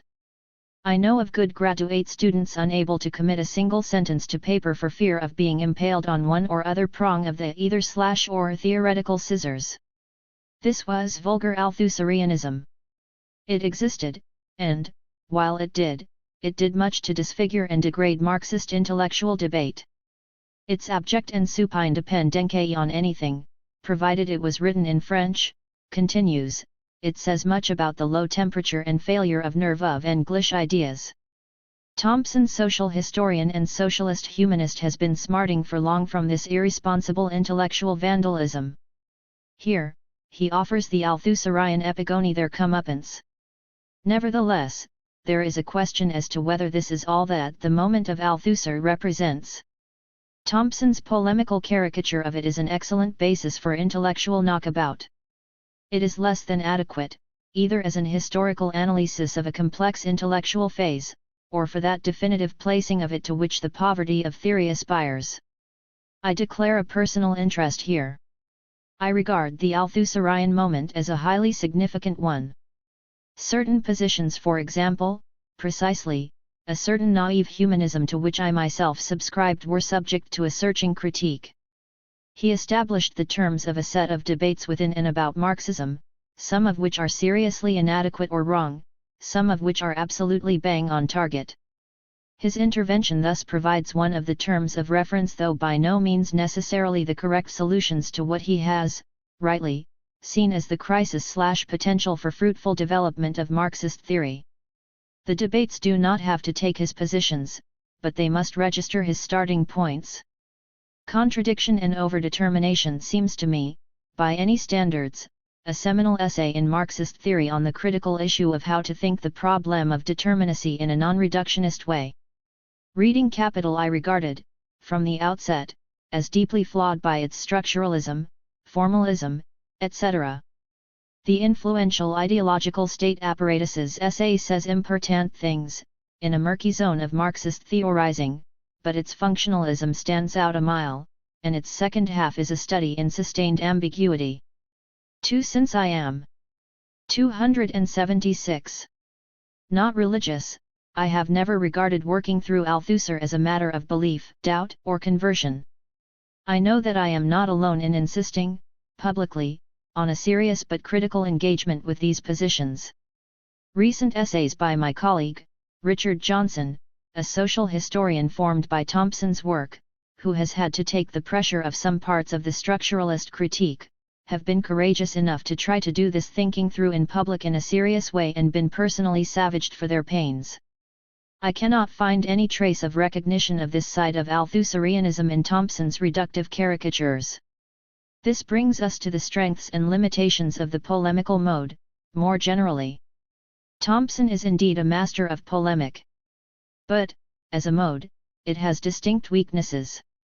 In its search for the telling condensation, it woefully simplifies complex positions and arguments. It erects, against the Althusserian galaxy, its own equally composite hate figures. This is to replace one form of intellectual brutalism with another. It does not provide that delicacy and sense of complexity which serious intellectual matters always require, something which Thompson, writing, say, about intellectual movements in the 1790s, would instantly acknowledge, indeed, polemically insists on. The polemic forces Thompson's hand. He is obliged to overshoot and short-circuit real issues. This leaves us uncertain as to the status of his own discourse. When the polemical dust settles, isn't there, after all, a problem about empiricism, especially the unconscious empiricism of a good deal of English historiography. Aren't there, in Marxism, real difficulties about the relation of theory and practice? Or between the logic of argument and the logic of history? Thompson perfectly well knows these questions exist. By failing to do justice to his adversary, Thompson ends up by not doing justice to himself. For example, polemic has the effect of obscuring certain real underlying convergences with Althusser. Both, after all, are concerned to rebut the real tendencies to reductionism and economism in orthodox Marxism. Both are concerned with the real specificity of different practices. The attempt to recognize this, while also holding to some notion of a complex totality, is brought together, by Althusser, under the concept of relative autonomy. Anyone familiar with Thompson's historical work knows that, for him too, relative autonomy is the name of the game. His problematic, to give it the fancy Althusserian title.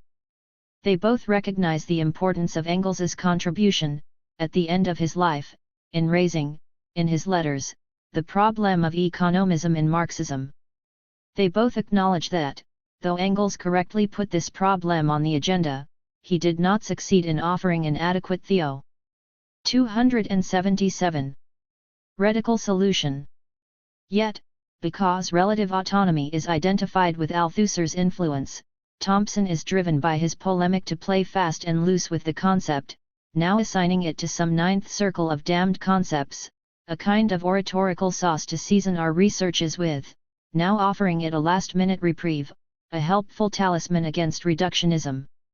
This produces real theoretical fluctuations and incoherences in the poverty not recouped by such disingenuous concessions in the form of yes, yes, and perhaps all this is so, which makes a mockery of serious intellectual argument. The poverty of theory, however, stands or falls, not only on the brilliance of its polemic, but on the cogency of its theoretical and political alternatives.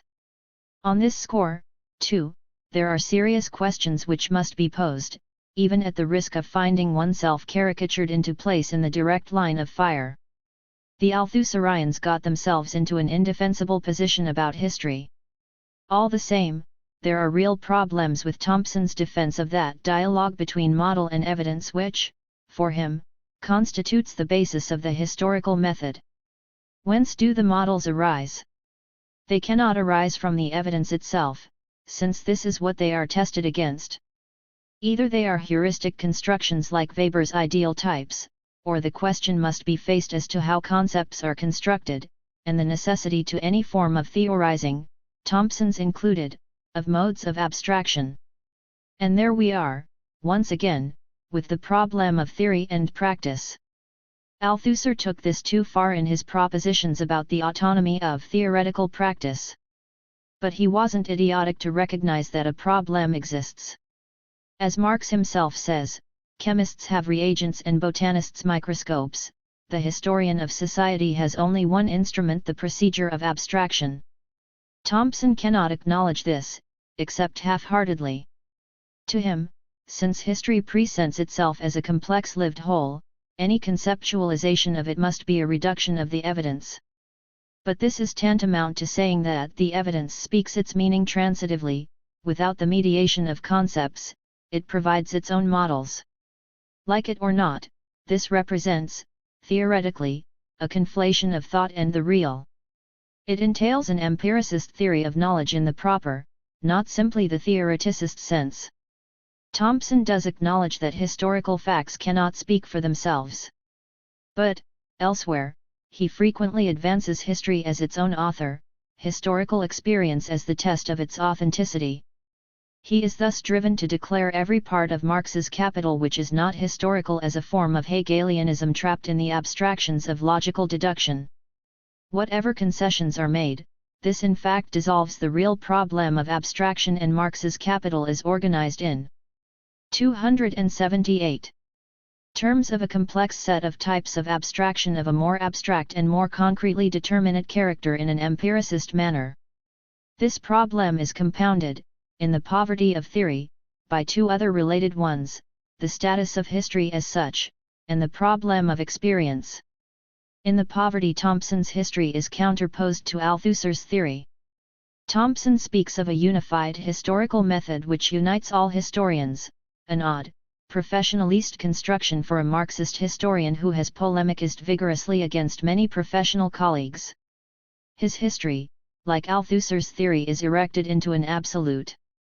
He criticizes Althusser, correctly, for applying to specific historical cases an abstract, formal framework based on the clear separation of their different aspects into instances. Less convincingly, he says this leads Althusser into ascribing some practices, for example, the law, simply and unproblematically to the superstructures. His own work on 18th-century law and crime, he argues, shows that sometimes the law was superstructural, securing the dominance of a ruling class, sometimes directly imbricated with the economy, sometimes running free of all determination.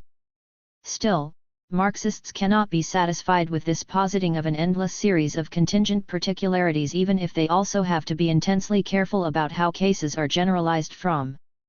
For then there would be no general theoretical framework at all, which might provide insights into the same or different position of the law in other societies or at other conjunctures, for example, today. This would have the theoretical effect of establishing history as final arbiter and judge, since only history could say, in any instance, whether the law was determined, relatively determined, running free or standing on its head. This certainly saves history, but it dissolves Marxism into it. This question is quite inadequately dealt with in Thompson's book. It is related to the problem about experience. Thompson has made himself the undisputed master of a history which recaptures and recovers the lived historical experience of classes which official history banished from the record. This work stands as a permanent rebuke to those Althusserians who read their master as saying that experience was purely ideological and unconscious, and that a truly theoretical history was one which treated classes as mere bearers of the historical process, without agency, and historical process itself as a process without a subject. But there is no way in which the category of experience can be an unproblematic one for Marxism. All experience is penetrated by cultural and ideological categories. This does not render it false consciousness. But it must undermine the notion that experience can simply be read. 279. For its meaning, rather than being interrogated for its complex interweaving of real and ideological elements. Reductive Marxism treated class consciousness as paradigmatic with the economic position. It tempted the analyst to read off the former from the latter. The new social history, led by Thompson, has gone very far in correcting against this deformation, restoring the centrality of culture and consciousness to any account of historical transitions. Still, for Marxism, the problem remains, how to combine, in any analysis, the structural and the historical elements of a Marxist explanation. To absorb or elevate structural conditions into the level of experience is to dissolve the dialectic at the heart of the theory. Thompson constantly evokes the classical Marxist dialectic between being and consciousness. But he does, sometimes, treat the former experientially, reading social formations from the perspective of experience. Whilst militantly refusing any criticism of his work from this viewpoint, he now acknowledges that his category of experience is not an adequate one, precisely because it conflates things which, of course, in reality, lived experience, occur together, but which have, analytically, to be distinguished.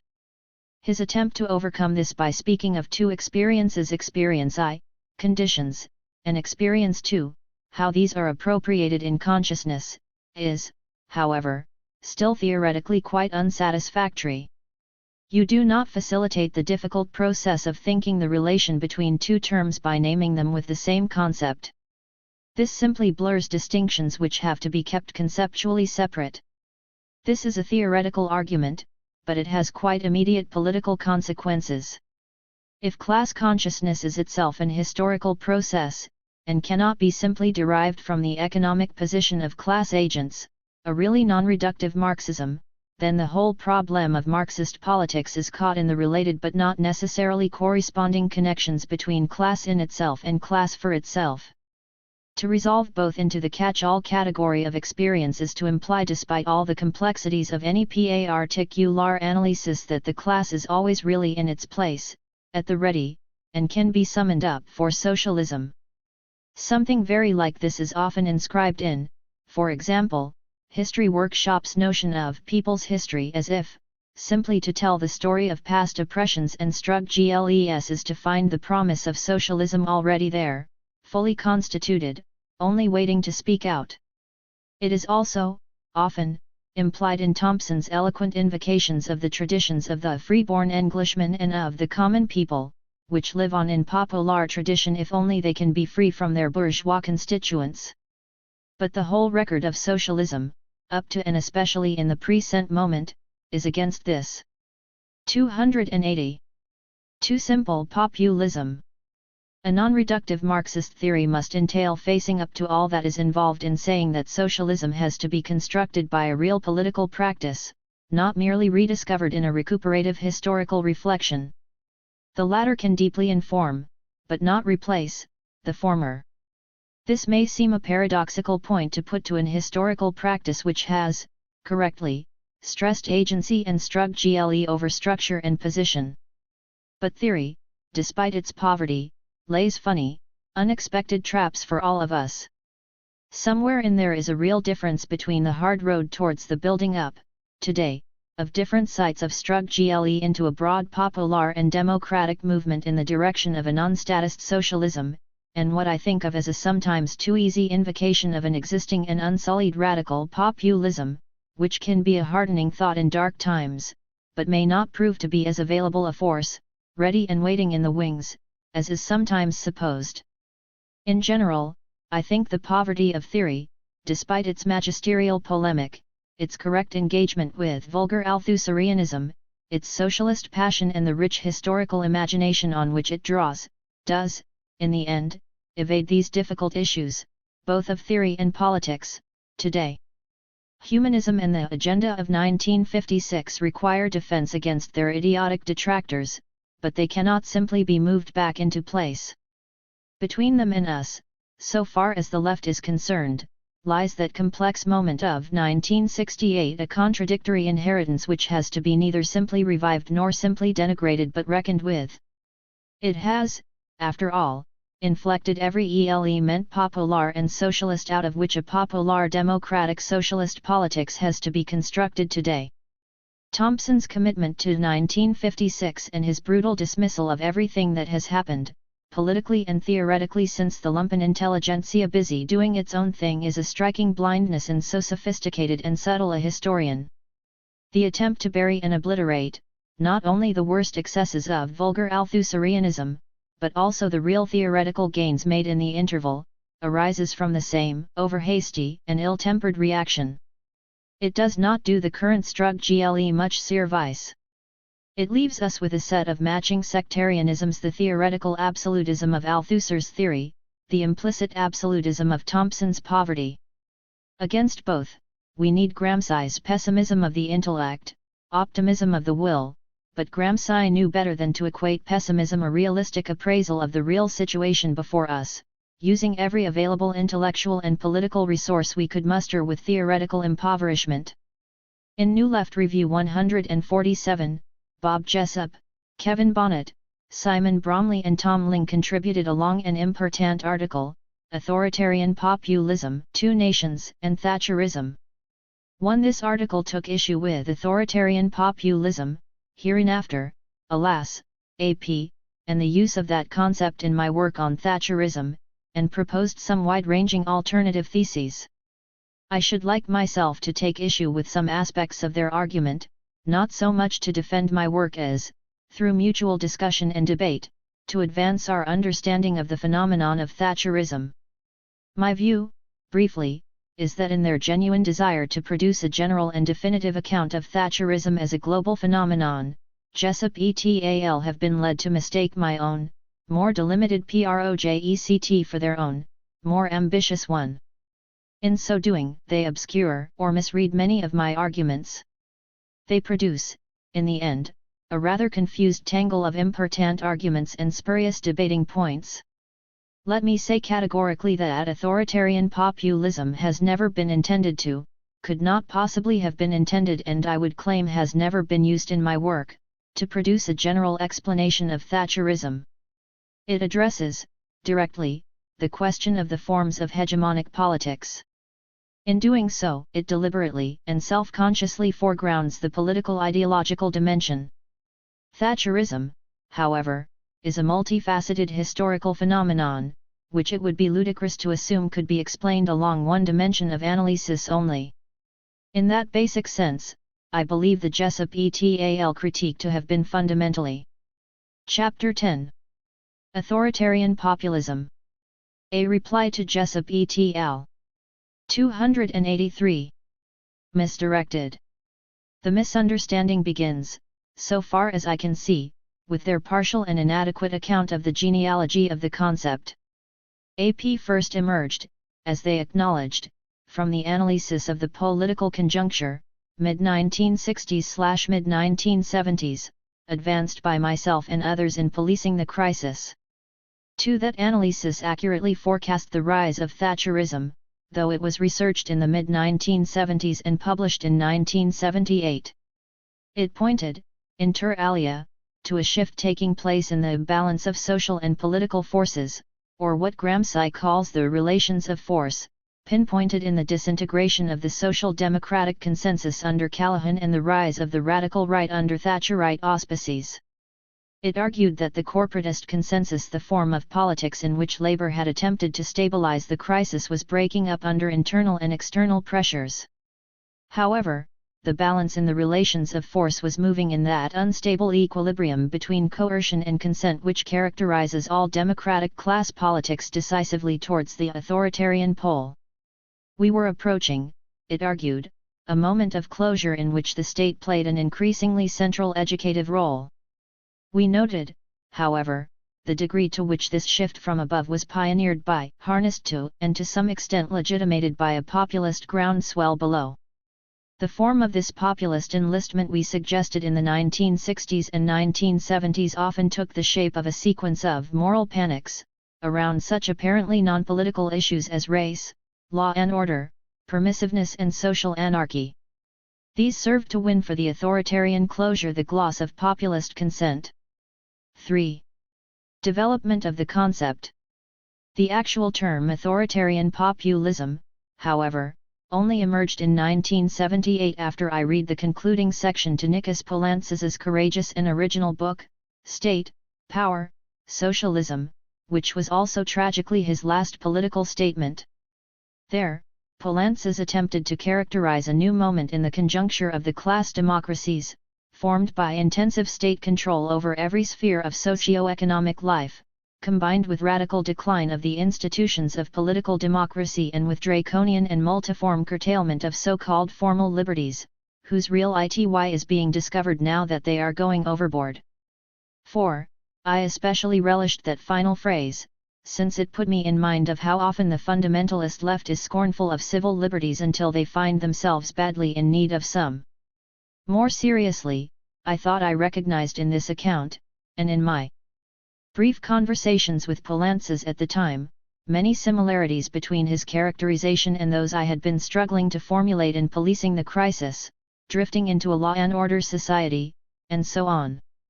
Poulantzas called this the moment of authoritarian statism, as he added, inter alia, that it was linked with the periodization of capitalism into distinct stages and phases, that it existed in the form of regimes that vary according to the conjuncture of the country concerned, that it covered, specifically, both the political crisis and the crisis of the state, that it was intended to help us periodize the relationship between the state and the political crisis.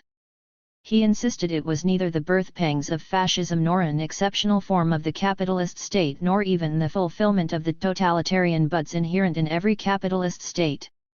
Indeed, the importance of it was that it represented a new combination of coercion/consent, tilted towards the coercive end of the spectrum, while maintaining the outer forms of democratic class rule intact. It did, he argued, relate to considerable shifts in class relations, not, devotees of the journal Class Politics please note, to the so-called disappearance of class or the class struggle, whatever that entirely fictional construction of theirs might mean. But also, that it coincided with the generalization of class conflict and other social struggles to new fronts. It thus represented a fundamental shift in the modalities through which ruling blocs attempt to construct hegemony in capitalist class democracies. That was its explicit field of reference. There is little need to elaborate on as further, if only because Bob Jessup must be thoroughly familiar with it since he is one of Poulantzas's most meticulous and accomplished commentators and critics, as his forthcoming study will show. Poulantzas's concept seemed to me extremely useful but weak in two major respects. It misread the emerging strategy, since one of the fundamental things which seemed to me to be shifting was precisely the abandonment of the corporatist strategy central to labourism, and its replacement by an anti-statist strategy of the new right. An anti-statist strategy, incidentally, is not one which refuses to operate through the state, it is one which conceives a more limited state role, and which advances through the attempt, ideologically, to represent itself as anti-statist, for the purposes of populist mobilization. I assumed that this highly contradictory strategy which we have in fact seen in operation under Thatcherism, simultaneously, dismantling the welfare state, anti-statist in its ideological self-representation and highly state-centralist and dirigiste in many of its strategic operations would inflect politics in new ways and have real political effects. 285. Secondly, I believed that Poulantzas had neglected the one dimension which, above all others, has defeated the left, politically, and Marxist analysis theoretically, in every advanced capitalist democracy since the First World War, namely, the ways in which popular consent can be so constructed, by a historical bloc seeking hegemony, as to harness to its support some popular discontents, neutralize the opposing forces, disaggregate the opposition and really incorporate some strategic elements of popular opinion into its own hegemonic project. These two arguments led me to build on Poulantzas's insights, but to shift the characterization of the conjuncture from authoritarian statism to authoritarian populism. I hoped by adopting this deliberately contradictory term precisely to encapsulate the contradictory features of the emerging conjuncture, a movement towards a dominative and authoritarian form of democratic class politics paradoxically, apparently rooted in the transformism, Gramsci's term, of populist discontents. This was further elaborated in my article Popular Democratic versus Authoritarian Populism, where I drew on the seminal work of Ernesto Laca, and his notion of populist rupture. But I distanced my more delimited use of the term populism from his more inclusive one, attempting thereby to distinguish the genuine mobilization of popular demands and discontents from a populist mobilization which, at a certain point in its trajectory, flips over or is recuperated into a statist-led political leadership. Levels of abstraction. I grant that this genealogy is nowhere fully laid out, though I would claim that it is plain enough from the context and sequence of my work. I also grant that there was too little rigorous or logical construction of concepts here. The concepts, I am afraid, were generated in the heat of conjunctural analysis. I was trying to comprehend the shift towards Thatcherism as it was taking place. So, admittedly, the theorization is a bit rough and ready. I explored the idea of passive revolution, for example, and I still believe it has something to contribute to our understanding of populist, as opposed to popular, strategies. But I could not at the time bring off the link and have not been able to do so since. Like many of Gramsci's most fruitful concepts, AP remains over-descriptive. Perhaps I have caught his disease. I suspect that a more fundamental disagreement divides my position from that of Jessup et al. Here. I do not believe that all concepts operate at the same level of 286. 0. Abstraction. Indeed, I think one of the principal things which separates me from the fundamentalist Marxist revival is precisely that they believe that the concepts which Marx advanced at the highest level of abstraction, e.g., mode of production, capitalist epoch, can be transferred directly into the analysis of concrete historical conjunctures. My own view is that concepts like that of hegemony, the family or level of abstraction to which AP also belongs, are of necessity somewhat descriptive, historically more specific, time-bound, concrete in their reference because they attempt to conceptualize what Marx himself said of the concrete, that it is the product of many determinations. So I have to confess that it was not an error or oversight which determined the level of concreteness at which AP operates. It was quite deliberately and self-consciously not pitched at that level of pure theoretical analytic operation at which Jessup et al. Seemed to assume all concepts must be produced. The costs of operating at this level of abstraction are clear. But to me, in the wake of the academicizing of Marxism and the theoreticist deluge of the 1970s, so are the gains.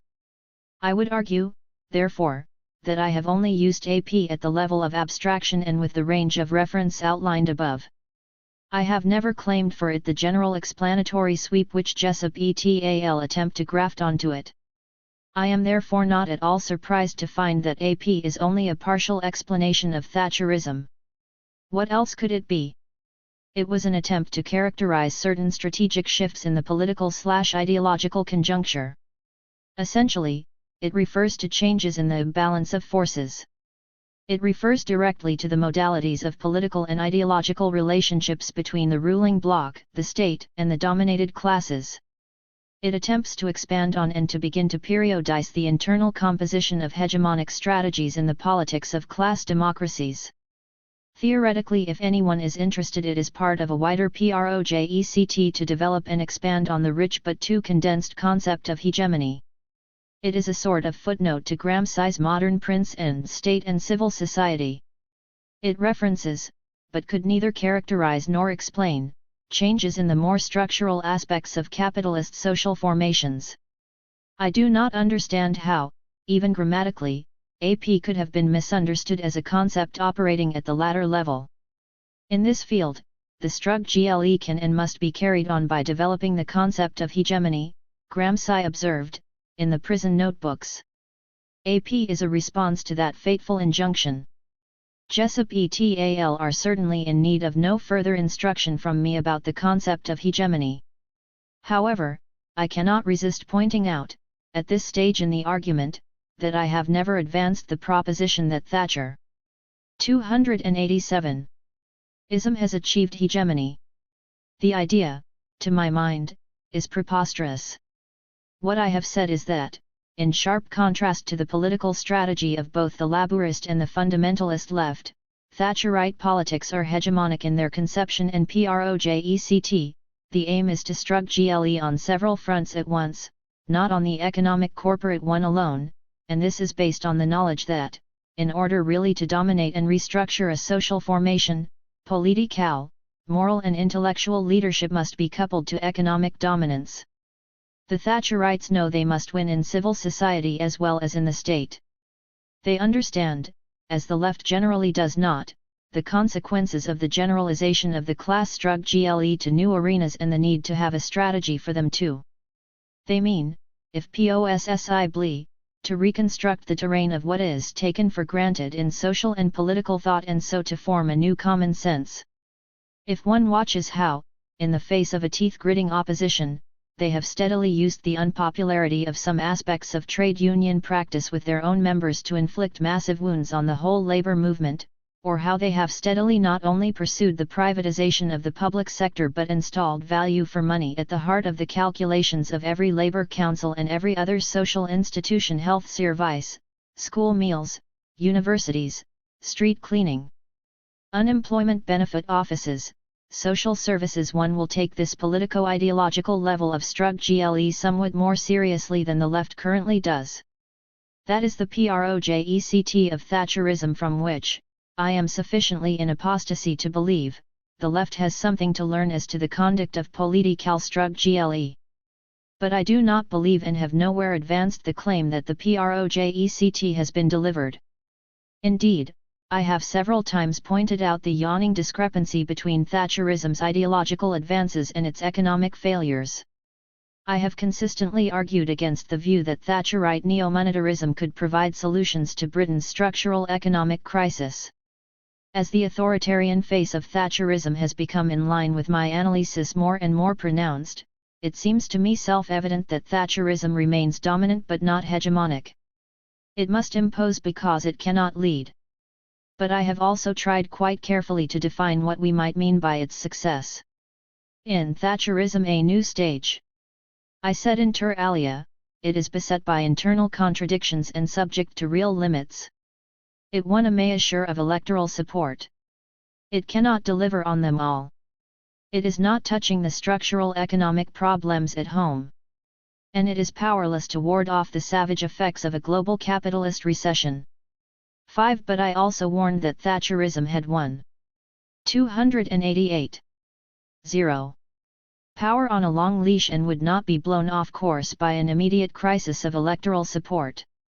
I added that it would be perfectly possible for Thatcherism to fail in delivering a solution to Britain's economic crisis, and yet to succeed in its long-term mission to shift the balance of class forces to the right.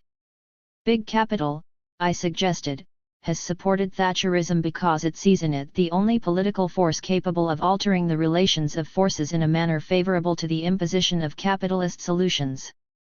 In that sense, I argued, the long-term political mission of the radical right could succeed even if this particular government had to give way to one of another electoral complexion.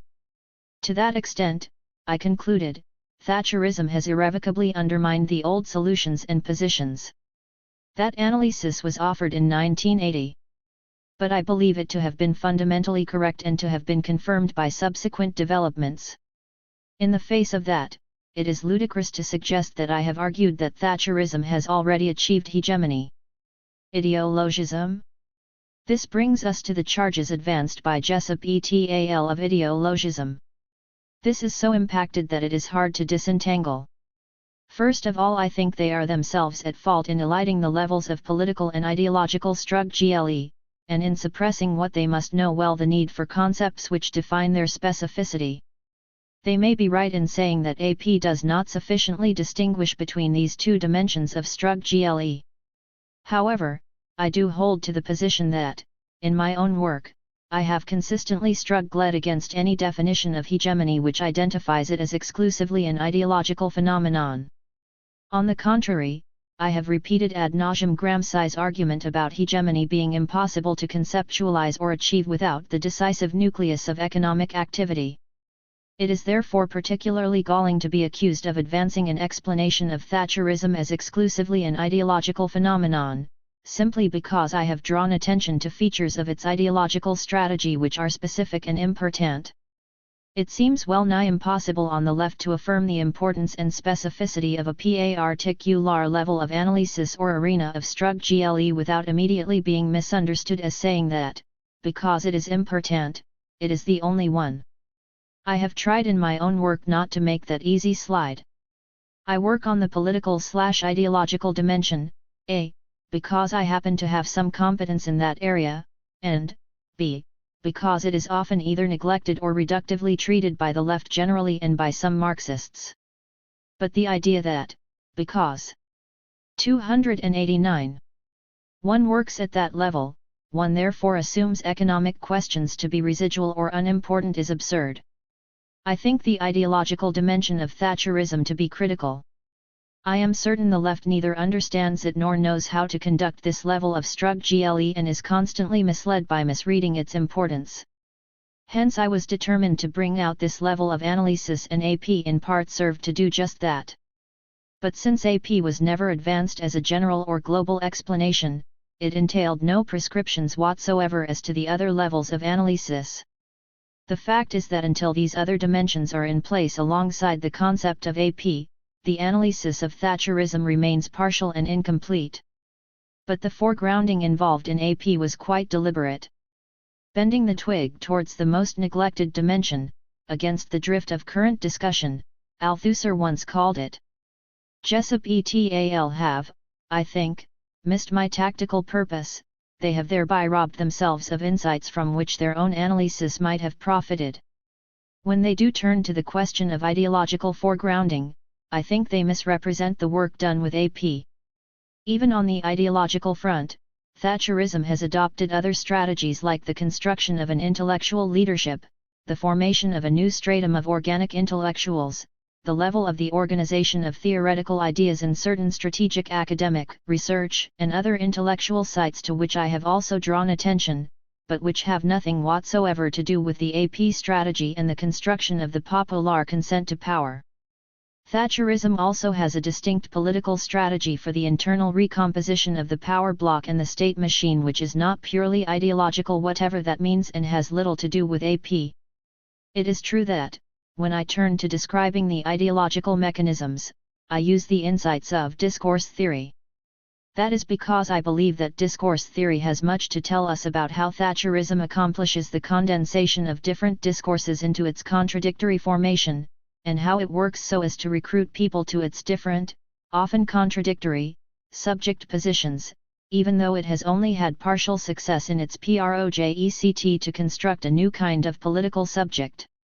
But I have long ago definitively dissociated myself from the discourse theoretical approach to the analysis of whole social formations, or even from the idea that the production of new subjectivities provides, in itself, an adequate theory of ideology, as opposed to a critical aspect of its functioning. 6. I have characterized that as a species long familiar to the tradition of Western Marxism of Neo-Kantianism. In doing so, I have also tried carefully to demarcate the immensely fruitful things which I learned from Ernesto Lacaze. 290. 0. Politics and ideology in Marxist theory from the dissolution of everything into discourse, which, I believe, mars the later volume, Hegemony and Socialist Strategy, despite its many insights. 7. These distinctions were widely debated in the so-called Hegemony group in 1980-83, in which Jessup himself took a leading role, so I find it difficult to be now misidentified by Jessup et al. With the latter position. I believe from what I have already said that it is also quite difficult to sustain the charge that I treat Thatcherism as an uncontradictory monolith. The entire thrust of my work on the ideology of Thatcherism has been to try to show how Thatcherism has managed to stitch up or unify the contradictory strands in its discourse, the resonant themes of organic Toryism, nation, family, duty, authority, standards, traditionalism, patriarchalism, with the aggressive themes of a revived neoliberalism, self-interest, competitive individualism, anti-statism, as I put it in the Great Moving Right Show. 8. In the same piece, I pointed to the highly contradictory subject positions which Thatcherism was attempting to condense. I deliberately adopted Andrew Gamble's brief but telling paradox: free market, strong state. How all this could be described as representing Thatcherism as an uncontradictory ideological monolith beats me. Nor do Jessup et al. Score points by showing that many of these elements in Thatcherism are not new. Some of these, I said in the very next sentence, had been secured in earlier times through the grand themes of one nation popular conservatism, the means by which Toryism circumnavigated democracy. I thought this of particular importance in giving substance to Gramsci's argument that, often, ideological shifts take place, not by substituting one whole, new conception of the world for another, but by presenting a novel combination of old and new elements, a process of distinction and of change in the relative weight possessed by the elements of the old ideology. I don't see how all that could conceivably be construed as endowing Thatcherism with an excessively unified image. The Keynesian welfare state. For the reasons I have already advanced, there are many things which Jessup et al. Argue in the succeeding sections of their article with which I wholeheartedly agree. Their analysis and mine are only, I am afraid, in competition with one another in the rather spurious atmosphere of polemical contestation which they quite unnecessarily generated. Nevertheless, I believe that the failures they show in understanding how AP works carry over. 291. Into their own substantive analysis. Thus they repeat the now familiar, left-earthen-thou argument that the break-up of the post-war consensus could not be of much political significance because the Keynesian welfare state, KWS, was never socialist. This is supposed to inflict further damage on the concept of AP. However, I am perfectly well aware that the KWS was not socialist. In policing the crisis, I spent a great deal of space analyzing the limits of the KWS and spelling out the contradiction of labor in power, which I quite specifically characterized as social democratic, not socialist in political content. The argument has, so far as I know, never been that the KWS was socialist and that we should therefore now go back to it. That is a figment of the fundamentalist left imagination. What I have argued and do argue is that the KWS was a contradictory structure, a historic compromise, which both achieved something in a reformist direction for the working class and became an instrument in disciplining it. Why else should anyone on the left be now campaigning for the restoration of the cuts in the welfare state if it did nothing for the working class? I have also argued that, if we cannot mobilize a full-scale popular agitation around the limited demands of maintaining and expanding welfare state reformism, on what grounds could we conceivably conceptualize the political conjuncture as one likely to lead to an irreversible shift of power towards immediate working class power? I keep not getting an answer to this conundrum, and must presume this is because the symbolics of who can swear loudest at the reformism of labor governments is more important on the left than hard analysis. It seems to be convenient to answer, not the question I pose but another, fictional one, because the latter usefully demonstrates the degree of my apostasy. I am surprised to find Jessup et al. Allowing themselves to drift into that vulgar exercise. I have other problems with the analysis they advance, though on these I can be briefer. I do not find the two nations hypothesis at all convincing. Good citizen and hard worker seem to me poor characterizations of the critical points of reference in the Thatcherite strategy. Thatcherism deliberately and from its viewpoint, correctly eschews all reference to the concept of citizenship. Worker is also a difficult one for it to negotiate, and it constantly prefers wealth creator. Jessup et al. Pose the hard question of the relation of Thatcherism to specific class interests. But they fail to provide the non-class reductionist articulation to class positions they call for. An uneasy and unstable alliance of interests? Amen, but we all got as far as that long ago. I also think that Jessup et al. Are still too mesmerized by a problem which has long ago disappeared, in the sociological form in which 292. 0. It was carefully tended in the 1970s, into the oblivion. That is the question of corporatism. The problems to which corporatism was a response in the 1970s remain.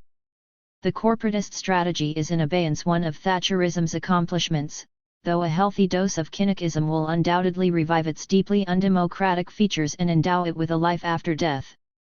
On many other aspects of the Jessup et al. Analysis I do not substantially differ. But on the central thrust of the argument, I think their article sophisticated but mistaken. They have badly skewed their own analysis and our general understanding of the Thatcherism phenomenon by entering into a misconceived confrontation with my work and with the concept of AP. They have profoundly misread the entire Gramscian terrain in which, from beginning to end, the whole AP discussion has been rooted. I am afraid they have sometimes had their eye cocked more towards scoring points than deconstructing Thatcherism. Nevertheless, they have contributed substantially to our understanding of many of its perplexing aspects. Perhaps, now that the sound of conceptual gunfire has died away, we might all get back to the far more important task of understanding the real complexity of the Thatcherism phenomenon, the better to defeat and destroy it. Necessarily, we must dismiss those tendencies that encourage the consoling play of recognitions. Michel Foucault, Nies Sche, Genealogy, History. When was the post-colonial? What should be included and excluded from its frame? Where is the invisible line between it and its others, colonialism, neocolonialism, Third World, imperialism, in relation to whose termination it ceaselessly, but without final supersession, marks itself? The main purpose of this paper is to explore the interrogation marks which have begun to cluster thick and fast around the question of the post-colonial and the notion of post-colonial times. If post-colonial time is the time after colonialism, and colonialism is defined in terms of the binary division between the colonizers and the colonized, why is post-colonial time also a time of difference? What sort of difference is this, and what are its implications for the forms of politics and for subject formation in this late modern moment? These questions increasingly haunt the contested space in which the concept of the post-colonial now operates, and they cannot be satisfactorily explored until we know more about what the concept means and why it has become the bearer of such powerful unconscious investments, a sign of desire for some, and equally for others, a signifier of danger. This interrogation can most usefully be done by engaging with the case against the post-colonial, which has been rapidly taking shape in a series. Chapter 11. When was the post-colonial?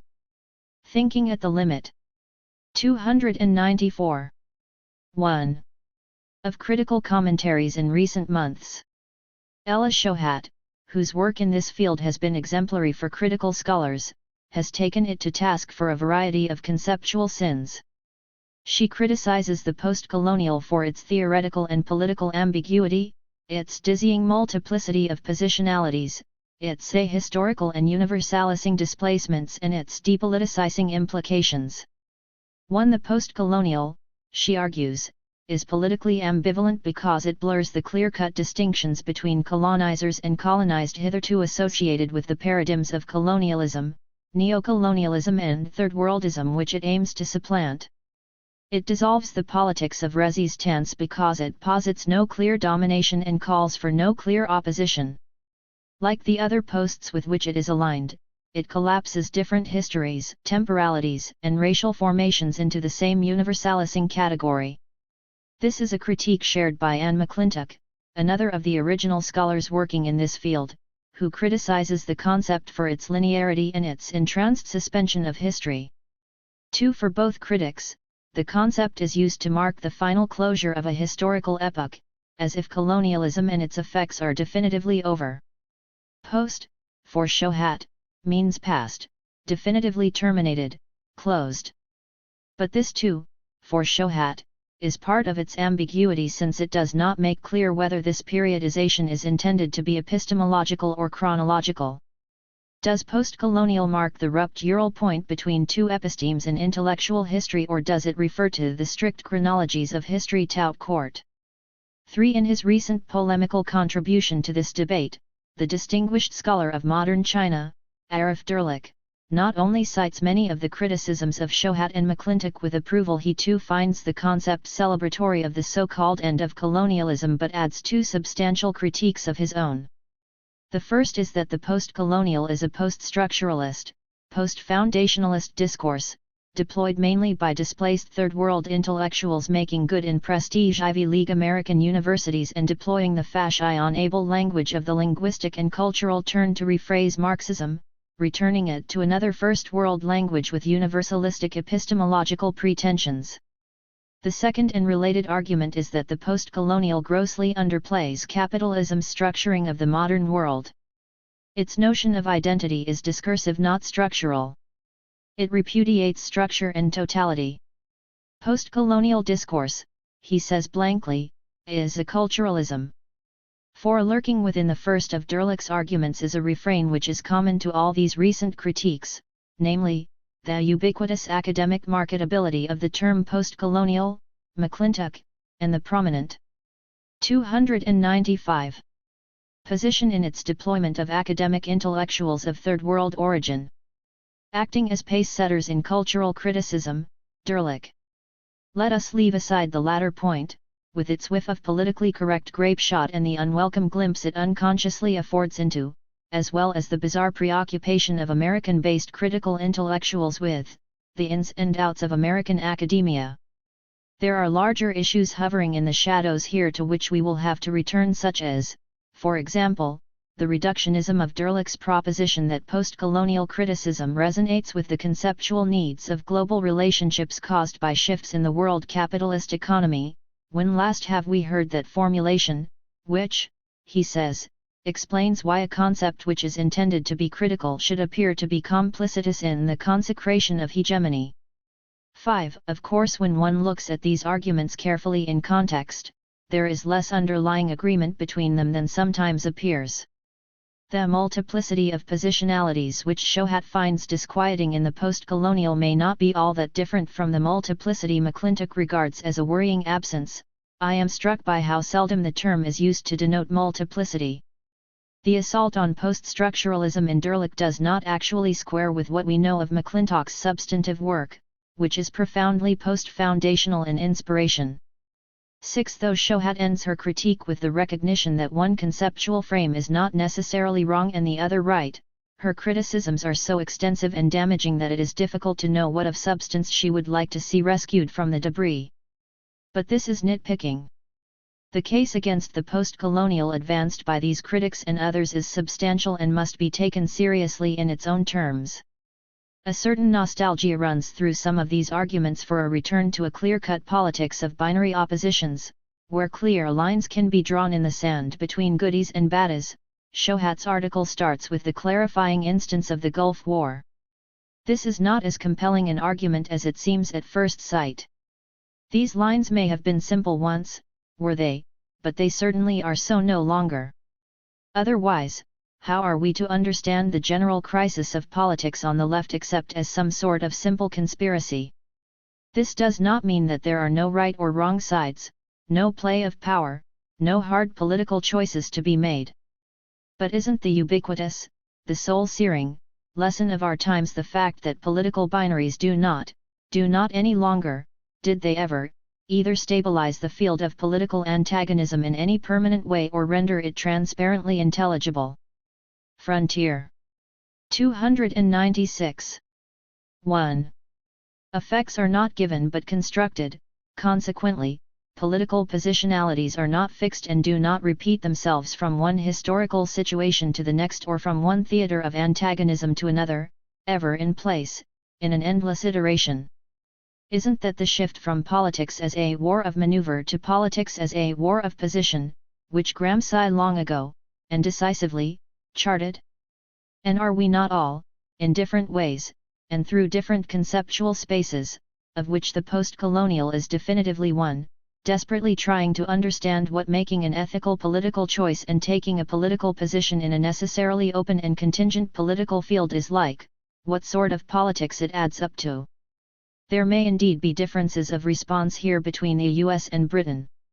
Without going to great lengths, I find myself insisting that what the Gulf War provided was not the clarifying political experience of lines drawn in the sand but the difficulties which arose in opposing the Western war in the desert when manifestly the situation in the Gulf involved both the atrocities which the alliance committed in defense of Western oil interests under uncover against the people of Iraq, in whose historic underdevelopment the West is deeply implicated, and the atrocities committed against his own people and against the best interests of the region, not to speak of those of the Kurds and the Marsh Arabs, by Saddam Hussein. There is a politics there, but it is not one from which complexity and ambiguity can be usefully expunged. And it isn't an untypical example, randomly chosen, but characteristic of a certain kind of political event of our new times in which both the crisis of the uncompleted struggle for decolonization and the crisis of the post-independence state are deeply inscribed.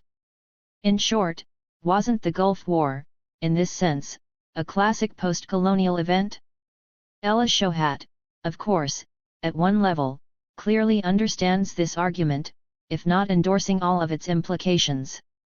The last 3 decades in the Third World, she observes, have offered a number of very complex and politically ambiguous developments, including the realization that the wretched of the earth are not unanimously revolutionary, and that despite the broad patterns of geopolitical hegemony, power relations in the Third World are also dispersed and contradictory. She refers to conflicts not only between, but also within nations, with the constantly changing relations between dominant and subaltern groups. 7. However, instead of this observation provoking an examination of the Po. 297. Potential value of the term post-colonial in precisely referencing this shift theoretically, she ends this part of the discussion with a polemically negative observation about the visibility of the post-colonial in Anglo-American academic cultural studies. In short, where she could easily have concluded with a conceptual reflection, she chose instead a polemical closure. As to whether the concept post-colonial has been confusingly universalist, there is undoubtedly some careless homogenizing going on, as the phrase has caught on and become widely and sometimes inappropriately applied. There are serious distinctions to be made here which have been neglected and which do weaken the conceptual value of the term. Is Britain post-colonial in the same sense as the US? Indeed, is the US usefully thought of as post-colonial at all? Should the term be commonly applied to Australia, which is a white settler colony, and to India? Are Britain and Canada, Nigeria, and Jamaica equally post-colonial, as Shohat asks in her article? Can Algerians living at home and in France, the French and the Pied Noir settlers, all be post-colonial? Is Latin America post-colonial, even though its independence struggles were fought early in the 19th century, long before the recent stage of decolonization to which the term more evidently refers, and were led by the descendants of Spanish settlers who had colonized their own native peoples? Shohat, in her article, exploits this weakness effectively, and it is clear that, in the light of this critique, those deploying the concept must attend more carefully to its discriminations and specificities and or establish more clearly at what level of abstraction the term is operating and how this avoids a spurious universalization. Anne McClintock also persuasively distinguishes between a number of different trajectories in global domination, in the course of making a valid and important general point about the need to think the continuities and discontinuities of power together. 8. Lotte Mani and Ruth Frankenberg, in their carefully argued assessment, are particularly helpful here in reminding us that it need not follow that all societies are post-colonial in the same way, and that in any case the post-colonial does not operate on its own but is in effect a construct internally differentiated by its intersections with other unfolding relations. 9. So, a more careful discrimination is in order between different social and racial formations. Australia and Canada, on the one hand, Nigeria, India, and Jamaica on the other, are certainly not post-colonial in the same way. But this does not mean that they are not post-colonial in any way. In terms of their relation to the imperial center, and the ways in which, as C.L.R. James put it about the Carib bean, they are in but not of the West, they were. 298. 1. Plainly all colonial, and are usefully designated now as post-colonial, though the manner, timing, and conditions of their colonization and independence varied greatly. So, for that matter, was the U.S., whose current culture wars, conducted throughout with reference to some mythicist Eurocentric conception of high civilization, are literally unintelligible outside the framework of America's colonial past. There are, however, some ways of discriminating between uses of the term which are not, in my view, helpful. Some would deny it to white settler colonies, reserving it exclusively for the non-Western colonized societies.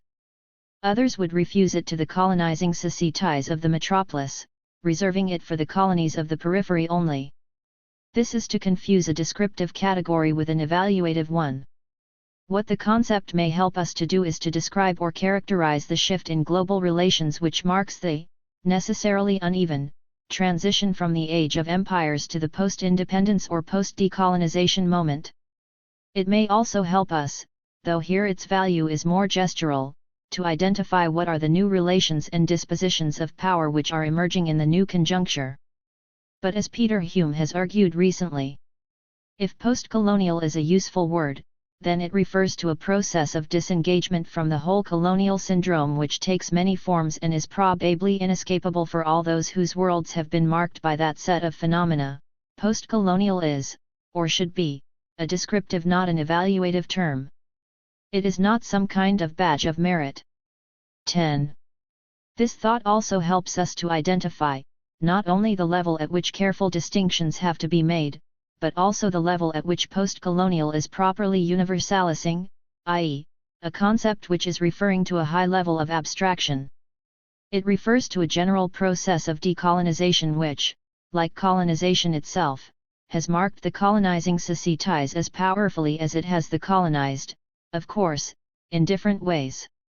Hence the subverting of the old colonizing/colonized binary in the new conjuncture. Indeed, one of the principal values of the term post-colonial has been to direct our attention to the many ways in which colonization was never simply external to the societies of the imperial metropolis.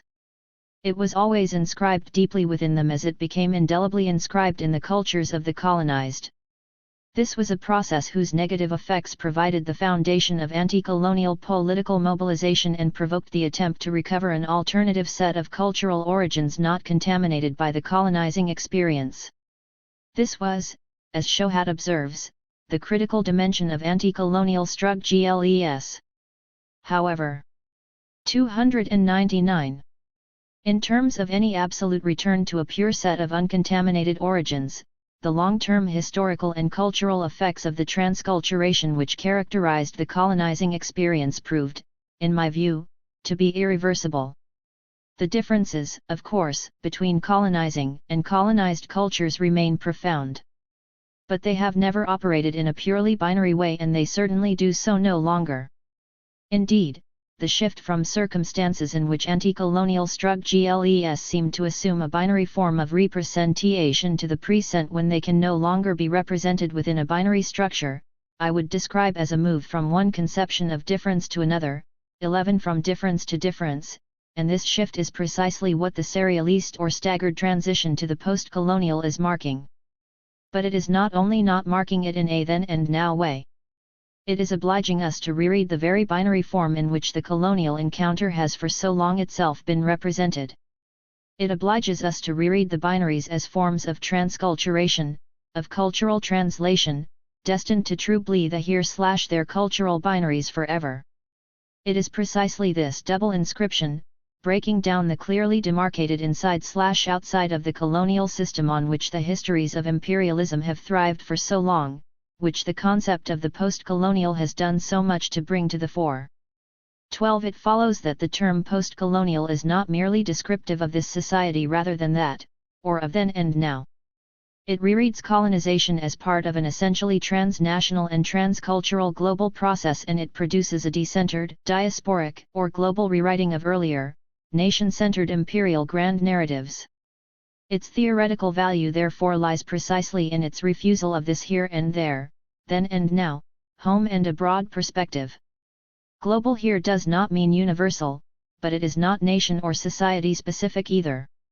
It is about how the lateral and transverse cross-relations of what Paul Gilroy calls the diasporic supplement and simultaneously displace the center periphery, and the global/local reciprocally reorganize and reshape one another.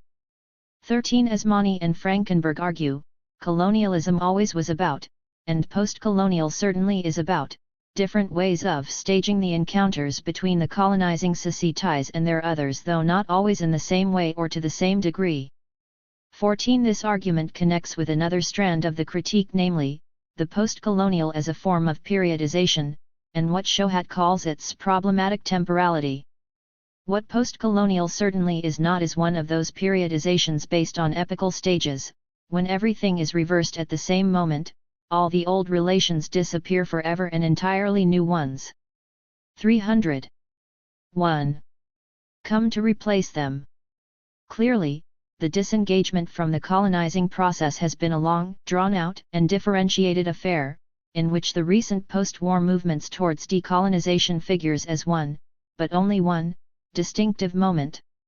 Here, colonization signals direct colonial occupation and rule, and the transition to post-colonial is characterized by independence from direct colonial rule, the formation of new nation-states, forms of economic development dominated by the growth of indigenous capital and their relations of neo-colonial dependence on the developed capitalist world, and the politics which arise from emergence of powerful local elites managing the contradictory effects of underdevelopment.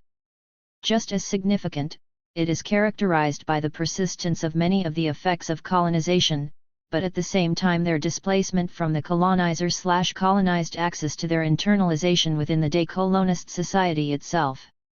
Hence, the British, who were deeply implicated with the regional economies, the ruling factions and the complex politics of the Gulf states, Persia, and Mesopotamia through the network of mandates and protected spheres of influence after World War I, withdrew in the decolonizing moment west of Suez, and the after-effects of this pervasive type of indirect colonial hegemony is then lived and reworked through the various internal crises of the post-colonial states and societies of the Gulf states, Iraq, Iran, and Afghanistan, not to speak of Palestine and Israel.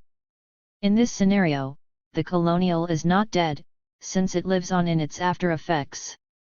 But its politics can certainly no longer be mapped completely back into, nor declared to be the same in the post-colonial moment as it was during the period of the British Mandate. These complexities and restagings have become a common feature in many parts of the post-colonial world, although there have also been other decolonizing trajectories, both earlier ones and ones with significantly different outcomes.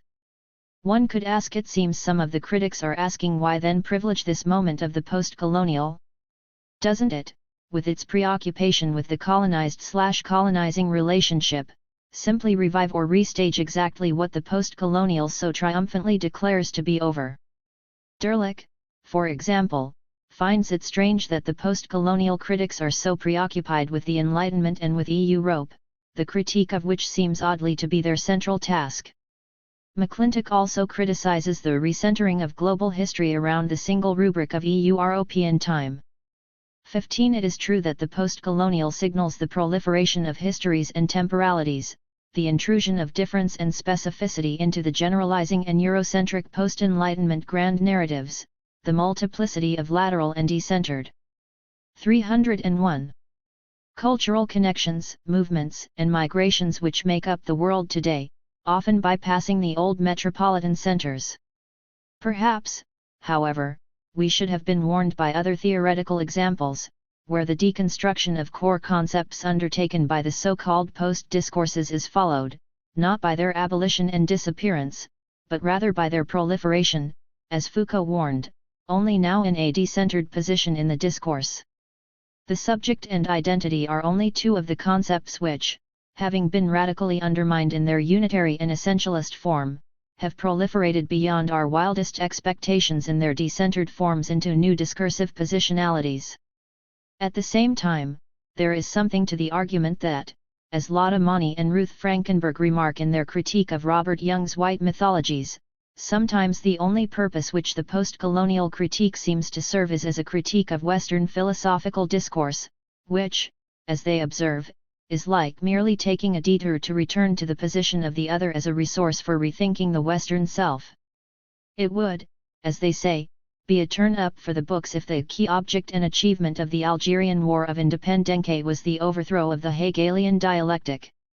16. In fact, in my view, the problem with white mythologies is not that it sees the connection between the post-colonial and the critique of the Western metaphysical tradition, but that it is driven by a Promethean desire for the ultimate theoretically correct position, a desire to out-theorize everyone else and, in so doing, sets up a hierarchy from the bad, Sartre, Marxism, Jameson, through the not too bad but wrong, said, Foucault, to the almost okay, Spivak, Babha, without ever once putting on the table for serious critical inspection the normative discourse, the foundational figure, i.e., Derrida, in relation to whose absence/presence the whole linear sequence is staged.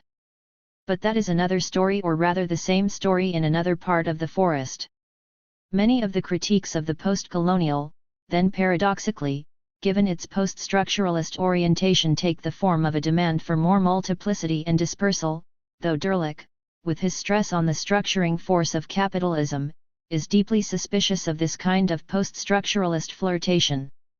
Yet, while holding fast to differentiation and specificity, we cannot afford to forget the overdetermining effects of the colonial moment, the work which its binaries were constantly required to do to represent the proliferation of cultural difference and forms of life, which were always there, within the sutured and overdetermined unity of that simplifying, overarching binary, the West and the rest. This recognition goes some way to rescuing. 302. 1. Edward Said's Orientalism from the critique that it fails to discriminate between different imperialisms. 17. We have to keep these two ends of the chain in play at the same time, overdetermination and difference, condensation and dissemination, if we are not to fall into a playful deconstructionism, the fantasy of a powerless utopia of difference.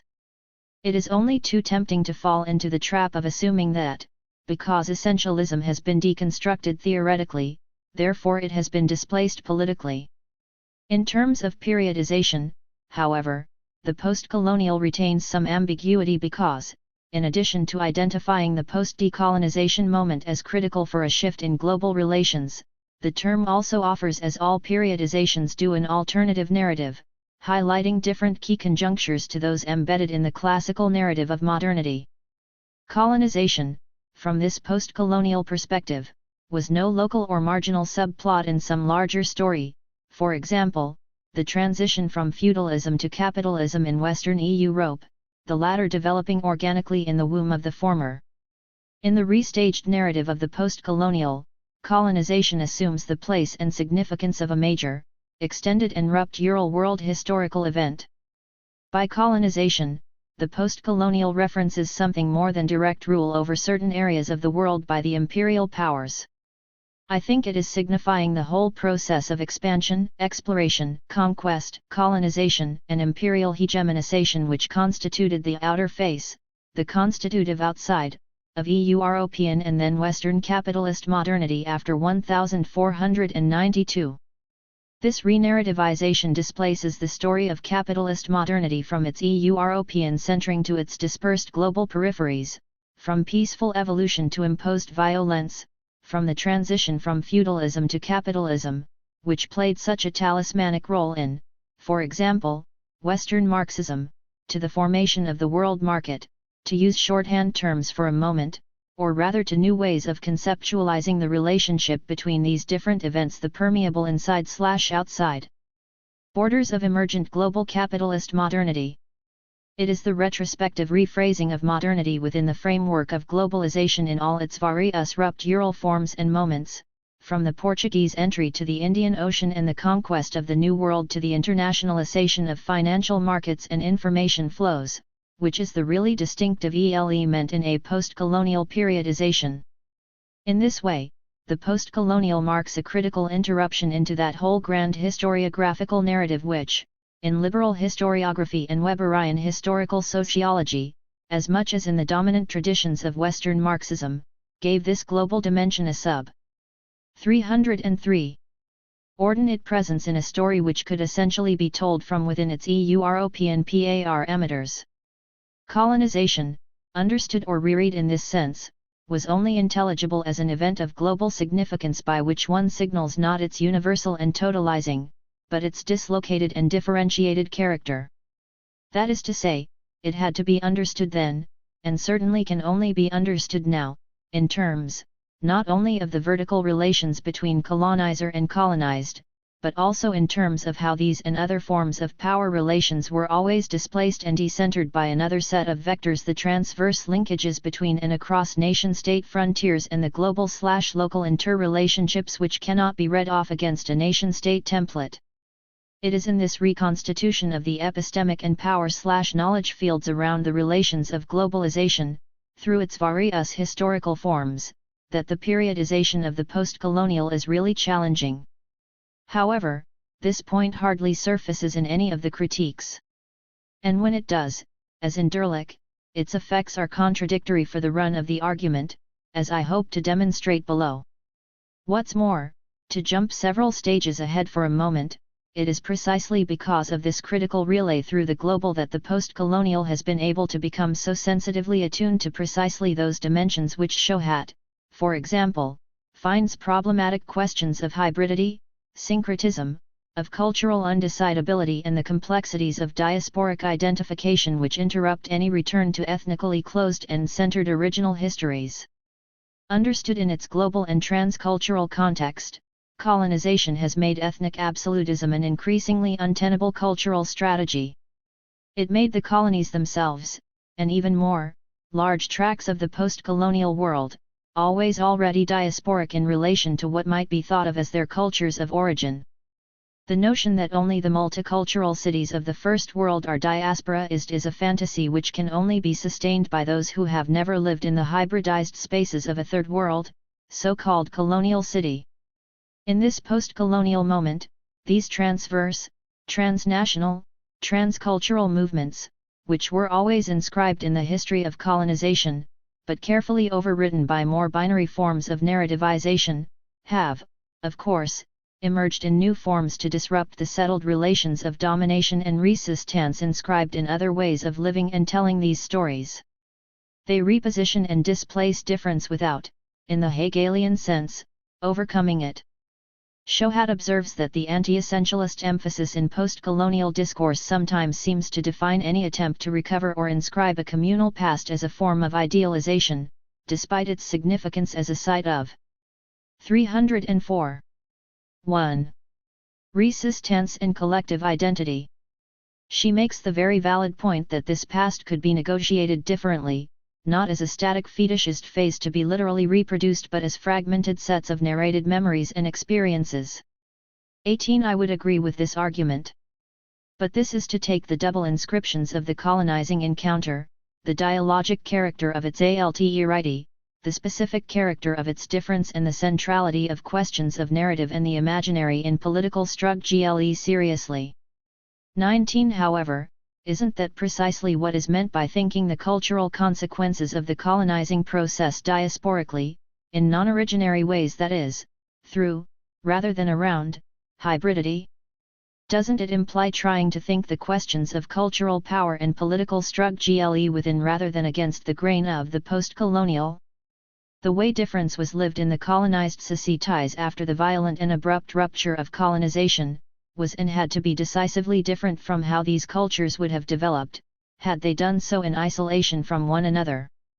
From that turning point in the closing decades of the 15th century forwards, there is, of course, no single, homogeneous, empty, Western, time.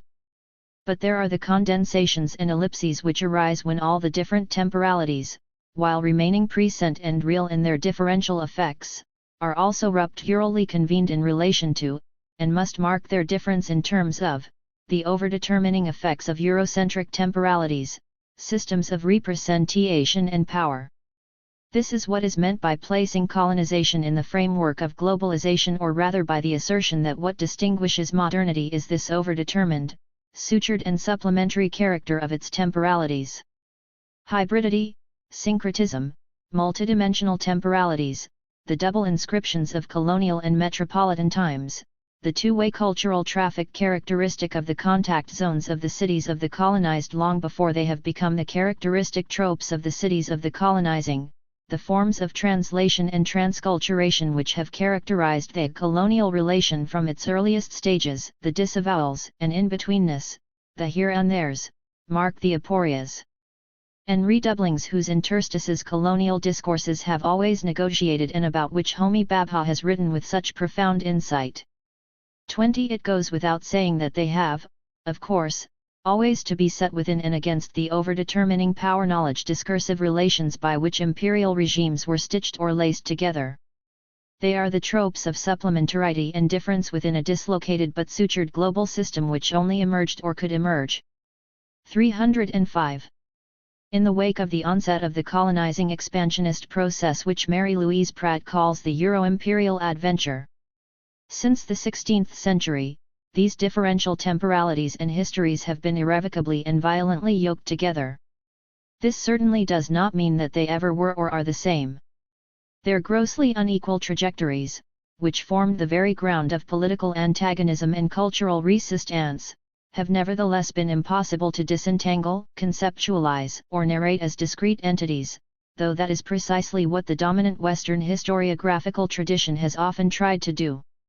No site, either there or here, in its fantasized autonomy and indifference, could develop without taking into account its significant and/or abject others.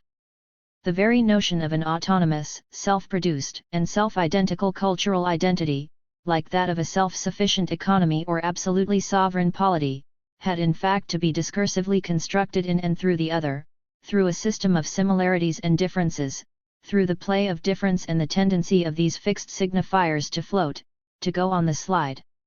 The other ceased to be a term fixed in place and time external to the system of identification and became, instead, a symbolically marked constitutive outside, a positionality of differential marking within a discursive chain. It is possibly, now, to answer the question posed earlier about the post-colonial's preoccupation with Eurocentric time. The Enlightenment returns, in the discourse of the post-colonial, in its decentered position, because it represents a critical epistemic shift within the colonizing process, understood in this wider sense, whose discursive, power-knowledge, effects are still in play, How, in Western discourses dominated by science and the social sciences, could it fail to be? Until the Enlightenment, difference had often been conceptualized in terms of different orders of being. Are they true men? Was the question which Juan Gines de Sepulveda put to Bartolomé de las Casas in the famous debate at Valladolid before Charles V in 1550.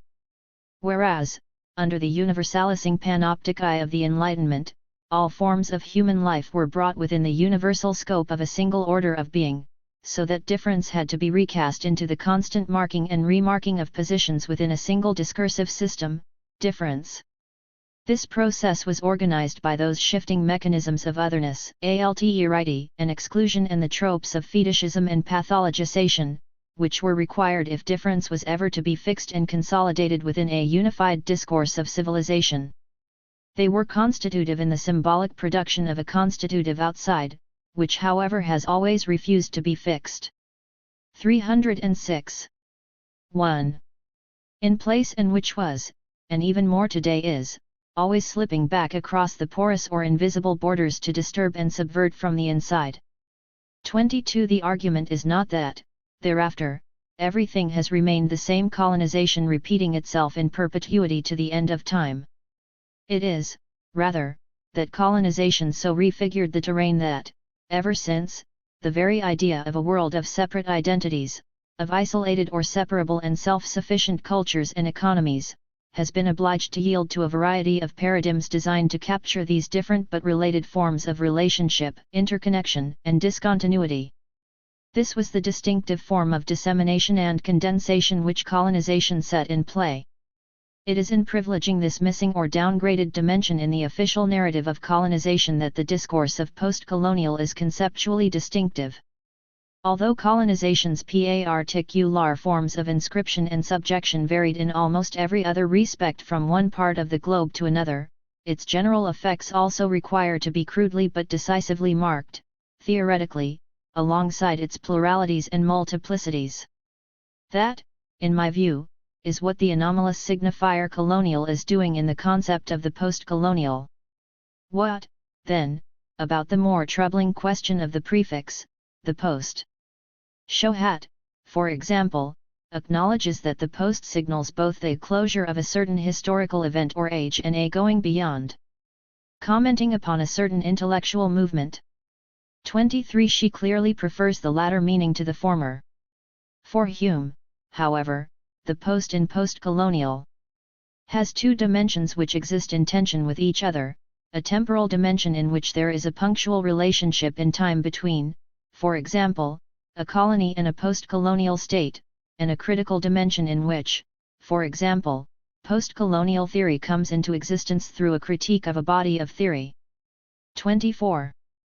Moreover, the tension, for Hume, is productive, whereas for Shohat it produces a structured ambivalence. In this respect, she seems to argue that the post-colonial is different from the other posts in attempting to be both epistemic and chronological. It is both the paradigm and the chronological moment of the colonial which the post-colonial claims to be superseding. However, it seems to me that, in this respect, the post-colonial is no different from the other posts. It is not only after but going beyond the colonial, as postmodernism is both going beyond and after modernism, and post-structuralism both follows chronologically and achieves its theoretical gains on the back of structuralism. The trickier question is whether 307. In fact these two could ever be separated, and what such a separation would imply about the way colonization itself is being conceptualized. Colonialism refers to a specific historical moment, a complex and differentiated one, as we have tried to suggest, but it was always also a way of staging or narrating a history, and its descriptive value was always framed within a distinctive definitional and theoretical paradigm. The very succession of terms which have been coined to refer to this process, colonization, imperialism, neocolonial, dependencia, third world, shows the degree to which each apparently innocent descriptive term carried in its slipstream powerful epistemological, conceptual, and indeed political baggage, the degree, in short, to which each has to be understood discursively. Indeed, the distinction which this critique seems to be trying to enforce between power and knowledge is exactly what the discourse of the post-colonial, or rather, what thinking both the colonial and the post-colonial discursively, has displaced. With colonization, and consequently with the post-colonial, we are irrevocably within a power-knowledge field of force. It is precisely the false and disabling distinction between colonization as a system of rule, of power and exploitation, and colonization as a system of knowledge and representation, which is being refused. It is because the relations which characterized the colonial are no longer in the same place and relative position, that we are able not simply to oppose them but to critique, to deconstruct and try to go beyond them. But what exactly might be meant by this after and going beyond? Shohat argues that the operation of simultaneously privileging and distancing the colonial narrative, moving beyond it, structures the in-between framework of the post-colonial. 25 She is not very sympathetic to this undecidability. But it is possibly to argue that the tension between the epistemological and the chronological is not disabling but productive. After means in the moment which follows that moment, the colonial, in which the colonial relation was dominant. It does not mean, as we tried to show earlier, that what we have called the after effects of colonial rule have somehow been suspended. It certainly does not mean that we have passed from a regime of power knowledge into some powerless and conflict-free time zone. Nevertheless, it does also stake its claim in terms of the fact that some other, related but as yet emergent new configurations of power-knowledge relations are beginning to exert their distinctive and specific effects. This way of conceptualizing the shift between these paradigms not as an epistemological break in the Althusserian/structuralist sense but more on the analogy of what Gramsci called a movement of deconstruction-reconstruction or 308. 1. What Derrida, in a more deconstructive sense, calls a double inscription is characteristic of all the posts. Gramsci, speaking about transformations in the field of practical common sense, observes that they have to be thought as a process of distinction and of change in the relative weight possessed by the elements of the old ideology. What was secondary or even incidental becomes of primary importance, it becomes the nucleus of a new doctrinal and ideological ensemble. The old collective will disintegrate into its contradictory elements so that the subordinate elements amongst them can develop socially. 26. What, in their different ways, these theoretical descriptions are attempting to construct is a notion of a shift or a transition conceptualized as the reconfiguration of a field, rather than as a movement of linear transcendence between two mutually exclusive states. Such transformations are not only not completed but they may not be best captured within a paradigm which assumes that all major historical shifts are driven by a necessitarian logic towards a teleological end. Lotte Mani and Ruth Frankenberg make the critical distinction between a transition which is decisive, which the post-colonial certainly is, and one which is definitive. To put this another way, all the key concepts in the post-colonial, as in the general discourse of the posts, are operating, as Derrida would put it, under erasure. They have been subjected to a deep and thoroughgoing critique, exposing their assumptions as a set of foundational effects.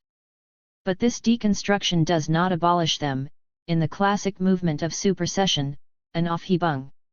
It leaves them as the only conceptual instruments and tools with which to think about the present but only if they are deployed in their deconstructed form. They are, to use another, more Heideggerian, formulation, which Ian Chambers, for example, prefers, a presence that exists in abeyance. 27 In a now famous exchange about thinking at the limit which seems to me a good description of the status of the post-colonial as an epistemene formation, Derrida once defined the limit of philosophical discourse as the episteme, functioning within a system of fundamental constraints, conceptual oppositions outside of which philosophy becomes impracticable. He spoke of a necessarily double gesture, marked in certain decisive places by an erasure which allows what it obliterates to be read, violently inscribing within the text that which attempted to govern it from without and of trying to respect as rigorously as possibly the internal, regulated. 309. Play of philosophemes. By making them slide to the point of their non-pertinence, their exhaustion, their closure. To deconstruct philosophy, thus, would be to think in the most faithful interior way the structured genealogy of philosophy's concepts, but at the same time to determine from a certain exterior that is unqualifiable or unnameable by philosophy what this history has been unable to dissimulate or forbid. By means of this simultaneously faithful and violent circulation between the inside and the outside of philosophy, there is produced a certain textual work. When his interlocutor, Henri Rance, asked him whether by this means there could be a surpassing of this metaphysics, Derrida remarked, "There is not a transgression if one understands by that a pure and simple landing into the beyond of metaphysics. But, by means of the work done on one side and the other of the limit, the field inside is modified, and a transgression is produced that consequently is nowhere present as a fait accompli." 28. The problem, then, is not that the post-colonial is a conventional paradigm of a logico-deductive type which erroneously confuses the chronological and the epistemological. Lying behind this is a deeper choice between epistemologies, between a rational and successive logic and a deconstructive one. In this sense, Derlich is correct to pinpoint the question of the post-colonial's relation to what can be broadly called post-structuralist ways of thinking as a central issue which its critics find particularly troubling. Larger issues are thus at stake in this debate than the criticisms which have been widely signaled sometimes suggest. Derlich is particularly ferocious in this area and for reasons which are not difficult to identify. Discovering that the term post-colonial is applied to many writers who do not necessarily agree with one another, some of whom Derlich likes and others he does not, he is driven to the polemical conclusion that the post-colonial is not the description of anything or anyone in particular but rather a discourse that seeks to constitute the world in the self-image of intellectuals who view themselves or have come to view themselves as post-colonial intellectuals and an expression of their newfound power in First World academia. This rather crude ad hominem and ad femininem name-calling disfigures the argument of a distinguished scholar of modern China, and it would perhaps be wise to think 310. 1. Of it as symptomatic. But of what? We get a clue to an answer when he takes Jun Prakash's elegant post-structuralist defense of the post-colonial criticism and Indian historiography, as his principal stalking horse. 29. Let us leave the many local criticisms of this article, some of which we have already mentioned, to one side. The main burden of the charge is that the post-colonial, like the post-structuralist discourse which provides its philosophical and theoretical grounding, is anti-foundational and, as such, cannot deal with a concept like capitalism and with capitalism's structuring of the modern world. Moreover, the post-colonial is a culturalism. It is preoccupied with questions of identity and the subject and hence cannot give an account of the world outside the subject. Attention is shifted from national origin to subject position and a politics of location takes precedence over politics informed by fixed categories, in this case the nation, though obviously other categories such as third world and class are also implied. The post-colonial presents the colonizer equally with the colonized with a problem of identity. 30. This is all going with a remarkable swing for 20 pages when, on page 347, a by now somewhat characteristic turn begins to reveal itself. These criticisms, however vehement on occasion, do not necessarily indicate that post-colonialism's critics deny it all value. The post-colonial discourse turns out, after all, to have something to say about a crisis in the modes of comprehending the world associated with such concepts as third world and nation state. Nor, apparently, is it to be denied that, as the global situation has become more blurred with the disappearance of the socialist states, with the emergence of important differences economically and politically between so-called third world societies and the diasporic motions of peoples across national and regional boundaries, fragmentation of the global into the local has emerged into the foreground of historical and political consciousness. 31. This may appear to innocent eyes like recuperating a good deal of already repudiated territory, apart from containing in itself some questionable formulations. Some postmodern critics may believe that the global has fragmented into the local, but most of the serious ones argue that what is happening is a mutual reorganization of the local and the global, a very different proposition 32, but let that pass. For it is followed, in the second section of the article, by a long, detailed and persuasive account of some of the main features of what is variously described as late capitalism.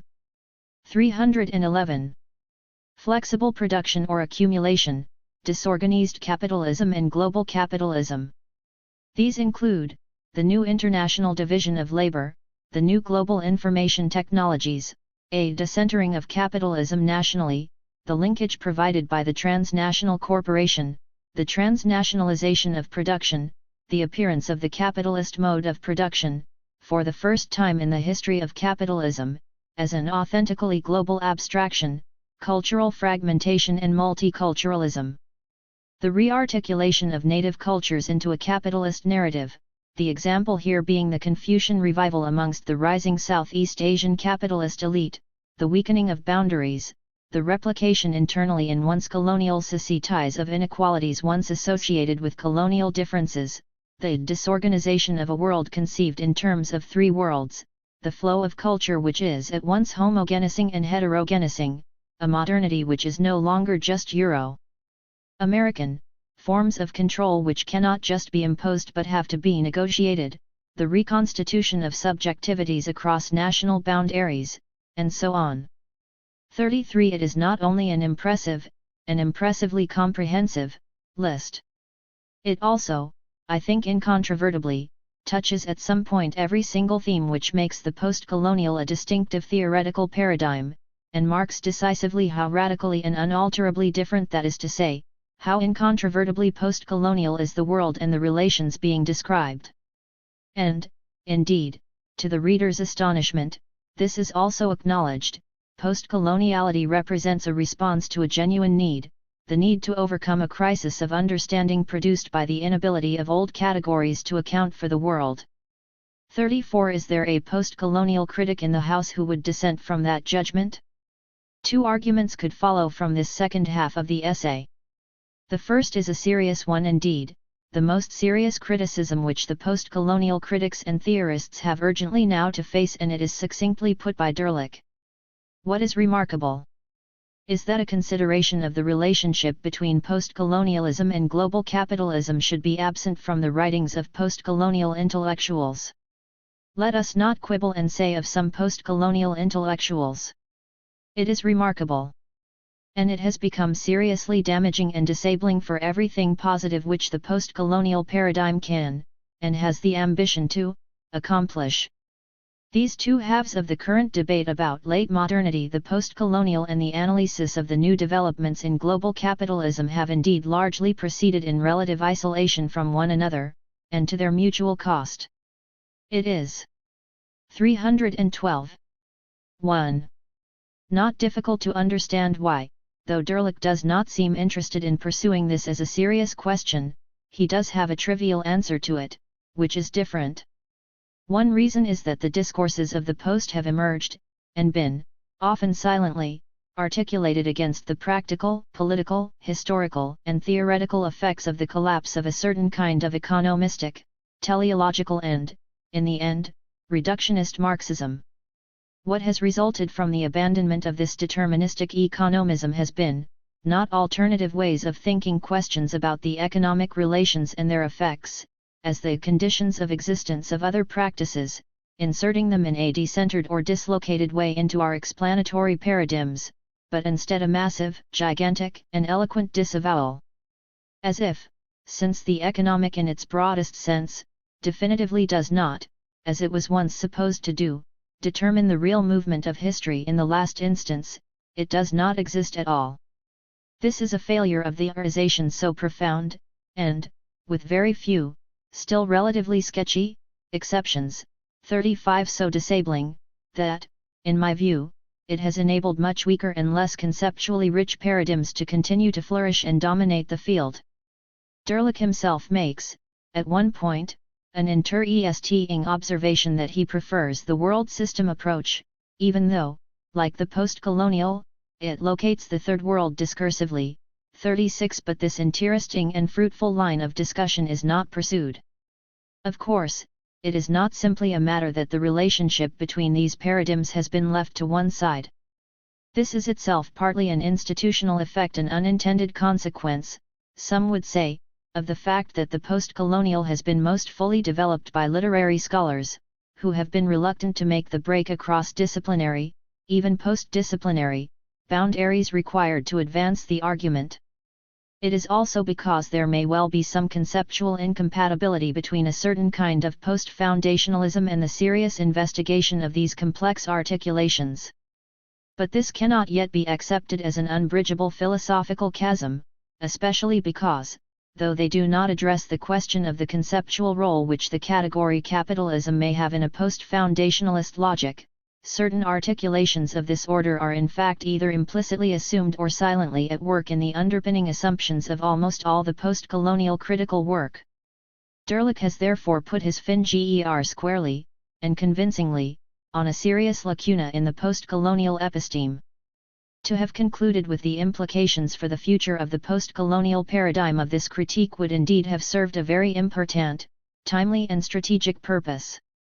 And had this been the conclusion to his essay, one could have overlooked the curiously 313 broken-backed and internally contradictory nature of the argument, the second half repudiating in effect much of the substance and all of the tone of the first half. However, it is not. His conclusion takes the second path. Far from just representing a response to a genuine theoretical need, he ends with the thought that post-coloniality resonates with the problems thrown up by global capitalism, is attuned to its issues and hence serves its cultural requirements. The post-colonial critics are, in effect, unwitting spokespersons for the new global capitalist order. This is a conclusion to a long and detailed argument of such stunning, and one is obliged to say, banal, reductionism, a functionalism of a kind which one thought had disappeared from scholarly debate as a serious explanation of anything, that it reads like an echo from a distant, primeval era. It is all the more disturbing because a very similar line of argument is to be found from a diametrically opposite position, the inexplicably simplistic charge in Robert Young's Colonial Desire 37 that the post-colonial critics are complicit with Victorian racial theory because both sets of writers deploy the same term hybridity in their discourse. Here, then, we find ourselves between Scylla and Charybdis, between the devil and the deep blue sea. We always knew that the dismantling of the colonial paradigm would release strange demons from the deep, and that these monsters might come trailing all sorts of subterranean material. Still, the awkward twists and turns, leaps and reversals in the ways the argument is being conducted should alert us to the sleep of reason that is beyond or after reason, the way desire plays across power and knowledge in the dangerous enterprise of thinking at or beyond the limit. Introduction. Why is culture at the center of so many discussions and debates at the present time? In one sense, culture has always been important. The human and social sciences have long recognized its significance. In the humanities, the study of the languages, literatures, art forms, philosophical ideas, moral and religious systems of belief have long constituted the fundamental subject matter, though the idea that these all composed a distinct set of meanings a culture has not been as common an idea as we might have supposed. In the social sciences, and in particular in sociology, what is said to be distinctive about social action as distinct from behavior which is purely instinctual or biologically and genetically programmed is that it requires and is relevant to meaning. Human beings are meaning-making, interpretive beings. Social action is meaningful, both to those who perform it and to those who observe it, not in itself, but because of the many and variable systems of meanings which human beings deploy to define what things mean and to code, organize, and regulate their conduct towards one another. These systems or codes of meaning give significance to our actions. They allow us to interpret meaningfully the actions of others. Taken together, they constitute our cultures. They help to ensure that all social action is cultural, that all social practices express or communicate a meaning and, in that sense, are signifying practices. Chapter 12. The Centrality of Culture. Notes on the Cultural Revolutions of Our Time. 317. However, it does not follow from this that the social and human sciences have always given culture either the substantive centrality or the epistemological weight it deserves. This distinction between the substantive and the epistemological aspects of culture, introduced in Duguay, Hall, et al. 1997, one is worth bearing in mind throughout the rest of this chapter. By substantive, we mean culture's place in the actual empirical structure and organization of cultural activities, institutions, and relationships of society at any particular historical moment. By epistemological, we refer to culture's position in relation to matters of knowledge and conceptualization, that is how culture is used to transform our understanding, explanations, and theoretical models of the world. In what follows, we deal with substantive aspects first. The centrality of culture, the global dimension. In the 20th century there has been a cultural revolution in the substantive, empirical, and material senses of the word. Substantively, the domain constituted by the activities, institutions, and practices we call cultural has expanded out of all recognition. At the same time, culture has assumed a role of unparalleled significance in the structure and organization of late modern society, in the processes of development of the global environment and in the disposition of its economic and material resources. In particular, the means of producing, circulating and exchanging culture have been dramatically expanded through the new media technologies and the information revolution. Directly, a much greater proportion of the world's human, material, and technical resources than ever before go into these sectors. At the same time, indirectly, the cultural industries have become the mediating element in every other process. The old distinction which classical Marxism used to make between the economic base and the ideological superstructure is difficult to sustain in circumstances where the media both form a critical part of the material infrastructure of modern societies and are the principal means by which ideas and images are circulated. Today, they sustain the global circuits of economic exchange on which the worldwide movement of information, knowledge, capital, investment, the production of commodities, the trade in raw materials and the marketing of goods and ideas depend. As David Harvey observed, the formation of a global stock market, of global commodity, even debt, futures markets, of currency and interest rate swaps, together with accelerated geographical mobility of funds, meant, for the first time, the formation of a single world. 318.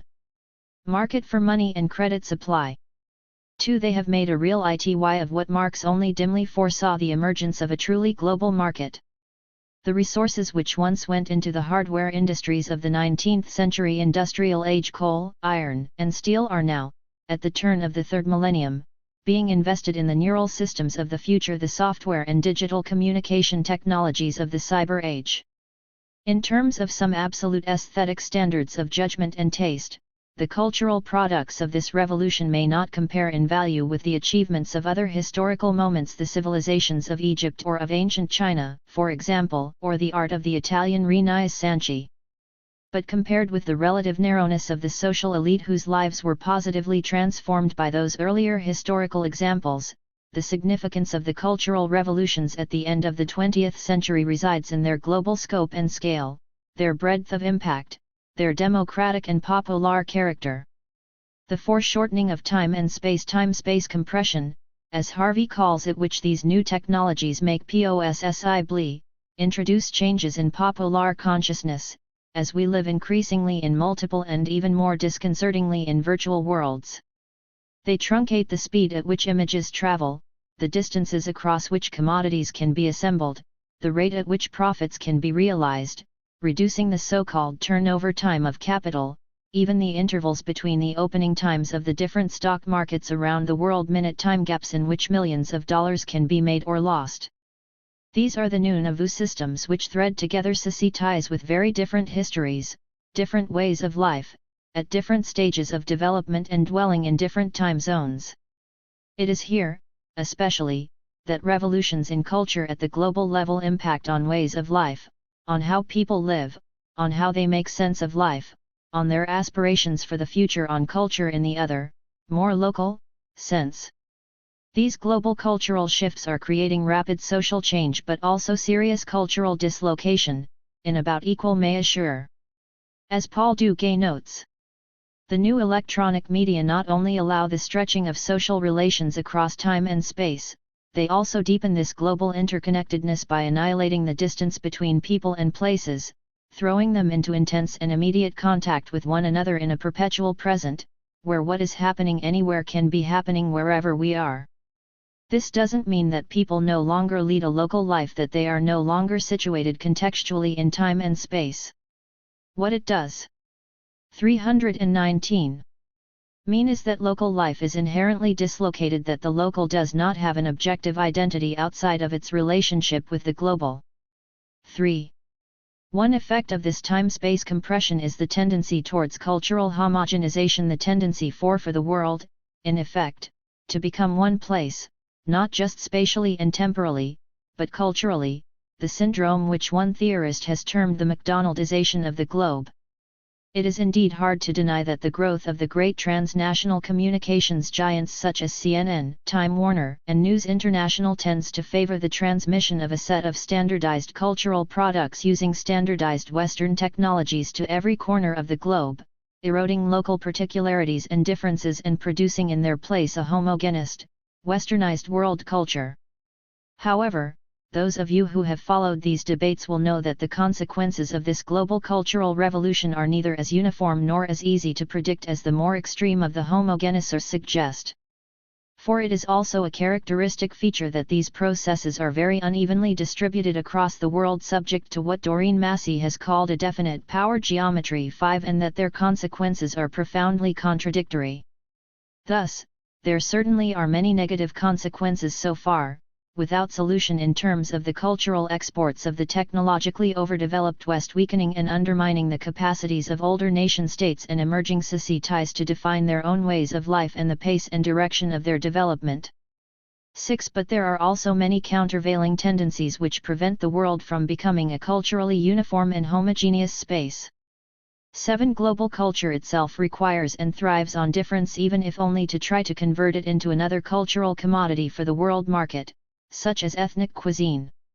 It is therefore more likely to produce simultaneously new global and new local identifications than some uniform and homogeneous world culture. 8. The result of cultural mixing, or syncretism, across old frontiers may not be the obliteration of the old by the new, but the creation of some hybrid alternatives, synthesizing elements from both but reducible to neither, as is increasingly the case in the culturally diverse, multicultural societies created by the great migrations of peoples arising from war, poverty, and economic hardship in the late 20th century.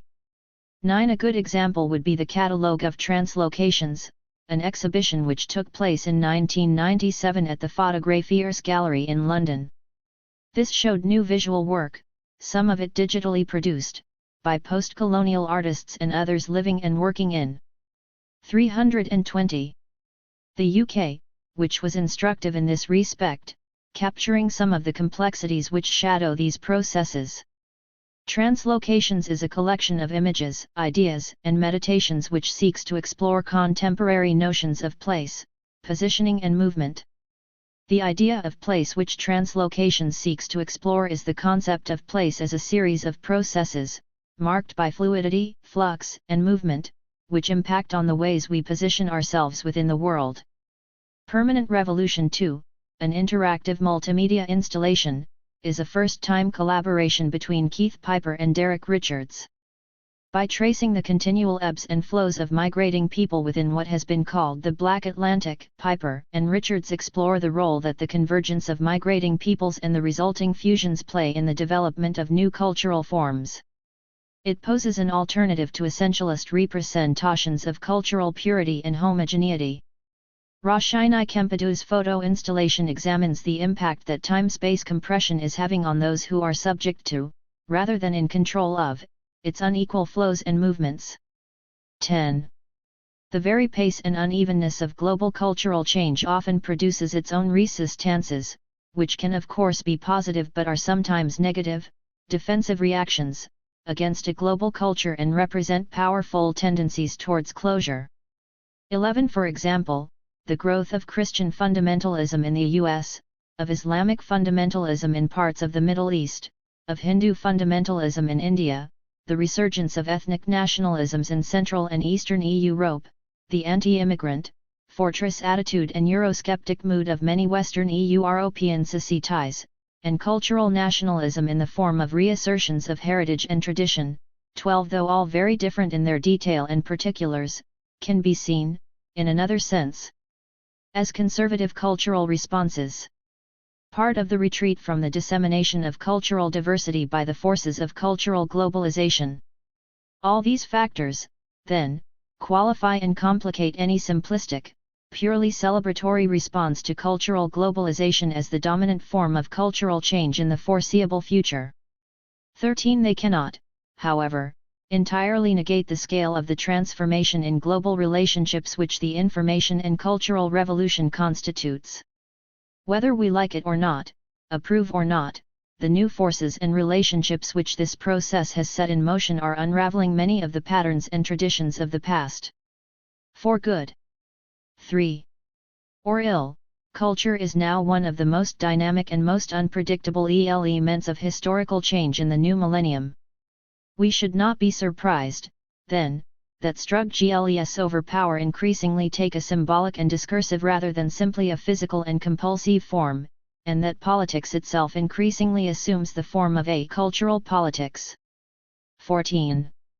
The final frontier, identity and subjectivity. The impact of the cultural revolutions on global societies and on local, everyday life may seem significant and broad-ranging enough to justify the claim that the substantive expansion of culture in the late 20th century has been unprecedented. But the mention of its impact on inner life reminds us of another frontier which needs to be addressed. This concerns the centrality of culture for the constitution of subjectivity, of identity itself and of the person as a social actor.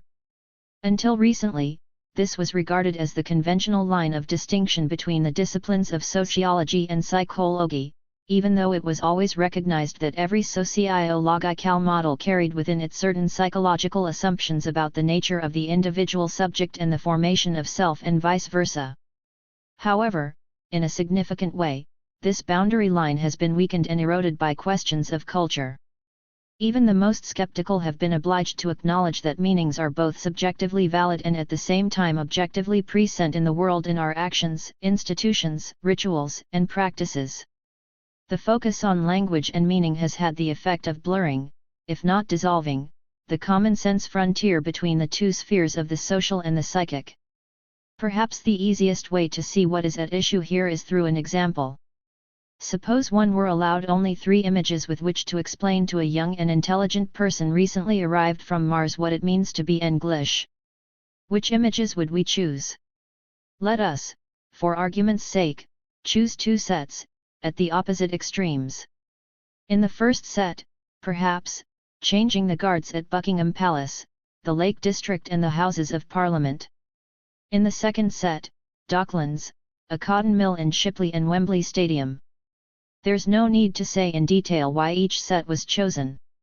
The first signifies, carries the meaning of, tradition, a stable and well-ordered society, the evocative landscape associated with the English love of nature and most famous English poets the Romantics, the proud heritage of parliamentary. 322. Government, the quintessential sign of what it is about England that has survived through thick and thin Big Ben, and so on. The second set more modern, popular, up-to-date, thrusting, entrepreneurial, post-Thatcher Britain, face turned towards the competitive world, the triumphs of the Industrial Revolution on which Britain's greatness was based, Victorian values, the hard graft of work and labour which built its former prosperity, and, in popular sport, a testimony to ordinary folk, the backbone of the nation, and to the nation coming together, across class and regional, racial and gender, lines in the football stadium. These may seem very oversimplified contrasting images. But we should not imagine that they do not refer to quite complex discursive and cultural formations.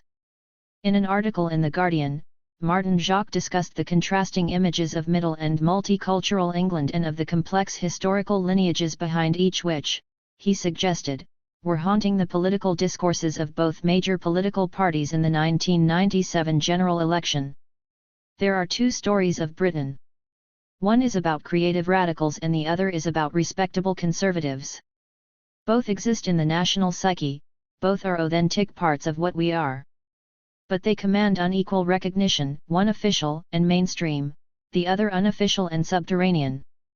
The official culture warmly embraces Andrew Lloyd Webber, Cilla Black, and Cliff Richard as authentically British.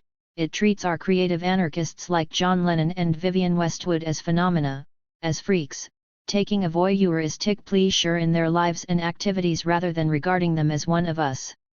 From time to time, there is a rebirth of cultural energy, always starting on the periphery then working its way to the center. Now is one such moment. In the capital, it has much to do with the emergence of London as a global city, perhaps the most global city in the world, certainly in Europe. London is now more open than ever before to a kaleidoscope of global influences from food to music, from ideas to business. And above all people, the ethnic minorities now figure in our cultural life like never before. Many of the key designers in London Fashion Week were from ethnic minorities. Immigrants are frequently a source of exceptional energy. Our cultural radicalism has much to do with being both an island and being culturally porous. 323.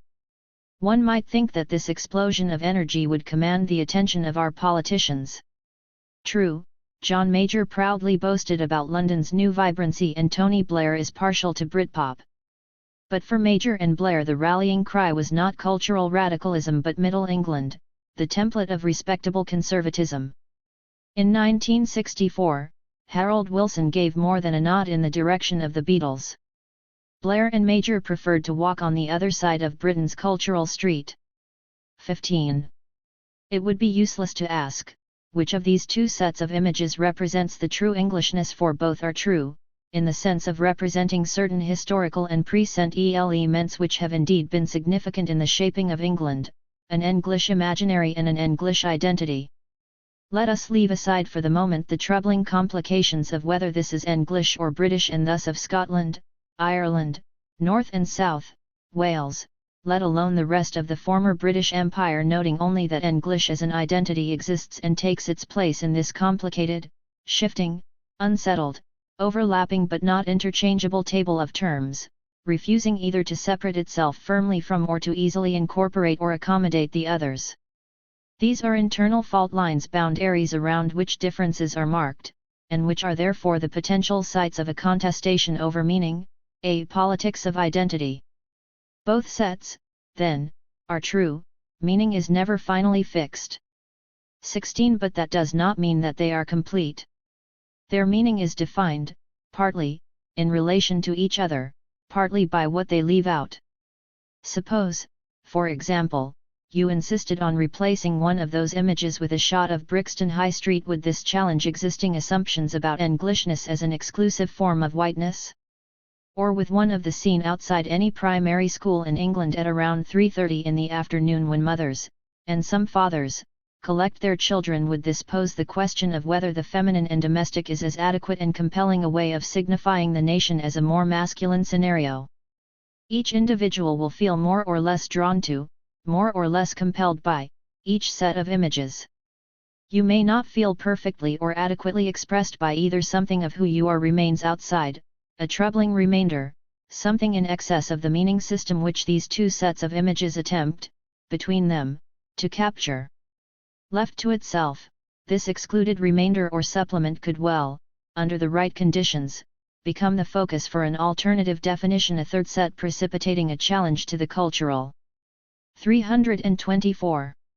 Authority of the two sets already offered and representing the birth of a new contestation over the meaning of Englishness, a different focus of identification and thus, a new politics of identity. 17. However, even if you are not fully represented by either of the image sets offered, you will probably feel pulled more towards one than the other, seeing yourself imaged or reflected, or, as they say, summoned into place, more by one than the other. You have begun to invest in or identify with one or another meaning of what it is to be English and, by taking up that subject position, are becoming more that sort of English person yourself than the other. This is one, rather common sense and descriptive way of explaining how a national identity comes into being. 18. But it may be worth spelling out the implications of what we have said. Were you English in the sense defined here, in the core of your being, in your heart and soul, in your genes, in your blood before you were offered the list? Or has your English identity undergone greater definition through the process of representation and identification just described? What this suggests is that identity emerges, not so much from the inner core of our one, true, self alone, but in the dialogue between the meanings and definitions which are represented to us by the discourses of a culture, and our willingness, consciously or unconsciously, to respond to the summons of those meanings, to be hailed by them, to step into the subject positions constructed for us by one of the discourses on Englishness, in short, to invest our sympathies and feelings in one or other of those images, to identify. 19. What we call our identities are probably better conceptualized as the sedimentations over time of those different identifications or positionalities we have taken up and tried to live, as it were, from the inside, no doubt inflected by the particular mix of circumstances, feelings, histories, and experiences which are unique and peculiar to us as individual subjects. Our identities, in short, are culturally formed. This, at any rate, is what is meant by saying that we should think of social identities as constructed within representation, through culture, not outside of them. They are the result of a process of identification which enables us to position ourselves within or to subject ourselves, inside, to the definitions which cultural discourses, outside, provide. Our so-called subjectivities, then, are, partly, discursively or dialogically produced. It is therefore easy to see why our understanding of this whole process has had to be thoroughly reconstituted by our interest in culture, and why it is increasingly difficult to maintain the traditional distinction between inside and outside, between the social and the psychic, once culture has intervened. 325. Epistemological aspects, the cultural turn. So far, we have been addressing the question of the centrality of culture in substantive terms, looking in particular at four dimensions: the rise of new domains, institutions, and technologies associated with the cultural industries, which have transformed the traditional spheres of the economy, industry, society, and culture itself; culture as a force for global historical change; the cultural transformation of everyday life; the centrality of culture in the formation of subjective and social identities. Now it is time to turn to the second aspect of culture's centrality, its epistemological dimensions. As in the world and in social life, so also in terms of knowledge, theory, and understanding. In recent decades, there has been a revolution in human thought around the idea of culture. Within the human and social sciences we now accord culture a much greater significance and explanatory weight than used to be the case, though changing habits of thought is also a slow and uneven process, and not without its powerful rearguard actions, such as, for example, the ritual attacks launched against media or cultural studies by the traditional disciplines which feel somehow challenged or displaced by their very existence. Despite this, a major conceptual revolution is in the making in the human and social sciences.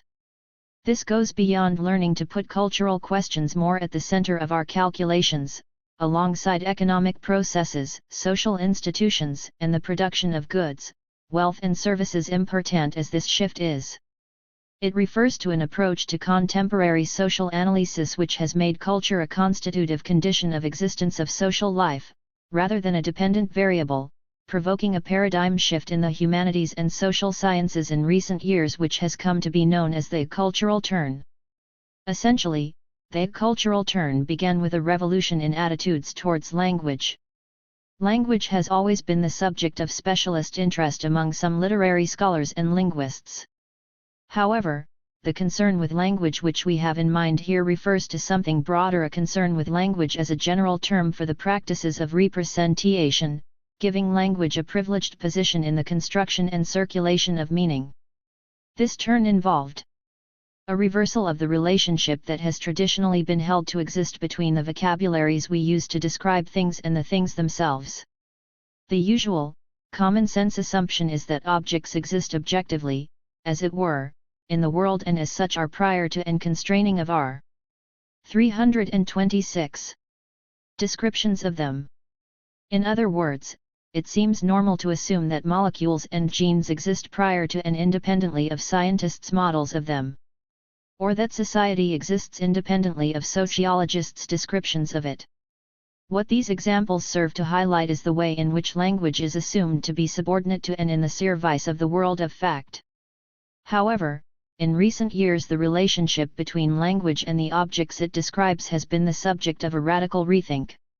Language has been promoted to an altogether more important role. Theorists from many different fields, philosophy, literature, feminism, cultural anthropology, sociology, have declared language to bring facts into being and not simply to report on them. 20.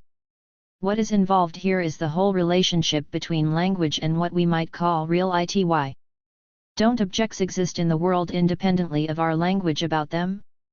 In one sense, of course, they do. To return to a familiar example, a stone still exists regardless of our descriptions of it. However, our identification of it as a stone is only possible because of a particular way of classifying objects and making them meaningful, i.e., stone as part of a classificatory system which differentiates stone from iron, wood, etc., or, on the other hand, within a different classificatory system a stone, as opposed to a boulder, a rock, a pebble, etc. Outside of these meaning systems, each of which gives the thing a stone a different meaning, objects certainly exist, but they cannot be defined as stones, or indeed as anything else, unless there is a language or meaning system capable of classifying them in that way and giving them a meaning by distinguishing them from other objects. This idea that things only have meaning through their insertion within a particular classifying system or language game, as the philosopher Wittgenstein would call it, has some very profound consequences.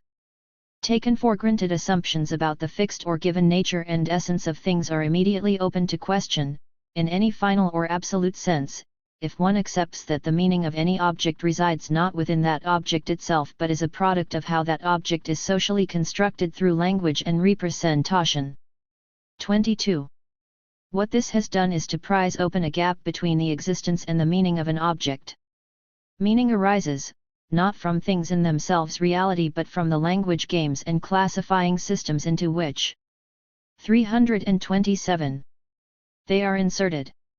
What we think of as natural facts are therefore also discursive phenomena. It is difficult to exaggerate the consequences of this for the philosophy and practice of the social sciences. Ever since the Enlightenment it has been accepted that the role of science was to offer an objective, impartial, rational and true account or knowledge of the world. A scientific approach, in which facts were independent of our descriptions of them, was regarded as an ultimate arbiter of truth to which the social sciences should, as far as possible, aspire. The idea that, whatever is the nature of the elements of which physical objects are constructed, atoms are a product of a classificatory or discursive practice, atomic theory, and that they are contextual and historically contingent, and are therefore open to different forms of classification which may emerge in the future, has undercut simple notions of accuracy, truth, and objectivity, and opened the floodgates to what its critics see as a tide of relativism. 23. The cultural turn is closely related to this new attitude towards language. For culture is nothing but the sum of the different classificatory systems and discursive formations, on which language draws in order to give meaning to things.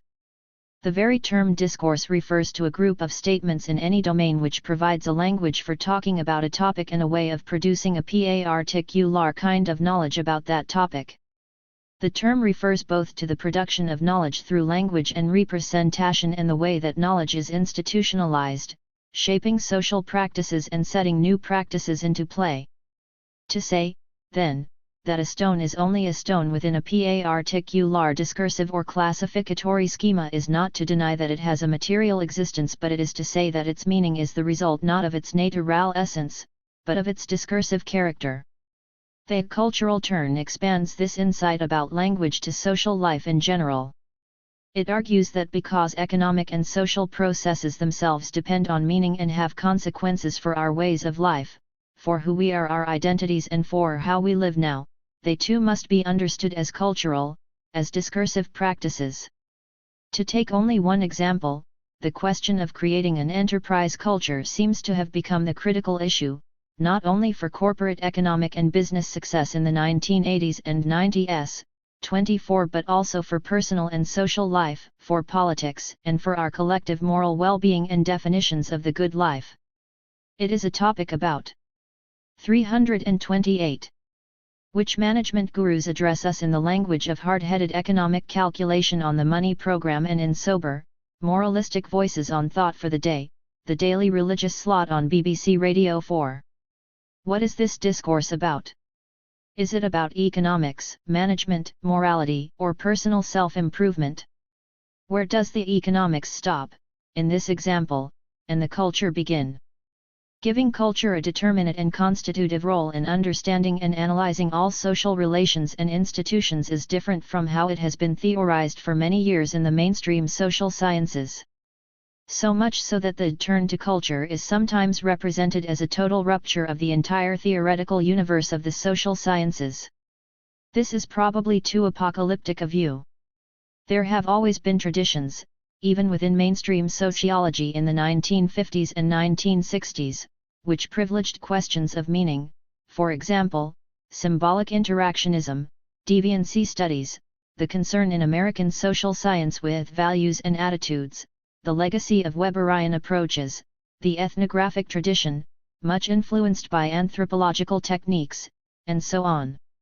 So, the cultural turn is probably more accurately seen, not as total rupture, but as a reconfiguration of elements, some of which have always been present in socio-logical analysis, but coupled with new elements in particular, the focus on language and culture as a substantive area, not just that which provided value integration for the rest of the social system. Indeed, in some respects, the cultural turn could be read as representing a return to certain neglected classical and traditional socio-logical themes after a long period dominated by more structural, functionalist or empiricist concerns. It was, after all, one of the founding figures of modern sociology, Max Weber, who in his interpretive sociology defined the subject of socio-logical investigation social action as action which is relevant to meaning, though, for many years, this was not the most frequently referenced aspect of Weber's work. Durkheim and his Anti-Sociologic School in France, another founding formation in the early history of the human and social sciences, considered the centerpiece of sociology to be the study of relationships between the social and the symbolic, and much of their work concerned the study of the social meanings embodied in religion as well as in the classificatory systems of so-called primitive societies.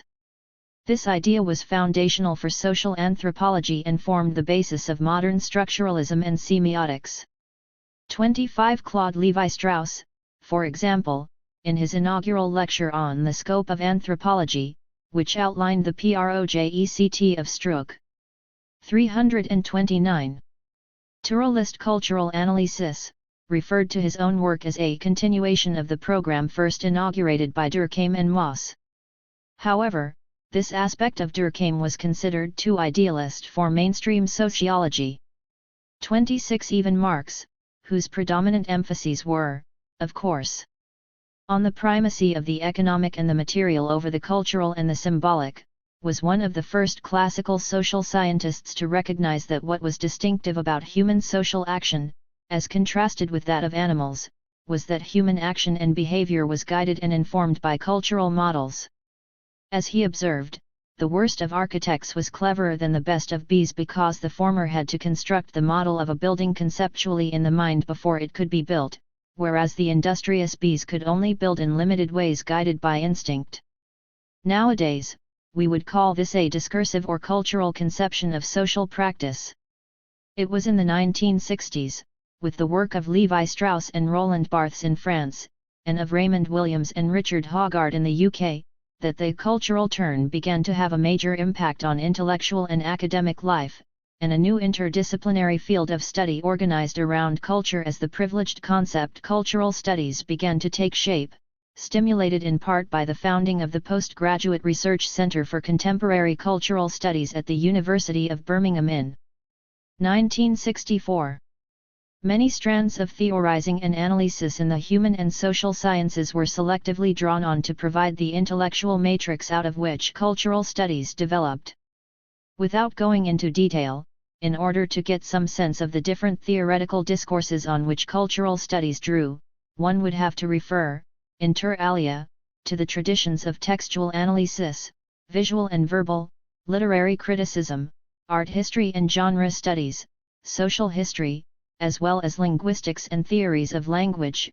In the humanities, in the social sciences, the more interactionist and culturalist aspects of mainstream sociology, deviancy studies, and anthropology, critical theory, e.g., the French semiotic and post-structuralist theorists, Foucault, the Frankfurt School, feminist and psychoanalytic writers, film, media, and communications studies, studies of popular culture. Also important were the many non-reductionist forms of Marxism, especially those associated with the work of Antonio Gramsci and the French structuralist school led by Althusser, and their preoccupation with questions of cultural hegemony, ideology, and power. 27 Since those early days there has been both an enormous expansion in the teaching of, and the demand by students for, cultural studies, not just in the UK but internationally. 28 Just as significant, perhaps, has been the way. 330. In which elements of cultural studies have been incorporated into the more traditional disciplines, and the manner in which the cultural turn has influenced and inflected the practices of the academic mainstream, not least of all, sociology itself.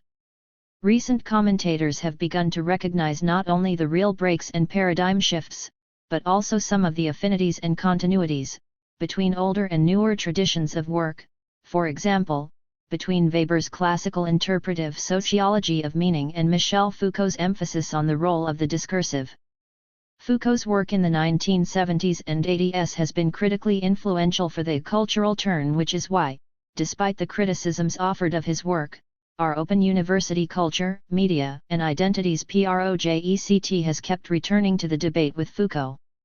What all this suggests is that the cultural turn is the product of a more complex genealogy than has been widely recognized and could be interpreted as a recovery in a new key, so to speak, of some long neglected and subordinated strands in critical thought within the human and social sciences.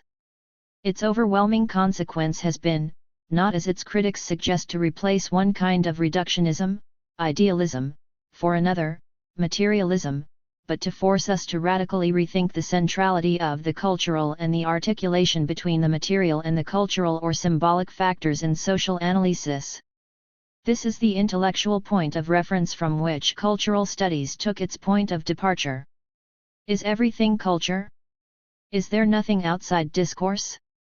In part, then, in its epistemological sense, the centrality of culture lies in the paradigm shifts which the cultural turn has provoked within traditional disciplines, the explanatory weight which the concept of culture carries, and its constitutive rather than its dependent role in social analysis. One aspect of this is the expansion of culture to a wider, more inclusive range of institutions and practices.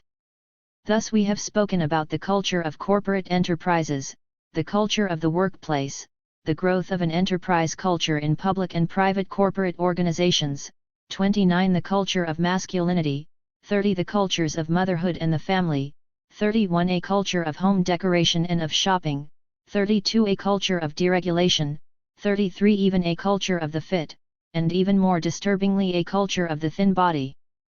34 What this suggests is that every social activity or institution generates and requires its own distinctive world of meanings and practices its own culture.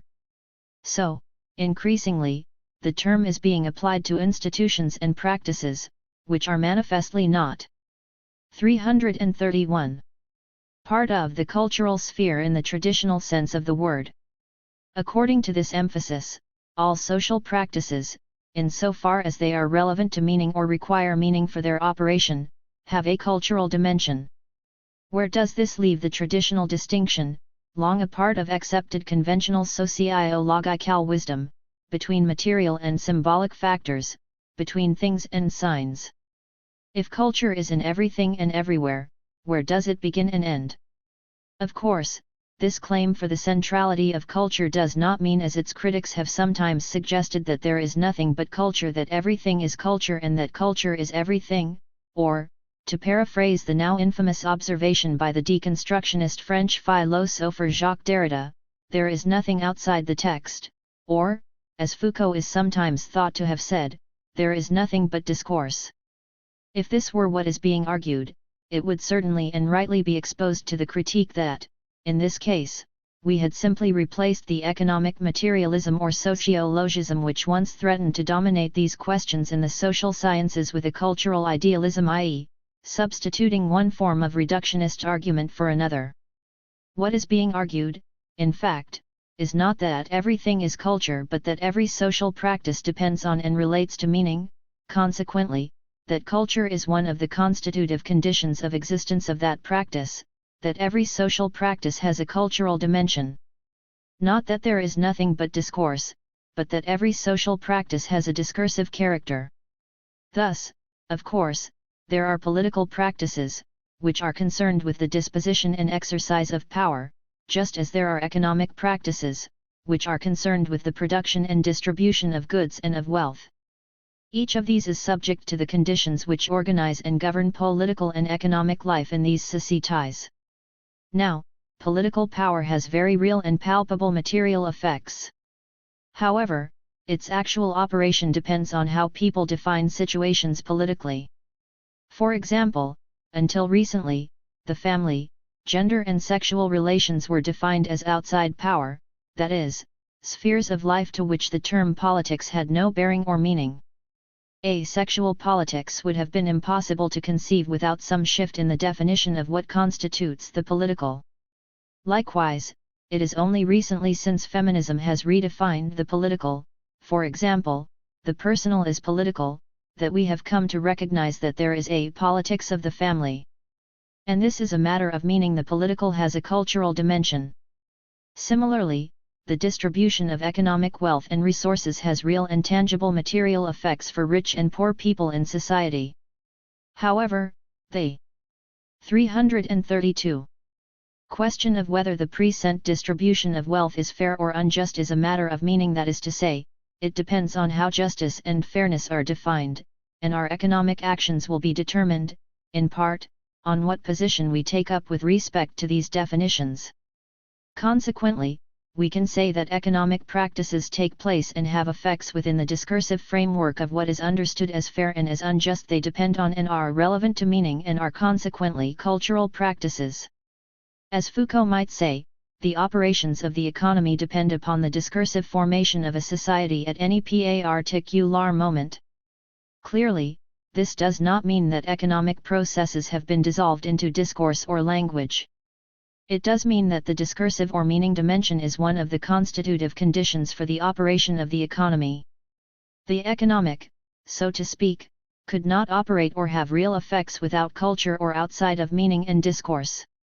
Culture is therefore, in these examples, constitutive of the political and the economic, just as the political and the economic are, in turn, constitutive of, and set limits for, culture. They are mutually constitutive of one another, which is another way of saying that they are articulated with each other. Thus, to be strictly accurate, we should really reword the expanded claim about culture offered above as follows: every social practice has cultural or discursive conditions of existence. Social practices, insofar as they depend on meaning for their operation and effects, take place within discourse, are discursive. Hall, Marxism, Thatcherism. Hall's debate on Thatcherism with Bob Jessup and his co-authors ran on, if indirectly, beyond Hall's response to their initial allegations regarding his ideologism. The critics produced a rejoinder to that response, once more in New Left Review, detailing further their concern that Hall's analysis of Thatcherism lacked a sufficiently structural economic dimension, but this time adding that even within Hall's highlighted realms of intervention and specificity, the political and ideological levels, his account came up short. This supplementary challenge was every bit as cutting as the first, but rather than get entrapped in diminishing returns polemic, Hall chose to handle it more comprehensively, through the form of presentation of his 1988 collection The Hard Road to Renewal, Thatcherism and the Crisis of the Left.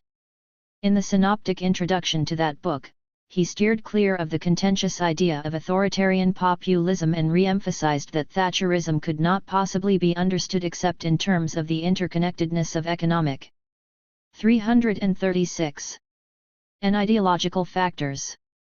Yet Hall also took the opportunity to dwell once more on the severe limitations of re-emerging old Marxist objections to the new revisionism around the phenomenon of Thatcherism, to the effect that class theoretical analysis was being abandoned. Authoritarian populism reappeared in the second part of The Hard Road to Renewal, 4 chapters of which were strategically compartmentalized as questions of theory. Within this section, the article responding to Jessup and colleagues was placed alongside an earlier Hall discussion of 2 ways of taking democracy seriously, namely, authoritarian populism and the notion of the popular democratic.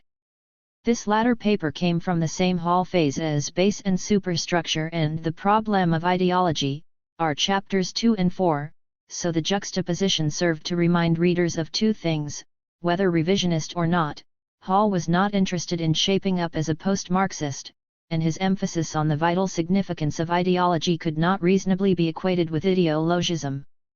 The theory section of Hard Road was headed by State and Society, 1880–1930, co-authored with Bill Swartz, and taken from what was, in effect, the last of the CCCS/Hutchinson former working papers in Cultural Studies series. 2. This was an interesting move, because that account was not at all theoretical in the standard sense of laying out thinkers and concepts and elaborating on the ones considered most useful. Rather, it was an applied Gramscian excavation of how the succession of political crises in that period had severely threatened the hegemony of the dominant order and gelled into an epical transition involving the recomposition of British society, politics, and the state. 3. In describing how the realigned forces of collectivism and conservatism acted as powerful strands in the dispersal of liberalism, Hall and Swartz showed how a momentous passive revolution, Gramsci, got underway. Without an understanding of that context, the Thatcher conjuncture itself could not properly be grasped. The authors made no apology for concentrating on the political level. Both the crises and the transition, they insisted, were constituted by political forces. But again, we should not see this as amounting to politicism, any more than the approach to Thatcherism represented ideologism. The very use of passive revolution, in both Gramsci and Hall, such that our own conjuncture must be perceived, organically, as stretching back in various ways to that late 19th century moment, rules out any purely presentist or superstructuralist interpretation of what Hall was endeavoring to explain. But the political had to be given its due, just as giving the economic its due also required dedicated attention. 337. Shin. For example, in another chapter in the collection in which State and Society appeared, titled The Corporate Economy, 1890–1929, Swartz provided the sort of focus that he and Hall would have seen as necessarily interweaving with their chapter in Hard Road. 4. As well as underlining the continuity between our Chapter 7, Variants of Liberalism, and Hall's approach in his Thatcherism book, the theory section of Hard Road works against the impression given in the Jessup critique that Hall was fixated on the immediate ideological novelty of Thatcherism, that he had a thin version of Gramsci, and that he was less attuned than he might have been to the contested nature of discourses and institutions that aspired to be hegemonic. Jessup and his co-authors produced their own longer project volume Thatcherism, A Tale of Two Nations in the same year as Hall's Hard Road. 5. Further efforts were made to emphasize that, despite their reservations, they were seeking constructively to build on Hall's seminal contribution, but by reproducing all 3 parts of the earlier encounter, including Hall's response, and by consistently streaming the nub of the exchange, as they saw it, throughout the rest of the book, the hint of personal animus could not be expunged, whatever their intention. Otherwise, Jessup and colleagues' Thatcherism was impressively comprehensive, and their critique of far-left and traditionalist Marxist authors who fail to recognize the relative autonomy of the political and the ideological was indeed, in substantive terms, similar to Hall's. Such compatibility is also attested, at one remove, by Jessop's subsequent development of the analytical lenses of critical discourse analysis and cultural political economy, both underpinned by a generous interpretation of Marxist categories and purposes. From the angle of the selection of Hall's writings in this book, perhaps what is most emphatically revealed by that whole episode of debate was that while Hall's forte as a mediator in the politics of theory involves strenuously synthesizing concepts and positions, it was ultimately the broad trajectories of thought and practice that mattered to him, rather than the kind of theoretical exactitude that could end up being divisive. Beyond our existing vocabularies, race, ethnicity, identity, post-coloniality, diaspora. These were major Hall concerns, and his thinking about them, together with his experience of them, are defining elements of his life and work. As such, they prompt appreciation and review in their own terms. Yet nothing about Hall makes for 338. Easy compartmentalization, and we have already seen in Chapter 6 how his Marxism and his approach to race and ethnicity were spun from a single fabric of thought. The same could be said of two other pivotal papers already mentioned: Race, Articulation and Society's Structured in Dominance, 1980, and Gramsci's Relevance for the Study of Race and Ethnicity, 1986. These were included in the Essential Essays volumes, in which editor David Morley quotes Cobina Mercer's introduction to another prime Hall publication, The Fateful Triangle, Race, Ethnicity, Nation, in order to underscore that Hall's earlier neo-Marxist, sociologically-minded theorizations, as exemplified by those two essays, provided the very grounding for the more discursive approaches to these questions displayed in his later work. 6. This is well said, but we should not minimize the significant shift that took place in Hall's interests and in his sense of the politics of theory.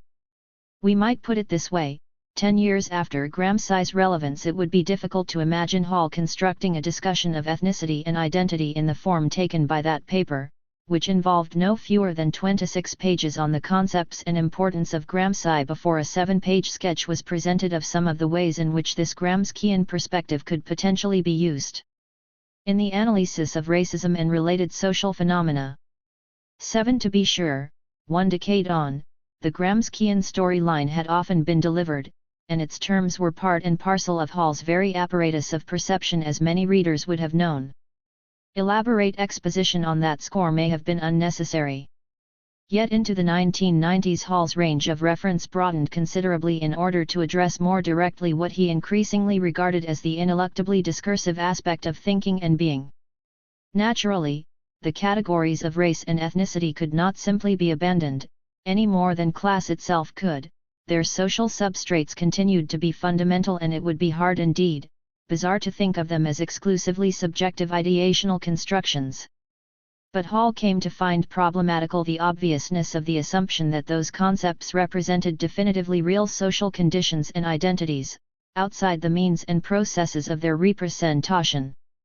In the terms of our discussion of the Part I writings, the discursive sense of articulation was becoming, for Hall, at least as important as its societal meaning, and it was getting close to the point where the very distinction so vital for his reading of the 1857 introduction was starting to slide. In that context, the more mobile, fluid ideas of the post-colonial and the diasporic greatly appealed. True, in some theoretical hands the new ways of thinking seemed to be endowed with an 339. Almost principled conceptual elusiveness and an evasive heterogeneity of purpose. At the same time, why would it not be the case that a transition into truly global thinking for the first time, together with a corresponding break with all unreflective modernist paradigms, would throw up significant sectors of ambivalence and compounded ways of proceeding? We might recall here Sartre's suggestive phrase about the progressive impulse in intellectual movements seeking to catch hold of the profundity of the lived. At any rate, in when was the post-colonial thinking at the limit, Hall fully engages with this train of thought. In the handful of years prior to the writing of our Chapter 11, Hall had produced searching reflections on new ethnicities, questions of cultural identity, and critiques of essentialist ways of understanding personal and political subjectivity, including the essentialist black subject. His thought was correspondingly marked by inclinations toward hybridity, cultural, social, intellectual, and he expressed, further, complexity regarding the interrelations between the political, the historical, the conceptual, and the psychic, both as layers of comprehension and as sensibilities. One important predecessor to when was the post-colonial, was The West and the Rest, Discourse and Power. 8. Because the latter was yet another outstanding Open University teaching text, Hall did not wish to overcomplicate matters, but the title of that investigation immediately indicated that the binary distinction he was seeking to explore, West/Rest, represented an ideological imaginary as much as any pre-existing real division in the world, while the trademark Foucauldian subtitle, Discourse and Power, signaled Hall's intention to give greater credit than previously to that preeminent non-Marxist. And an important thesis in that regard was not only that standard modernist sociology, with its characteristic contraposition of advanced and primitive social types, was shot through with Eurocentric bias, but so, too, arguably, was Marxism itself. Among other reasons, this was because historical materialism took an oddly positive view of Western modernity, in potentia at least, since capitalism represented a necessary stage in humanity's progress toward advanced communism. Hall thus highlighted the congruence among sociology, Marxism, and European Enlightenment theories of the stages through which human civilization necessarily evolved, the lineaments of which were constructed on the back of colonialist convictions about the essential inferiority or else the simple idyllic nobility of the savage peoples of the world that were at that time rapidly being discovered. It seemed, then, that Marxism had to be considered part of the dominant 340. Regime of truth, Foucault, in whose terms non-Western modes of living and thinking had been defined as necessarily backward, and, as such, systematically exploited/destroyed. The West and the Rest is often read as though such critical considerations were being put forward by Hall as unequivocal arguments. As such, it would be hard to see how he could continue to express any kind of commitment to Marxism. But I think this misreads what he was doing. Hall wanted to advertise the crucial importance of Edward Said's famous book of 1978, Orientalism, in advancing discussions of colonial dominance and cultural power. 9. Yet as has been widely acknowledged, while Said brilliantly combined Foucault and Gramsci in understanding Western scholarly and governmental approaches to the Orient in, largely, the 19th century, he also had difficulty squaring their different theoretical emphases. The Marxian heritage of Gramsci continued to work, at least in part, against the post-structuralist bearings of Foucault. Said's text, then, while powerful and suggestive, was not altogether coherent. Aware of this, Hall adopted a heuristic approach to the thinkers he brought into play, not least because this might be the appropriate pedagogical approach. That way, all the featured lines of argument could be deemed important, providing food for critical thought, but no one of them was necessarily complete or exclusively right.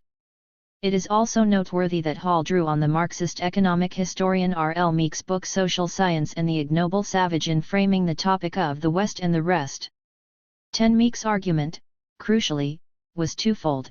Some stadializations of history in the 18th century were blatantly racist or supremacist, but others, even if faulty and ideologically tinged, supplied indispensable ingredients for any adequate comparative cultural and sociological understanding, without which the critique of Eurocentrism itself could not get off the ground. For Meek, and Hall too, this better line of Enlightenment inquiry eminently included, later, the ideas of Karl Marx. When Was the Post-Colonial, is a more difficult essay, theoretically falling somewhere between The West and the Rest and Hall's significant paper of 2000, The Multicultural Question. In the latter, he seeks to explain why the hybrid phenomena and agonistic demands, equality plus difference, of contemporary multicultural not multiculturalism, about which Hall remained skeptical, appear to outrun our existing political vocabularies. 11. And that, clearly, includes our existing Marxist vocabularies. Again, though, we must be careful. Hall was not necessarily implying that in every respect Marxism had served its time. It might well still be compatible, after a fashion. 341. Ion, with his focus on the radical insufficiency of all identities, and with the conundrum of retaining a grain of universalism while accepting that relationships between partial selves and multiple concrete others in our contemporary settings are constantly negotiated and intrinsically contingent. But put that way, while the connection to Marxism may not have been lost in principle, it was becoming in practice vanishingly thin. Accordingly, in the multicultural question, it is Ernesto Lacau, Judith Butler, and, again, Foucault theorists of the discursive that Hall turns to, with Gramsci and Marx consigned to a couple of footnotes and asides. That our chapter 11 opens up extremely tricky ground is signaled straight away by the fact that in its first 5 pages Hall clusters together as many as 20 rapid-fire, overlapping questions. Their gist, and that of the paper as a whole, is to convey that the notion of the post-colonial raises profound problems. First, regarding its periodization, when are we to think of it as taking place vis-a-vis coloniality and modernity? Second, regarding its very status as a conceptual vector, is the post-colonial to be considered a real compendium of forces and events, or is it not, instead, the name for a way of seeing, a problem space, through which many taken for granted ideas are going to have to be fundamentally reconsidered and indeed replaced? This involves interrogating anew at least 3 core concepts underpinning modern social understanding. Time: is there such a single, politics-free, continuous, temporal medium as history, at least as conventionally understood? Space: what happens once we see that traditional ideas about geography, and the world itself, have been definitively imagined through Eurocentric eyes? The cultural politics of belonging: how can we continue to identify exclusively either with dominant white groups, nations, and cultures or with subordinate local, ethnic minority ones, once we know that the very localism and ethnicism of the latter are largely the product of the dubious universalism of the former? Hall poses such considerations as formidable not only in a conceptual sense but also because they are disturbing and unsettling in a deeply psychic way, something that rationalist approaches to philosophical commitment tend to play down. Finally, in Hall's perspective, all these difficulties, and the feelings of derailment and ambivalence that go with them, will frustrate white Western academics and political actors far more than subaltern or 342. Self-consciously hybrid groups and thinkers. For the latter, release from unambiguous stability in our previous positionings within and concerning the world represents, under the sign of the post-colonial, a dramatic new source of freedom and participation. Throughout the post-colonial essay, we should observe, Hall's ability as mediator is continuously exemplified and being stretched. In a different context, social philosopher Bruno Latour makes the distinction between true mediators and mere intermediaries. For Latour, the latter take problem fields as given, and assume that some pre-existing state of the social itself is being transparently represented in arriving at a stable set of issues and, preferably, a definite verdict. Mediators, by contrast, for Latour, reconstitute the very concerns being addressed. In effect, they propose and co-produce a new social and through their acts of problematization and the network effects they trigger. That is why Latour says that mediators, but not intermediaries, are game changers and track switchers. 12. I find this helpful in appreciating what Hall is doing in post-colonial, for there is a kind of genius in the way that he orchestrates such overviews. Engaging with existing literatures and debates, Hall proceeds to reset the post-colonial as, precisely, a series of concerns and problems rather than definite positions and oppositions. This then enables him to bring inside the engaged constituency some authors, for example, Ella Shohat, whose arguments are ostensibly directed against it. The stickiest operation of that sort is Hall's protracted interaction with Arif Derlich's critical assessment of post-colonialism.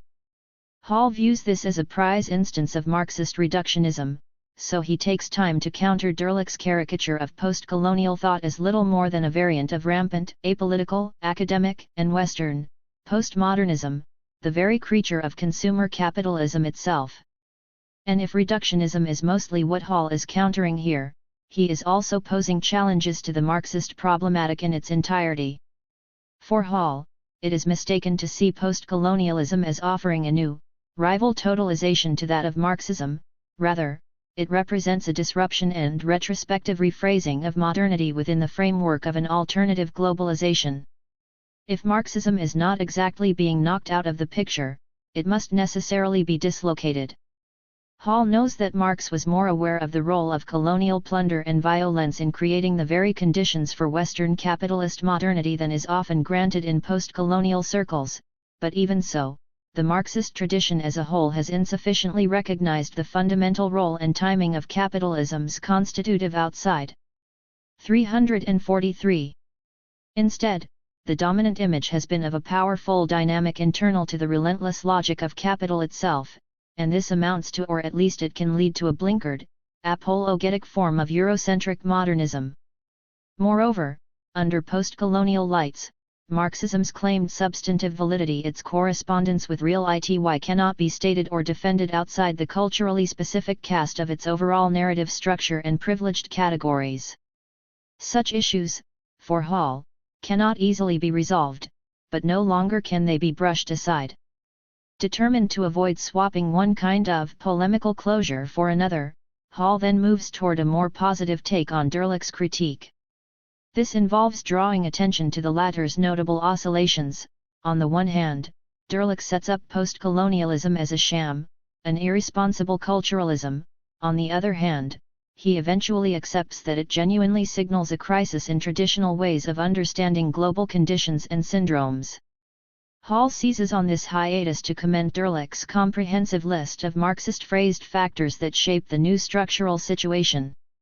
And he agrees that it is quite remarkable indeed, a glaring deficit, that the relationship between post-colonialism and global capitalism has slipped the attention of at least some people working in this vein.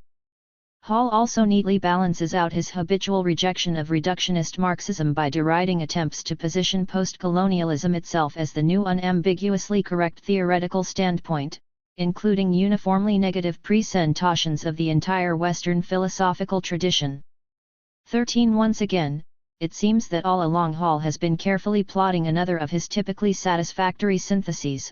Post-colonialism and Marxism are not, after all, completely at odds with one another, and the differences between the epistemological norms of critical theory and the disruptive motifs of subaltern identities and temporalities can, with some effort, be mutually accommodated. In one sense, this is what Hall is seeking to achieve, and to good effect.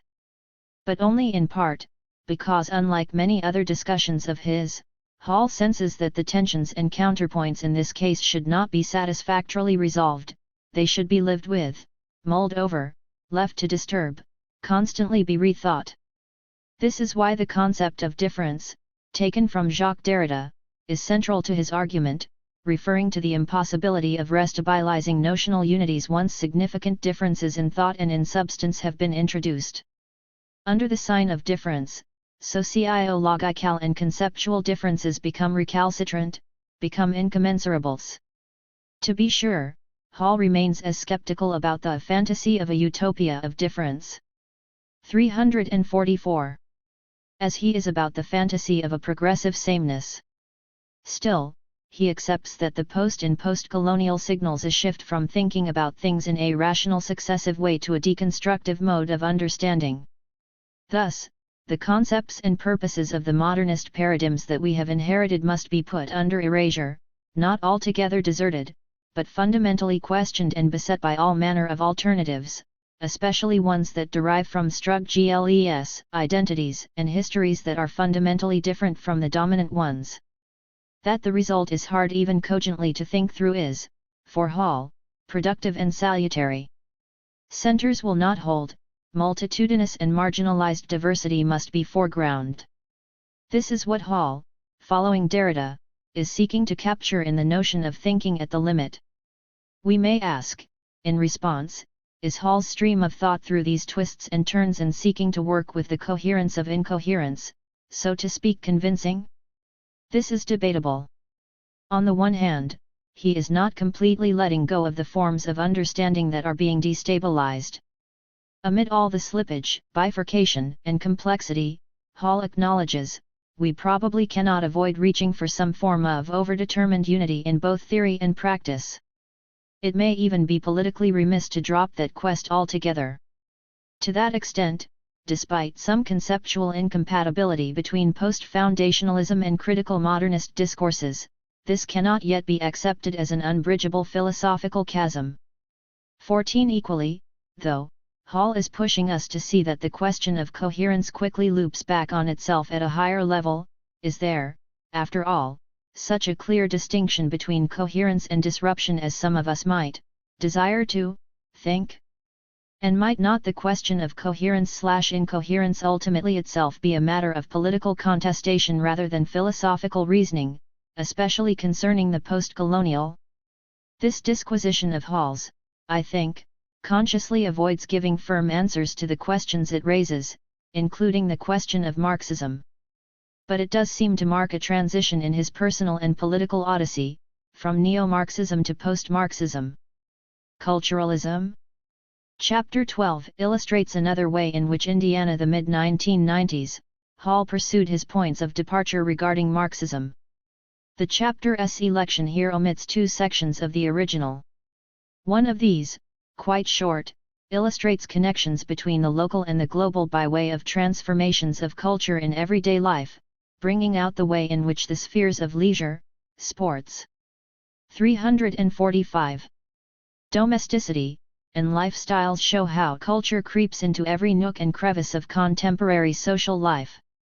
15 A second, 10-page omission focuses on cultural regulation, the way that cultural spheres and initiatives in the mass media, broadcasting, the arts, and so on are governed, largely through navigation of policy paths through ethno-nationally defined public service, on the one hand, and commercial interests, on the other. The regulation section is valuable, but it does not depend on or follow the theoretical propositions that boldly front the Open University book series Culture, Media, and Identities that Hall's essay concluded. To see that organizing perspective more clearly, we can refer, as Hall does, to the introduction to the book on the Sony Walkman that kicks off this extensive OUPROJECT. Part of the thinking is captured in its CIR quit of culture diagram. 16 This schema was, in part, a development of Richard Johnson's theoretical map in What is Cultural Studies Anyway? 17 Part of Johnson's purpose, as I indicated earlier, was to break with the Marxist emphasis on the priority of production, both within the CIR quit and in relation to placing culture generally in terms of the determinations of the social formation, not least via that other crucial visualization, base, and superstructure. Writing on behalf of the editorial team, Paul Duguay continues this theme by theorizing the CIR quit as an articulation of a number of distinct processes, the outcome of whose interactions are variable and contingent. 18 In effect, production is stripped of its privileged standing outside culture, then, when repositioned within the cultural CIR quit, it is conceived as having equal status with the other nodes, in a ceaseless process of mutual interaction. See the figure. Representation, identity, production, consumption, regulation. 346. In our chapter 12, Hall reiterates the major premise laid down in the Culture, Media, and Identities introduction, that culture, today, is central, not peripheral, both substantively and epistemologically. Substantive historically, culture is more central today, owing to its dramatically increased influence on contemporary experience and interconnectivity. Epistemologically, social reality is culturally constituted. Materiality, economic causation, and social practice cannot meaningfully be conceived as existing outside the symbolic codes and normative valences through which we represent them. By extension, the very categories of understanding by means of which analysts gain ordered social knowledge themselves intrinsically express social meanings and cultural preferences. As Hall summarizes, Culture is nothing but the sum of the different classificatory systems and discursive formations. 19. He goes on to exemplify the centrality of culture, both in the global dimension of contemporary society and along the final frontier of identity and subjectivity. Here Hall undoubtedly puts his finger on crucial phenomena of cultural and political life in the post-modern era. The question is, however, whether their importance can be appreciated only on condition of acceptance of the twofold centrality of culture thesis, understood as reversing the supposed priorities of previous generations of sociologists and Marxists alike, in effect instituting a move from culture as derivative to culture as primary. In the end, Hall backs off from this strong statement of culturalism, but the initial rhetoric pushes hard in that direction. The case for the strong centrality thesis, in both its aspects, is not in my view greatly convincing. Is culture really more central than before? To take only the Victorian era of British capitalist modernity, providing many of the stock images of materialism in command, its production of wealth and goods, its machines, factories, and systems of land management were hardly less embroiled with, and overlaid by, cultural values than present-day things. Protestant ethics and religious revivals immediately come to mind, symbols and norms of respectability, thrift, industriousness, deference, and domesticity, changing ideals of health and leisure and imperial destiny, each partly driving the expansion of one of the defining forces of the age, the railway. Hall also mentions Egyptian civilization, ancient China, and the Renaissance, epochs that are even more frequently defined in essentially cultural terms rather than by whatever material factors produced or were produced by them. By the same token, today's immaterial, virtual, communicational society, in which imaginaries are allegedly in command. 347. Are the product of unprecedented levels of mass production of computerized hardware of every size, producing grotesque levels of material waste. In any case, the substantive thesis is undermined by the epistemological thesis, because if social action and human existence alike are quintessentially meaning-laden, as Hall tells us in the first paragraph of chapter 12, then there cannot be times and places where this nostrum applies more and others where it applies less, or not at all. We can certainly say that new or different forms of cultural life, or communicative technologies, or styles of meaning-making, are vital today in a way that they were not previously. But that is not the same as saying that culture has become more socially significant. The assumption that social action is intrinsically meaningful has long been invoked by sociologists and others in the human sciences to oppose biologistic imperialism in the understanding of behavior. Accordingly, at various points Hall recruits sociological classics like Durkheim and Weber to this cause. But it then seems curious that the epistemological dimension of the centrality of culture idea is intended above all to counter sociologists, as though it was a characteristic dogma of sociologists that social reality can indeed be specified and known in a way that makes culture definitively secondary. Even allowing for the fact that traditions of thought can be differently interpreted, this claim is questionable. According to Duguay's introductory assertion, backed by Hall, in the explanatory hierarchy of the social sciences in general and sociology in particular, cultural processes were deemed rather ephemeral and superficial. 20. But this is tendentious. More likely, sociology stood in little need of a cultural turn because it was always, in the main, culturalist rather than materialist in its explanatory hierarchy. This was certainly the shared assumption of keynote articles ranging across several CCCS volumes of working papers in cultural studies, in which sociologists were typified as excessively idealist, habitually tending to gloss over structural realities by dwelling on attitudes, norms, and values. Along those lines, in Cultural Studies 1983, Hall himself astutely summarized the work of Talcott Parsons, doyen of sociological theory in the 20th century. 22. Parsons too, Hall knew, was centrally concerned with the importance of the realm of the symbolic in the integration of different social groups. The true plea was, though, that in his characteristically abstract thinking about culture in general, Parsons gave very little concrete elaboration. Around which cultural values the integration is made, proceeding as though cultural relations function outside of the impact of economic relations, of 348. Social structures, and especially power. This is an excellent point, but one made at a time when Hall felt no compulsion definitively to prioritize the centrality of culture as such.